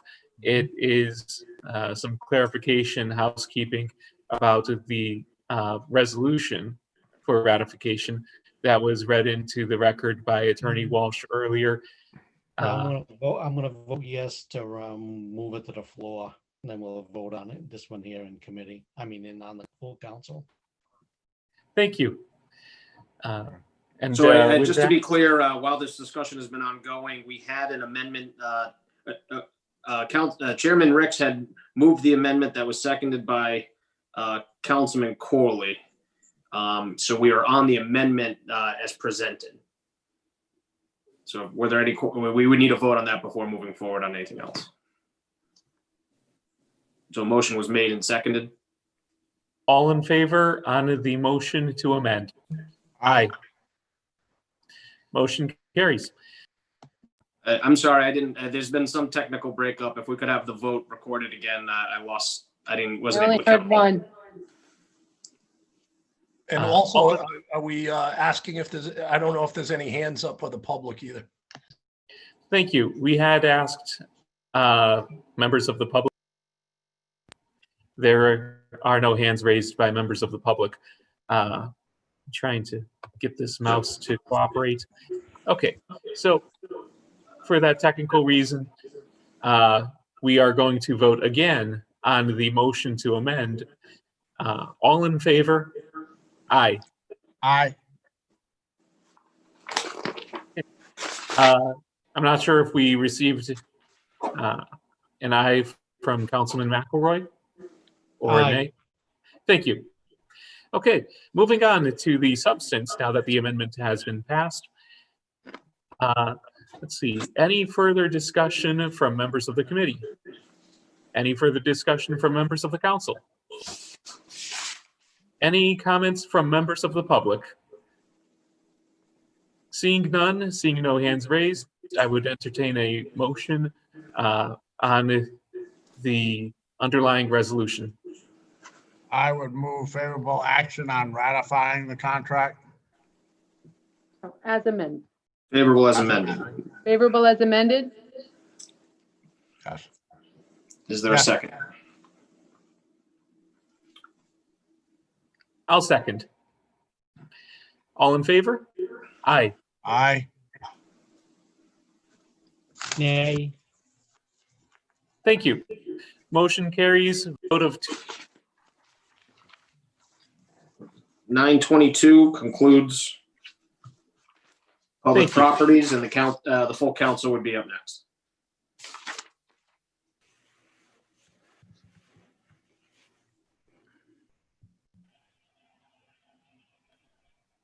Mr. President, I'd like to request a 10-minute recess.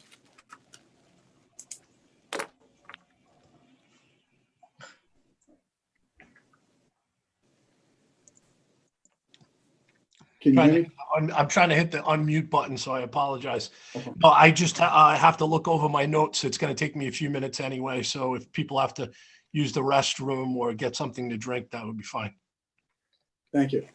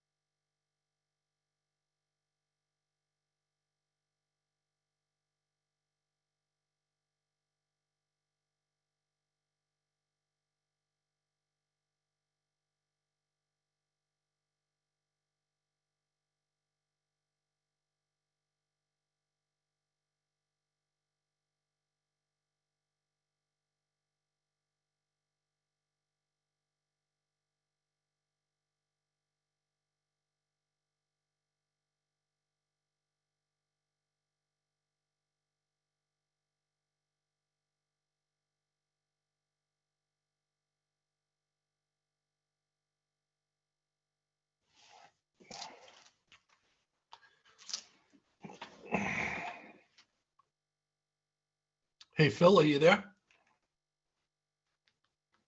Yes, Mr. President, I'm helping Councilman Lattiser with an issue.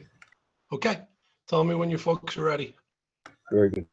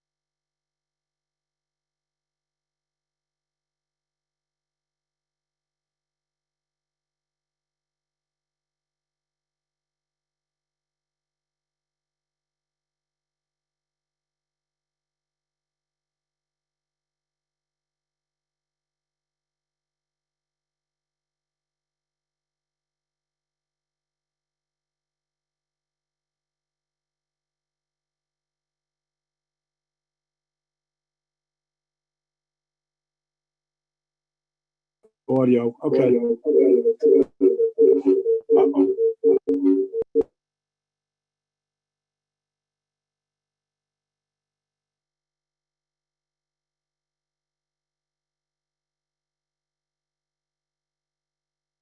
All right, Council President, I believe we have that set now.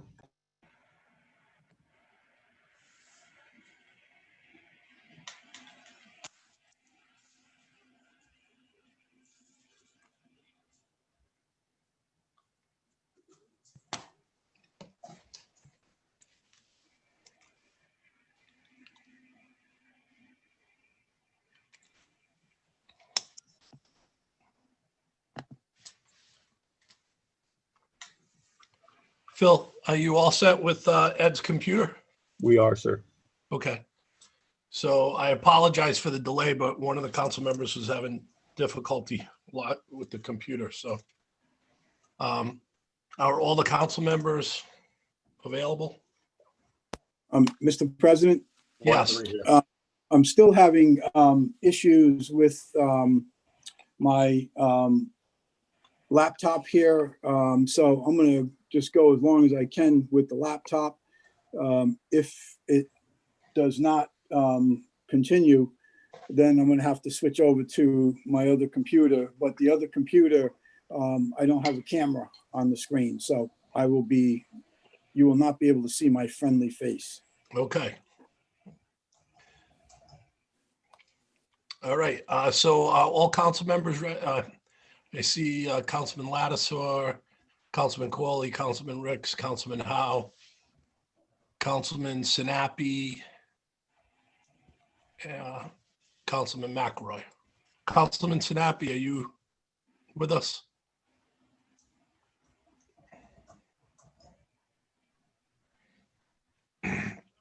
And I know the stenographer's there and being patient, so I apologize, and we'll get to you right away.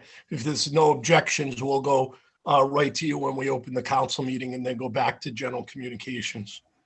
If there's no objections from anybody, because she is on the clock. Okay, with that Council being, President, oh, there she is. Never mind. okay. So if we could go live, We are, sir. we are, okay. The Warwick City Council will come to order and the clerk will call the roll. Mr. Marola, Here. Mr. Corley, Here. Mr. Howe, Here. Mr. Lattiser, Here. Mr. McAllister, Mr. McElroy, Yeah. Mr. Ricks, Here. Mr. Sinapi, I see him. Mr. Sinapi, Yeah.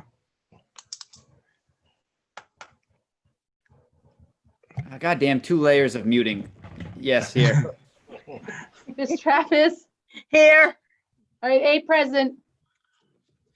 Okay, so let's see, who's leading us in the salute to the flag?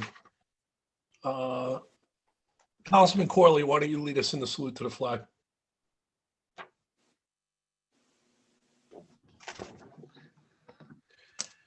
I pledge allegiance To the to the flag flag of the United United States of America, to the And to the republic, republic for which For it which it stands, stands, one nation, one nation, under God, Under God, indivisible, indivisible, with with liberty liberty and justice justice for all. for all. for all. Phil, if you could play the national anthem.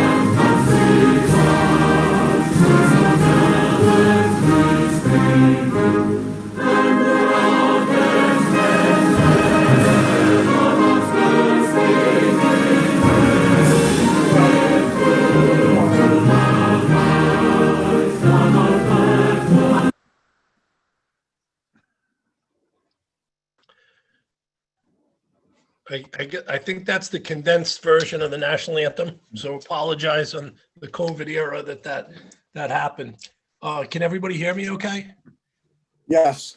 Okay, great. Yes. So I just for the record, I should read in for the public, the following options are available to access this meeting. You may access or participate in the meeting using the Zoom application on a smart device or on a PC via the web at zoom.us and clicking on join a meeting in the upper right of the page. Webinar ID 978-8786-9794. Anyone wanting to participate via telephone may call one of the following numbers. Non-toll-free numbers, while most mobile phone carriers do not place an extra charge on customers for toll calls, it is up to you to check with your carrier concerning potential charges you would be responsible for. The following numbers would get you in. It's 1-646-558-8656, 1-301-715. I don't hear you anymore, Mr. Marola. You're frozen.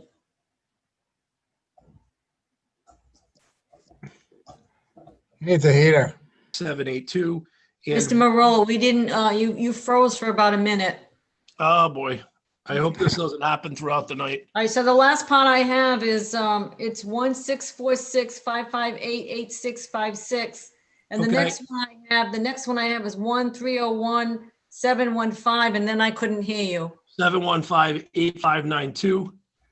Then it's 1-312-626-6799, 1-669-900-9128, 1-253-215-8782, 1-346-248-7799. And the toll-free numbers from anywhere in the US are 1-877-853-5247, 1-888-788-0099, 1-833-548-0276, and 1-833-548-0282. Please note if you experience trouble connecting via a toll-free number, please try the next number on the list. You will then need to punch in the web ID, which is 978-8786-9794 on your touch-tone keypad. While everyone joining the meeting will be muted. If at the appropriate time during the proceedings, you wish to ask a question, you may. If using a smartphone or a PC, click on the raise hand icon. The meeting moderator will then ask for the participant having raised their hand to be unmuted. After the question, answer, and further discussion, the participant will be muted again and will need to click on the raise hand icon or punch *98 to ask another question. If phoning in, punch *9 on the touchtone keypad. The moderator will indicate when it is your turn to comment or ask a question. And I think I might have said *98. It's just *9 that you have to push. So sorry, I had to read that into the record, but if there's no objection, we do have a stenographer here, and I'd like to go to that item on the agenda. And that's for the public hearing. And this is for a referred business number 1, PCO 1920, an ordinance amending the zoning ordinance to the city of Warwick, Zorella Development petitioner, public hearing, first passage, committee report, land use. I think that's council. Recommended public hearing. Recommend public hearing for action, Councilwoman Travis. I move to open the public hearing on PCO-19-20. Do I have a second? Seconded by Councilman Ricks. Councilman Rick seconds. And all those in favor, say aye. Aye. All those opposed? So the public hearing is now open. Is there anybody here to speak in favor of this project? Mr. President, this is Chris Kate from MIS. There are people waiting to speak. Okay. And is there an attorney representing anyone regarding this ordinance? The zoning ordinance of the city of Warwick, Zorella Development petitioner? Is there anybody here representing the petitioner? Okay, if not. Council President, if I may, I see that Attorney Joe Shikarchi has his hand raised. Okay, if Phil could unmute Attorney Sakachi. He is unmuted. Okay. It's always fun to mute you, Attorney Sakachi. Are you there? He's still muted, Council President. Oh, you muted yourself, Mr. Sakachi. Yeah. There you go. I'd like to mute a few of my friends too. It's been a long night, Mr. Chairman, Mr. President, honorable members of the Warwick City Council. For the record, Attorney K. Joseph Shikachi, representing the applicant, Zorella Development. And all kidding aside, I know this has been a very important night and a long night, and I promise to be extremely brief in my presentation and answer any questions. I believe that you should have an application before you and a formal recommendation from the City of Warwick Planning Department and the Planning Board. This application has received a unanimous approval from the City of Warwick Planning Board. I will be very brief. This is a large parcel of land in the Oakland Beach area that my client and the current owner of the property, who's represented by Attorney Michael McCaffrey, who I believe is also on the call, it would like to purchase part of from my client. My client would like to purchase part of the land from Mike McCaffrey's client and subdivide the property into 2 single-family homes and a duplex home. So we would create 3 new lots for development. And the current property is a multifamily 3-unit. However, it's only zoned for 2. It goes back to the 1940s, I believe, or possibly the 50s. I'm not quite sure. But we would like to legalize the current use of the property into a 3-family. It's been a 3-family for many, many, many decades. This way it would be now formally legalized. We'd create the 2 new single-family lots and 1 lot suitable for a duplex. There also is a boundary dispute with one of the neighbors. We have reached an agreement and that will be resolved. We will be giving the neighbor some land so to make that neighbor whole. I believe she is on. I saw her earlier. She can speak for herself, but that arrangement, that commitment we've made still stands today, and it would be part of an approval, and we would formally do that before any plans were recorded. If we are successful here this evening, we would then go back before the planning board for preliminary approval, and then there would be the exchange of deeds, the exchange of land, and we would do that at the same time we record the plans. I have no witnesses this evening. I'll be happy to answer any questions from the public or the council. It's a very straightforward petition. We actually received our approval in February, and then as we all know, COVID hit. So, but we have been working diligently with the planning department to hopefully bring a petition this evening that is controversial free and can be approved by the council. I'll be happy to answer any questions, Mr. President. Okay, are there any council members that have any questions for Attorney Sakachi? Any council members have any questions? If not, are there any other? I just have one. Sure, Councilwoman Travis. Yeah, and I only want to bring it up because you mentioned it. I was concerned about that piece of property of the neighbors. And you said that that's already been addressed. Everybody's agreeable, right? Because I talked to the owner. We have reached an agreement in principle. It is subject to this board approving it. I represent Mr. Zarella. He's the prospective purchaser. He is not the current landowner. But if we go through with the project, and all indications are we are, but we have to wait for this board to act, and then the planning board, which has already approved it once before, that woman will be getting land, and that will end any kind of dispute we have. Miss Bedard, I believe her name is. Right. Okay, thank you. Thank you. Is there any other members of the public that wish to speak in favor of this project? Mr. President, I do have a caller, Lisa Bedard, who's waiting to speak. Okay, if you could unmute her. Lisa, go ahead and unmute when you're ready. Thank you. I'm all set. I'm the person with the land that abuts where all this is going. So I know that we've straightened all that out. I just want to know is it zoned already that we get the certain amount of land? No, that's why we're here tonight, Lisa. We're Okay, asking- so what will happen from this point?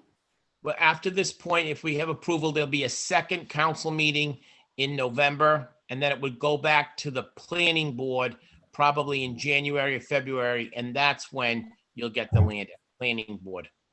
Okay, we were under the, we thought that we were going to get that before any building or anything started, that it was secured. We weren't going to wait for approval.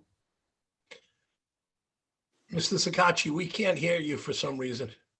Looks like you froze on the screen. I think I've lost you. I'm sorry. You're back. We can hear you now. So before there be any construction, before there are any building permits issued, before anything, you will get that land. Before Mr. Zarella purchases the property, you will get the land. Okay, that's what I want to make sure. Can I ask one other question about it? Has there been a traffic study, or is that going to be in the works? No, there won't be a traffic study. Typically, this is residential. These are single family homes in a duplex. They don't generate a lot of traffic. There'll be DMs. I'm sorry. That's not true on Coburn Street. I mean, we have the cut through from the avenue down to Seaview. The traffic is horrendous on this street. And putting a duplex and two more singles across from another duplex is good because they park where the houses are going. So I'm not sure, that a traffic study really is needed. Well, let me just tell you, if we do the traffic study, it's going to cost money and time. And if the traffic study comes back negative, that means Mr. Zarella doesn't buy the property. That means you don't get the land. Why does it mean we don't get the land? We already have that agreement with the owners. We get the land anyhow. They've already discussed that. They've- That's if they've Mr. come to McCaffrey us. is online, he can answer that question if they're ready to do I'm that. sorry, sir. I don't know who you are, so I need to know at least your name. My name is Eugene Bedard. Thank you. Could you just start with saying what you were started with? I'm sorry. Thank What you. I'm trying to say, no, I just lost. What'd you do? I don't know. I lost what my thought was. I don't remember. All right, I just don't think that not checking into this traffic is not a help for this street putting on these homes. Well, I can just tell you the planning professionals did not require us to do one. You only really, the times I've done them has only been for commercial properties, and they're very expensive and they're very time consuming. No, Wow, I think a child's life is worth the time and money. they speed up and down this road terribly. Yeah, but that's an existing condition. So if that's a It's problem, only that's, gonna make it worse. that's an enforcement issue right now. And we haven't gotten very far with that in years, but adding more houses and another duplex across from another one is kind of really pushing all of that together onto one street. I can just tell you, I sympathize. There's many streets in the city of Warwick where I live and use that have a lot of traffic. Of 2 single-family homes and a duplex is not going to change the level of service. You would need to have trip generations. There's a formula you're going through this. There's a technical manual. What I can tell you is you're welcome to we have another hearing before the planning board. And Yeah. if you want to raise that issue, you can. And if in the meantime, you want to retain a traffic expert to show that the proposed homes will reduce the level of service, you have that option to do that. But we went through the planning board process. They did not require us. My client doesn't have the money to perform that test, and it's generally not needed for this type of a residential use. 4 units would not significantly impact the traffic in a good way or bad. Now, having said that, I'm not saying that traffic is good there or traffic's going to get better. I'm saying whatever that level of service is, we're not going to change it. Wow. Okay, because with them being right on Oakland Beach Avenue and turning right in the first house it will be, it's gonna be messy. And that doesn't have anything to do with me getting the land, so we want to make that clear. That's between you and, the owners of the land. My client doesn't Right. own the land, so I can't. Okay, But thank you. okay, thank you. All right. Thank you, everyone. Thank you. Is there anybody else here to speak in favor of the project? Any hands raised, Phil? Hi, Mr. President. This is Chris. I don't see any other hands raised at this point. Okay, Chris. So I'm just gonna, we always ask 3 times, so I'm gonna ask 3 times to give people an opportunity. Is anybody here to speak in favor of the project? Is there anybody here to speak in favor of the project? Is there anybody here to speak in favor of the project? If not, is there anyone here to speak against the project? Chris, any hands raised? Not yet, sir. Okay. Anyone here to speak against the project? Anyone here to speak against the project? If not, could I have a motion to close the public hearing unless somebody has another question of Mr. Sakachi? I make a motion we close PCO 19-20. Do I have a second? Councilman? Move to second to close public hearing. Okay, all those in favor? Aye. Aye. All those opposed?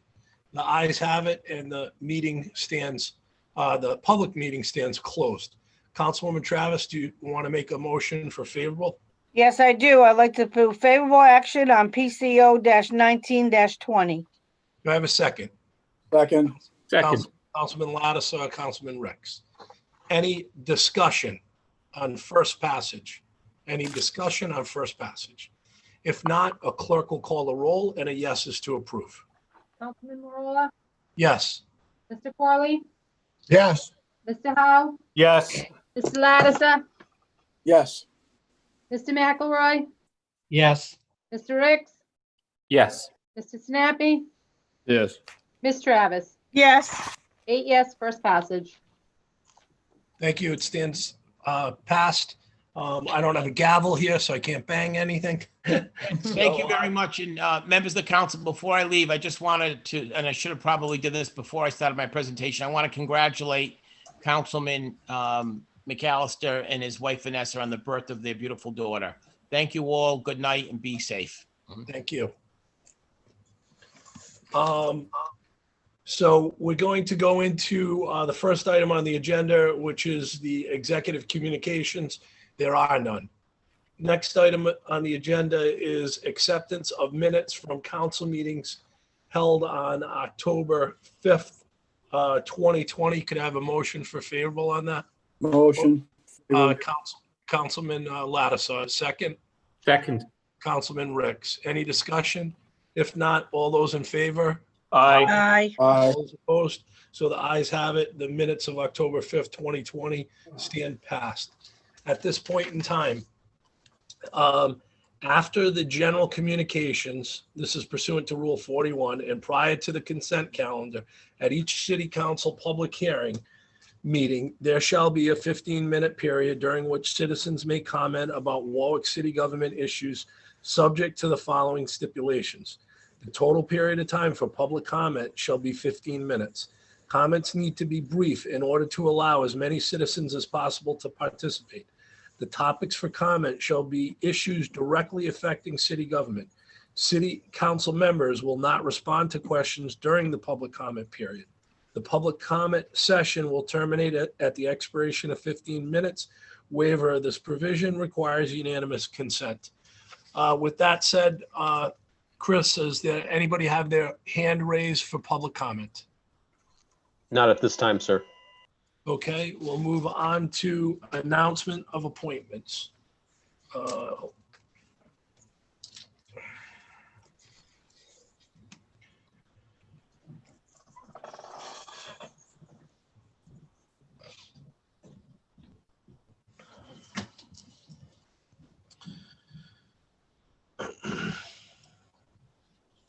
Okay, announcement of appointments, there are none. Appointments requiring confirmation, there are none. We'll move to the consent calendar. PCR 9820, resolution relative to bids, committee report, finance.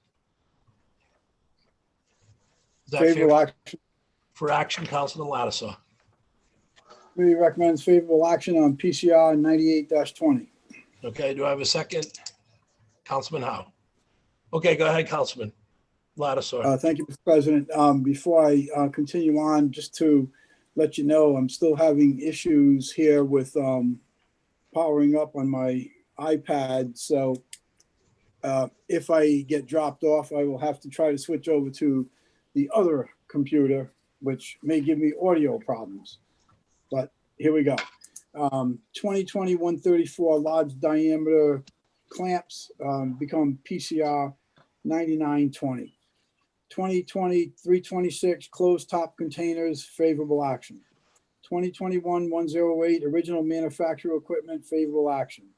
2021-109 various replacement automotive parts, favorable action. 2021-114 purchase tablet radio, favorable action. 2021-131 rodent control, favorable action. 2021-150 purchase 9-foot replacement dump body, favorable action. 2021-153 underwater search and recovery flotation jackets, favorable action. 2021-179 purchase items for hail trailers, favorable action. 2021-183 emergency service software, favorable action. 2021-184 Code of Ordinances supplementation of web hosting, favorable action. And 2021-185 State of Wireless Cellular Service, favorable action. Okay, the consent calendar has been moved and seconded. Is there any discussion that we have not had in finance? If not, a yes is to approve and the clerk will call the roll. Mr. Marola, Yes. Mr. Forley, Yes. Mr. Howe, Yes. Mr. Lattiser, Yes. Mr. McElroy, Yes. Mr. Ricks, Yes. Mr. Sinapi, Yes. Ms. Travis. Yes. 8 yes, consent passes. Okay, consent calendar passes. The item that's removed, bid number 2021-134, which is now PCR 9920, recommendation from finance. Favorable action, Mr. President. For action, Councilman Lattiser. Move favorable action on PCR, I'm sorry, on, yes, PCR 9920. We have a second, Councilman Howe. Any discussion? I'll be recusing myself on this. If there's no discussion that we haven't had in finance, a yes is to approve, and the clerk will call the roll. Mr. Marola, Abstain. Mr. Corley, Yes. Mr. Howe, Yes. Mr. Lattiser, Yes. Mr. McElroy, Yes. Mr. Ricks, Yes. Mr. Sinapi, Yes. Ms. Travis. Yes. 7 yes, 1 abstention. PCR 9920 stands passed. Next item on the agenda, which is the public hearing we just did. Second item on the agenda is PCO 2020, an ordinance amending the zoning ordinance of the city of Warwick to reflect changes in the Rhode Island state law, Rhode Island general laws 2128.6-12. And that's committee report land use. On behalf of the sponsor, recommend withdrawal. Okay, Councilman Howe. Going on the planning department recommendation, I put forward a withdrawal. Okay, do I have a second? Second. Seconded by Councilman Ricks. Any discussion on the motion to withdraw? If not, a yes is to withdraw, and the clerk will call the roll. Mr. Marola, Yes. Mr. Corley, Yes. Mr. Howe, Yes. Mr. Lattiser, Yes. Mr. McElroy, Yes. Mr. Ricks, Yes. Mr. Sinapi, Yes. Ms. Travis. Yes. 8 yes to withdraw. PCO 1520 stands passed. First passage. Actually, No. 2020 That was withdrawn. sorry, I'm getting ahead of myself. That's stands withdrawn. Okay. PCO 2020 stands withdrawn. I was reading the next one, which is PCO 1520, an ordinance in regards to the You've cut out.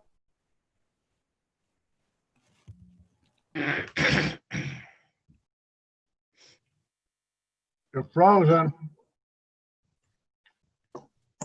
Can't hear you. Can you hear me now? Yeah. Okay, I froze for a second here. Sorry. So we're on PCO 1520, an ordinance in regards to the installation of a no parking sign on Parkside Drive, erecting a 30-foot south of the intersection of Pleasant View Road. Committee report. Committee recommended favorable action. Okay. For action, Councilman Corley. Move for favorable action. Seconded by Councilman Howe.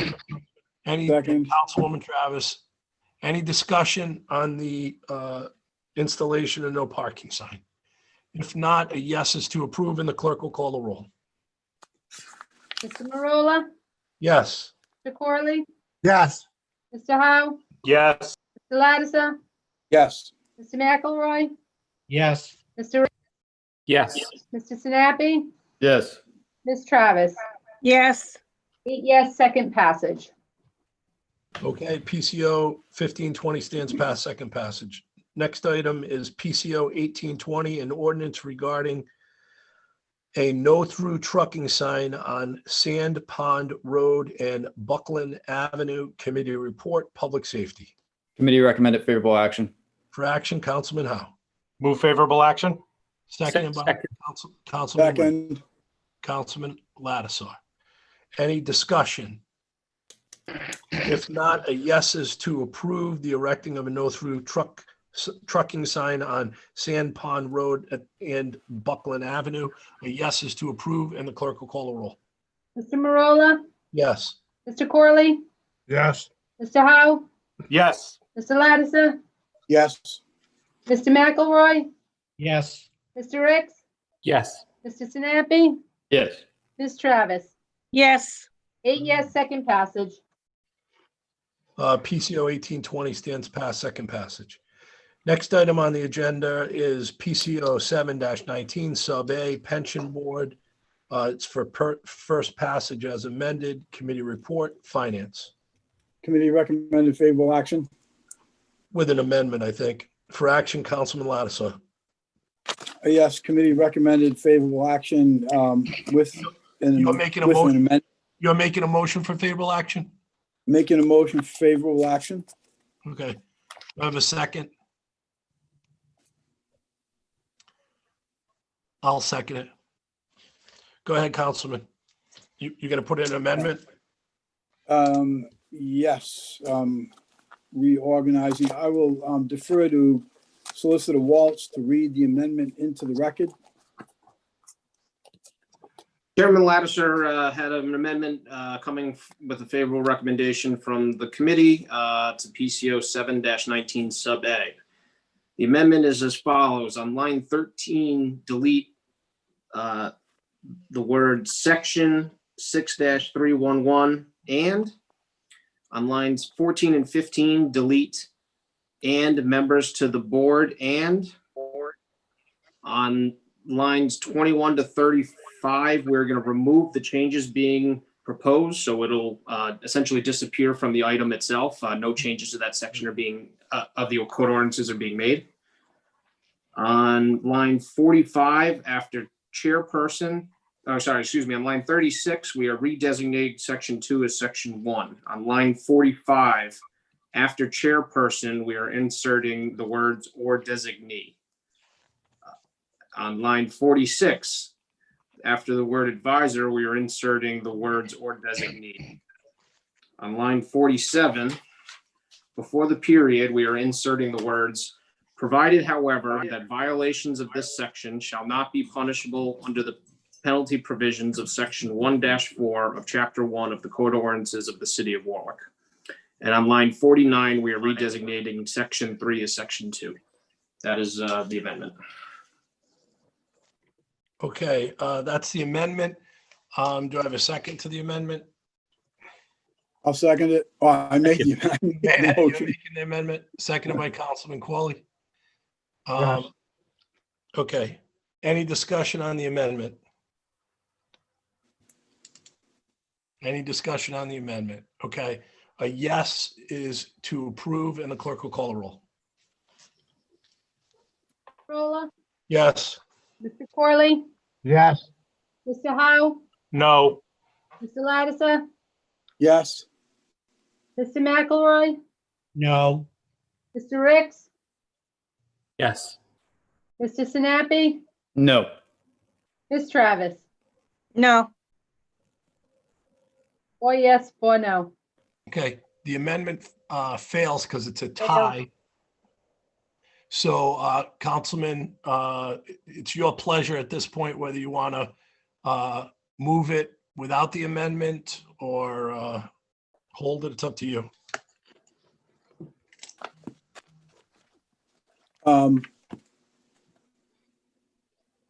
To hold it would mean what? Well, I don't know. I mean, you could vote on it. You could vote, you could move it as not amended. It's up to you. I make a motion to move as unamended. Okay. Is that a second? Councilman Corley? I'll second. Okay. And any discussion on this? If not, a yes is to approve. If I may, Yes, Councilman Ricks. I'll just briefly state that while, as reflected by my last vote, I would have favored this legislation with the amendment, I do not intend to vote for it as originally drafted. Okay. Mr. President, Yes. I'll withdraw my motion to move unamended, and I'll move to hold until November 16th. Okay.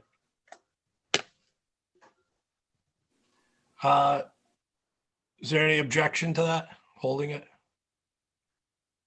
If not, it'll be held till November 16th. Next item on the agenda, and my page just died here. Hold on.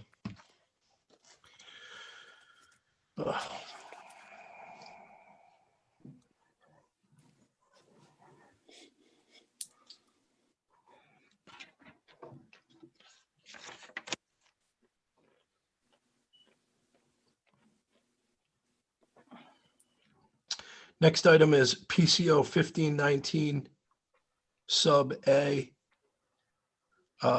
regarding health insurance for city employees. That's first passage, committee report ordinance. I believe that's the one that a request was made for a fiscal note. Is that right?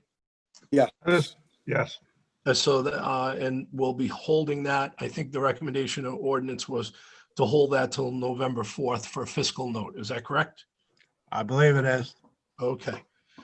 Next item on the agenda is PCO 1719, an ordinance relative to senior and veteran exemptions. That's first passage. It's not drafted. Committee report finance. Hold on November 16th. Held till November 16th. Next item on the agenda is PCO 2119, an ordinance relative to employee benefits. First passage, that's not drafted. Committee report finance. Hold on November 16th. Held till November 16th. Next item on the agenda is PCO 2919, an ordinance relative to tangible property tax regarding vacant storefronts. That's first passage, committee report finance. I believe that's hold till November 4th. Is that right, Councilman Lattiser? Councilman Lattiser, can you hear me? Yes, that was hold till November 4th. Sorry. Okay, PCO 2919 held till November 4th.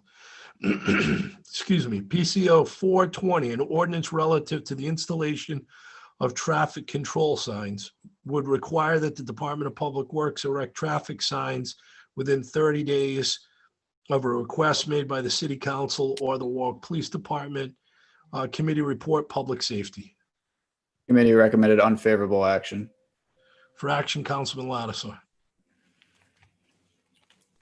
I'll move favorable action on PCO 4-20. Do I have a second? Can I What's ask a that? question? Second. Yes. All right, I have we're on PCO 4-20. Yes. Okay, got an unfavorable from committee. Correct. Okay, and The sponsor we go to the sponsor, and if the sponsor wants to move favorable and he gets a second, you can take a vote that way. And if it goes down, it goes down. If it goes up, it goes up. So the sponsor it's up to the sponsor. We have the recommendation from the committee. Okay, so just Councilman Lattiser. clarifying, sorry. No, I appreciate the question. It's just, whatever. I mean, he has the right to do that. PCO 420, you've made a recommendation for favorable action. Do I have a second? Second. Councilman Corley seconds it. Is there any discussion on the ordinance relative to installation of traffic control signs? I'll start off.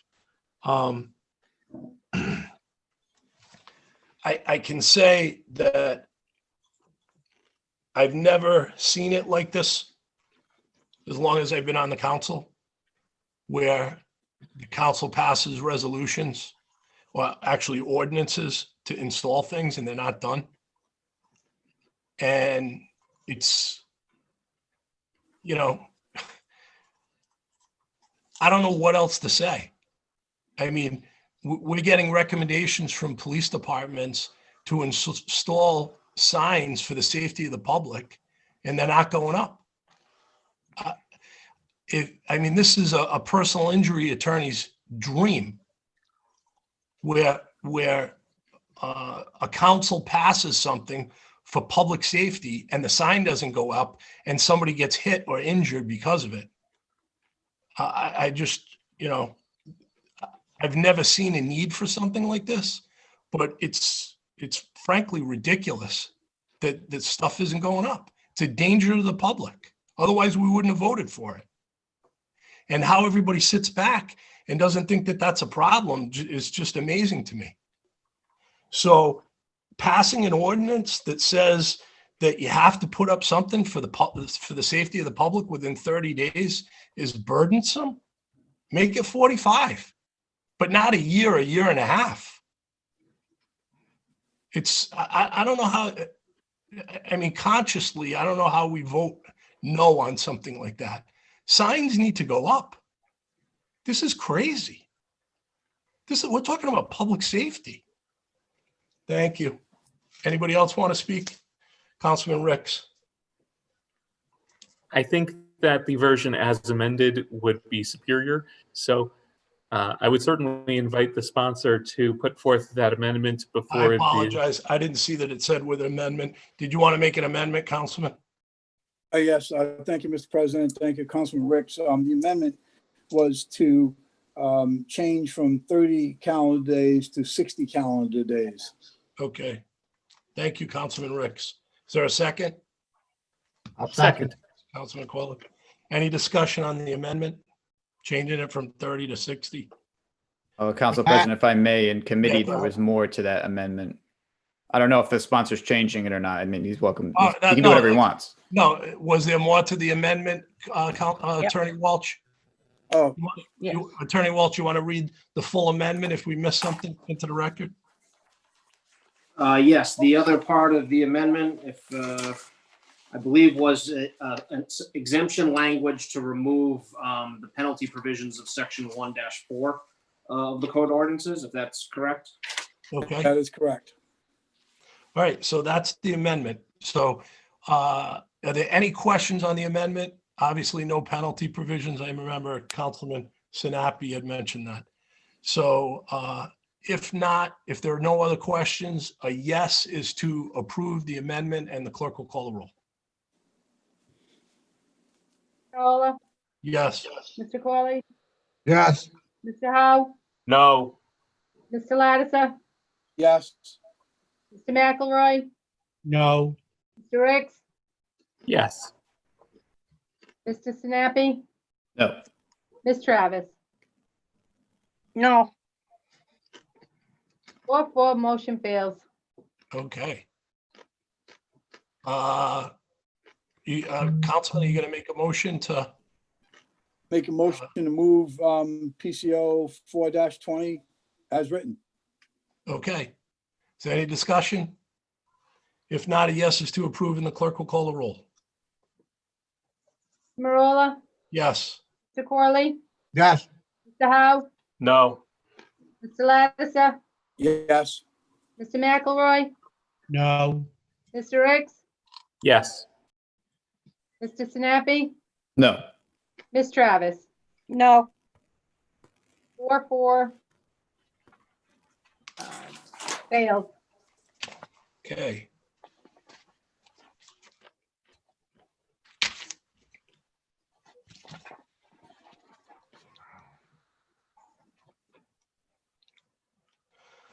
All right, so we are on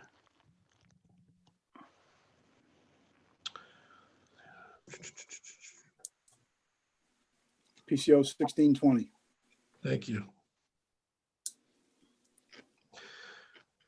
PCO 1620, an ordinance relative to permitting and regulating charitable donation bins. It's not drafted committee report ordinance. Does that hold till November 16th? Yep. Okay, held till November 16th. Next item is PCR 18219, a resolution to ratify the lease of a defined portion of the Cooper Building located at 885 Sandy Lane, Warwick, which is tax assessors plat 349, assessors lot 635. Committee report, public properties. I believe it was favorable action with an amendment. Is that right? Public Correct. property. Okay. For action, Councilman Lattiser. Yes, Mr. President, I move favorable action on PCR 182-19 as amended, and would Okay. ask Solicitor Walsh to read the amendment into the record. Okay, well, we're gonna move, we moved it first and it was seconded. We have a second, Second. Councilman Ricks. Okay, and now Councilman Lattisoy, you're moving as amended. You're moving the amendment, and Attorney Walsh is gonna read the amendment into the record, and then we can get a second. The amendment is to update the title and the be it resolved clause. So on lines 13 and 14, we are deleting the words "bring the lease for the Cooper building before the city council for ratification."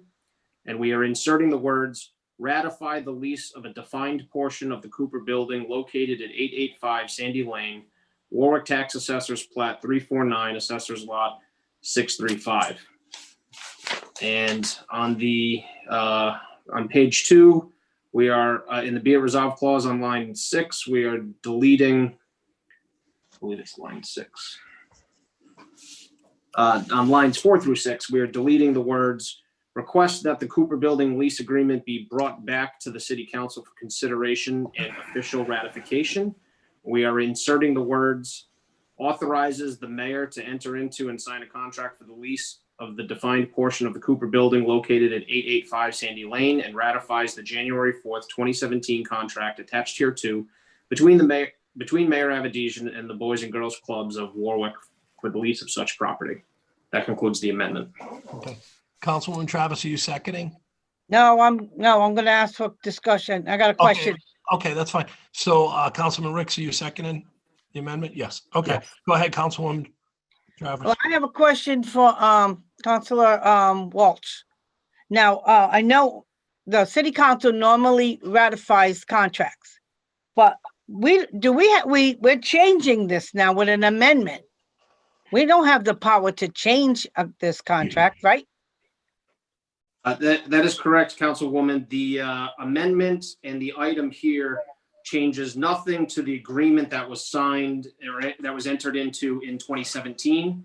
This is merely a step to conclude the process such that the council is granting its approval of the actions that were taken. Traditionally, as you and many others know, normally the cart comes a little before the horse here. And you get approval ahead of time, but this was something that was subject to much council consideration over the past few years. We now have the lease before us, and the amendment is to. But we don't have the power to amend. Right. We only have the power to ratify. Yeah, I think what he's saying is we're not amending the agreement. There was a question on the resolution itself that was an amendment, not to the agreement. So. What the Just wanted to clarify that. Yeah. So we're not changing the contract. I mean, point of information, technically we are, because the current arrangement is for the use as currently is being done with the city utilizing certain offices. Now we're seeking to amend the current arrangement. How are we seeking to amend the current arrangement? By the manner in which I just stated. So we're ratifying an agreement, correct, Councilman Sinapi, with no language changes from 2017, correct? That's what you're purporting to do. My point is that the current arrangement between the two parties is different from the agreement you were attempting to ratify. Thus, you'd be attempting to amend the current arrangement. Okay, so what you're saying is that you want to go back and renegotiate amendments with the Boys and Girls Club, correct? I didn't say that. Well, that's what by de facto, that's what you're saying.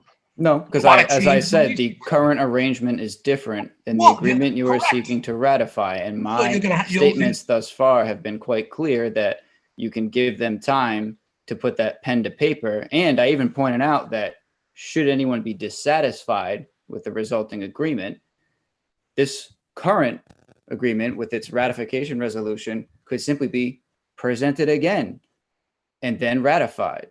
It's a nice compromise that makes everybody happy and makes this nice and clean. I was ignored on it. So why don't we just vote? Okay. Council President, if I may. Yeah, go ahead, Councilman Ricks. To address Councilman Snappy's concerns through the president, I would state that the current arrangement, quote unquote, is that the Boys and Girls Club would be considered squatters. I don't think that that's a good arrangement. I think that everybody back in January 2017 was on the same page that there was to be a lease for a period of 10 years. And I think that everybody, the city and the Boys and Girls Club alike, have acted in reasonable reliance on that. And I know that we discussed this at length in the committee meeting, but it seems that there's still some confusion on that point, that the current arrangement that everybody is relying on under this contract, that I think that everyone has been, I hope, presuming is valid, is that the Boys and Girls Club has a right to be there, and they shouldn't be just kicked out on the street, basically as a squatter or tenanted sufferance.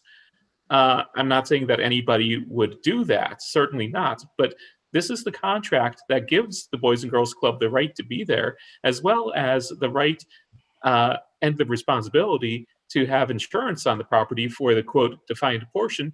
And while I suppose that theoretically there might be some argument about exactly what the defined portion is, I know that many of us, myself included, did go to that opening and saw exactly what portion they were occupying on the first floor of that building.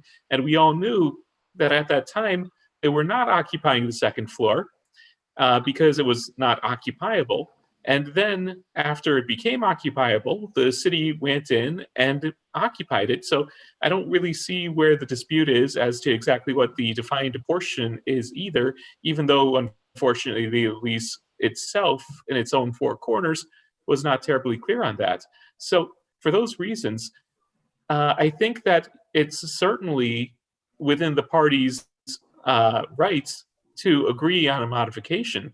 But I think that really throwing everything out to the wolves here would be the wrong decision. So for those reasons, and again, I'll briefly reiterate that by ratifying this contract, we are not saying that the city and the Boys and Girls Club would not have had the ability to modify it at any point along the road, 2018, 2019, this year, now, or in the future. It's a matter of recognizing that when the parties entered into this contract, it became a valid contract back at that time, because if we fail to recognize that now, then for the last nearly 4 years, they've been operating without a valid contract, essentially as squatters, and that's, in my opinion, untenable. If I may. Well, I just wanted to follow up on Councilman Ricks. And what I would only add to that is my concern is liability and insurance.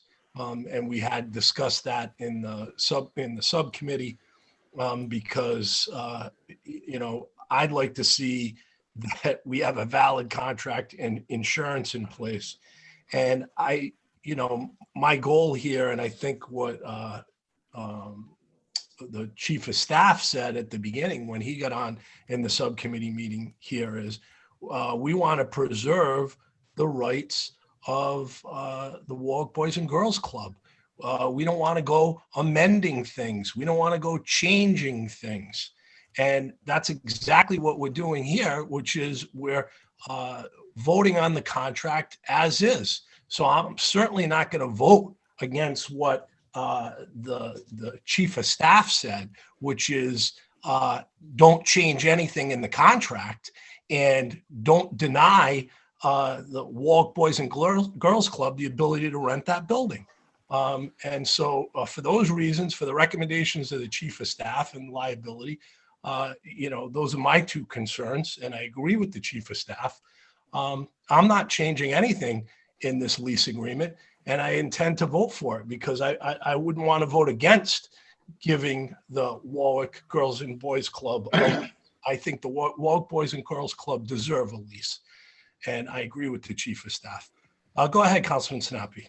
So first off, that the chief of staff said a lot more than that, and among other things, that there was no reason why we couldn't wait until the first meeting in November to resolve this after the parties could have time to meet, because this has been on the docket for years.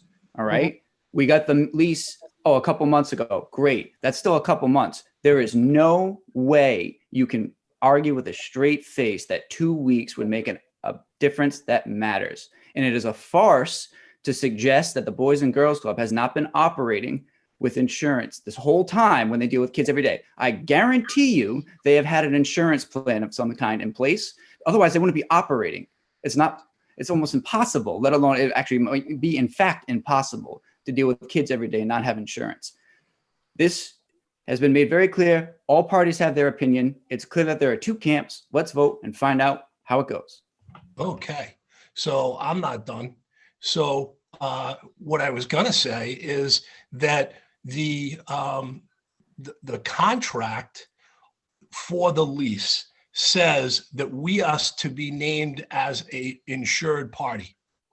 And right now, there's no agreement between the two entities. So if something happens in the next 2 or 3 weeks and we don't have coverage, that's on us. And that could affect the Warwick Boys and Girls Club. And no, it should not have gone this long. And you're right, Councilman Sinapi. When Councilman Ladislaw asked for that lease months and years ago, he should have been given it. I agree with you. We shouldn't have got it just 2 months ago. Okay, this should have been moved. That's not what I said. Do not say I say things that I did not. So, Councilman, all I'm saying is, we're going to have some courtesy and decorum too, right? So just let me finish my thoughts like I did with you, and then you can say what you. There's a difference between lying about what I said and not. I will interrupt you if you attempt to lie about what I say. Councilman, you're out of order. You haven't been recognized. So that's what I'm saying. I'm saying that I am very concerned about liability. And I'm also concerned that they're operating without a lease, and I'm concerned about this insurance issue.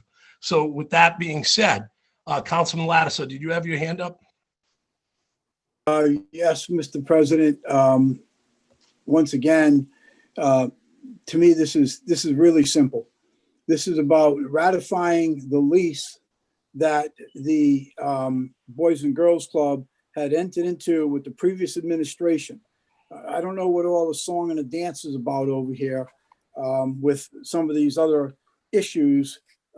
But for me, it's really simple. There was a lease entered into by the city of Warwick with the previous administration. It was agreed to and entered into by the Boys and Girls Club. It has not been ratified. I am simply looking to ratify that lease,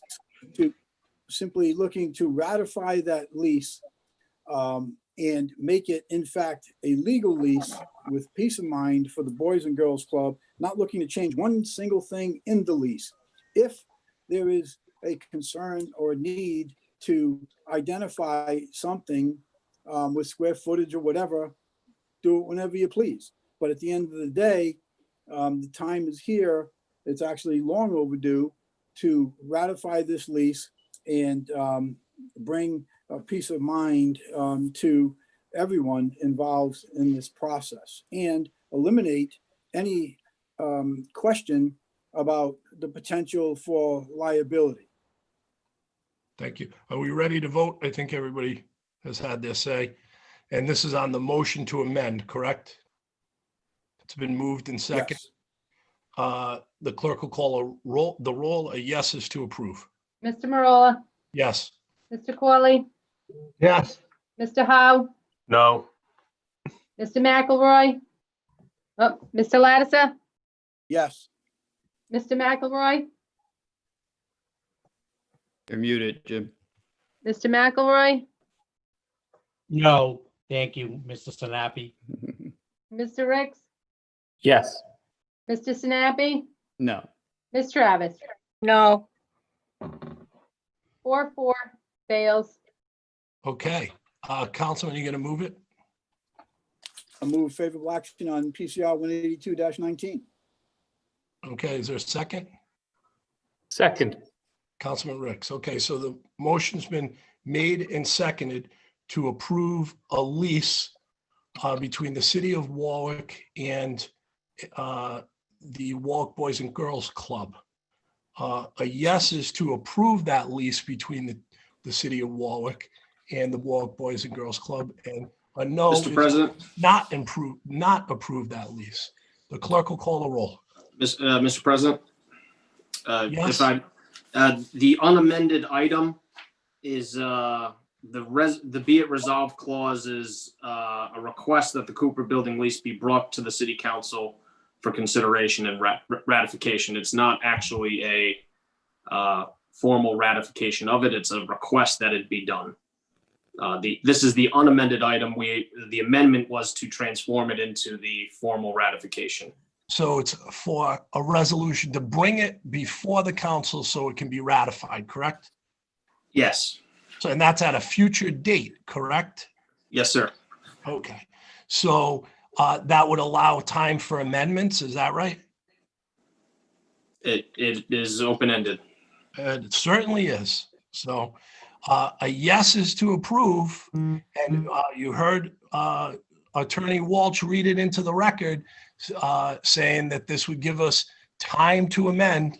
So that's what we're voting on now.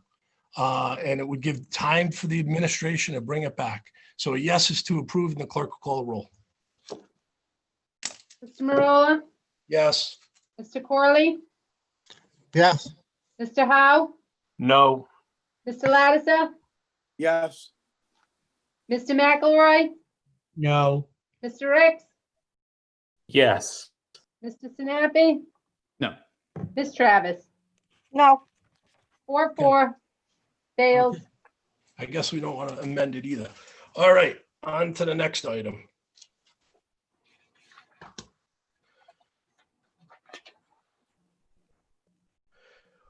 PCR 19519, a resolution relative to creating a commission to study health insurance benefits.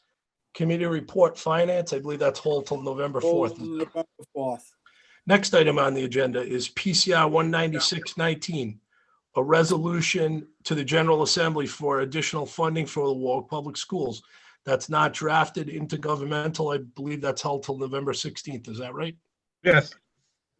Held to November 16th. Next item is PCR 2120, a resolution relative to claims. Mary McGann, Public Safety, Committee Report, Public Safety. I believe that's hold till November 16th. So the second meeting in November, that's correct, Council President. Next item, PCR 3820, a resolution in regards to erecting a stop sign on Maywood Avenue to stop traffic entering onto Beach Avenue. Committee Report, Public Safety. Committee recommended favorable action. For action, Councilman McElroy. Favorable action, Mr. President. Seconded by. Is there a second? Councilman Howe. Second. Any discussion? If not, a yes is to approve, and the clerk will call the roll. Mr. Marola, Yes. Mr. Corley, Yes. Mr. Howe, Yes. Mr. Lattiser, Yes. Mr. McElroy, Yes. Mr. Ricks, Yes. Mr. Sinapi, Yes. Ms. Travis. Yes. 8 yes. Resolution passed, and I hope the stop sign goes up soon. Next is PCR 6820, resolution relative to claims. Mark Hool, Public Safety. Recommendation, Committee recommended unfavorable action. unfavorable. For action, Councilman Sinapi. Committee moves unfavorable action. So is this you're making a motion for unfavorable? That's correct. Okay, is there a second? Councilwoman Travis, is there any discussion on this as to why it's unfavorable? Other than what was said in committee, no. Okay. Is there any questions from council members? A yes is for unfavorable action, and the clerk will call the roll. Mr. Marola, Yes. Mr. Corley, Yes. Mr. Howe, No. Mr. Lattiser, Yes. Mr. McElroy, Yes. Mr. Ricks, Yes. Mr. Sinapi, Yes. Ms. Travis. Yes. 7 Passes. yes, 1 no. Okay. Next item on the agenda is PCR 7920, a resolution for engineering to create Bucky Brook project. Committee report intergovernmental. I believe that's held till November 4th. Is that right? I know it was November. I think it's November the 4th. Okay. Held till November 4th. Next item on the agenda is PCR 8920, a resolution relative to claims. Helene Bradshaw, public safety recommendation. Committee recommended favorable action in the amount of $291. Second. Okay, well, that's the recommendation, but you can, Councilman Sinapia, you can move it. You get a second. Move for favorable action in the amount of $291. Seconded by Now Council. second. Okay, any discussion? If not, the clerk will call the roll. Any yeses to approve? Mr. Marola, Yes. Mr. Corley, Yes. Mr. Howe, Yes. Mr. Lattiser, Yes. Mr. McElroy, Yes. Mr. Ricks, Yes. Mr. Sinapi, Yes. Ms. Travis. Yes. 8 yes. PCR 8920 stands passed. Next item is PCR 9120, a resolution relative to the city council meeting calendar for 2021. Committee report intergovernmental. I believe that's whole till November 16th. Is that right, Councilman Corley? That's right. Okay. Next item on the agenda is PCR 9420, which is 2021-130, police breast hat badges, insignias with nameplates and mourning badges. Committee report finance. I think that's Withdrawn by the sponsor. Okay, for action, Councilman Lattiser. Committee makes Will you make a recommendation motion to to withdraw at the Okay. request of the sponsor. Okay, who's the sponsor? It has you down as the sponsor. Police Department. Okay. Seconded by Councilman Howe to withdraw? Yes. Okay, and Councilwoman Travis. Any discussion? If not, a yes is to withdraw, and the clerk will call the roll. Mr. Marola, Yes. Mr. Corley, Yes. Mr. Howe, Yes. Mr. Lattiser, Yes. McElroy, Yes. Mr. Ricks, Yes. Mr. Sinapi, Yes. Ms. Travis. Yes. 8 yes to withdraw. Okay, motion stands passed. We'll go to unanimous consent. Ward 1, anything for unanimous consent? No. Pass. Ward 2, Pass. Ward 3, Pass. Ward 4, Pass. Ward 5, Pass. Ward 6, Pass. Ward 8, Pass. Ward 9 passes. Councilwoman Travis. If there be no further business by this honorable body, I move to a docket session. Councilwoman Travis moves to the docket session. All those in favor? Aye. Aye. All those opposed? Ayes have it. We're in the docket session. Any, Ward 1, anything in the docket? Pass. Ward 2, Pass. Ward 3, Pass. Ward 4, Pass. Ward 5, Pass. Ward 6, Pass. Ward 8, Pass. Ward 9 passes, and the meeting stands adjourned. Have a good evening. You too. Good evening. Thank you. Okay. Thank you.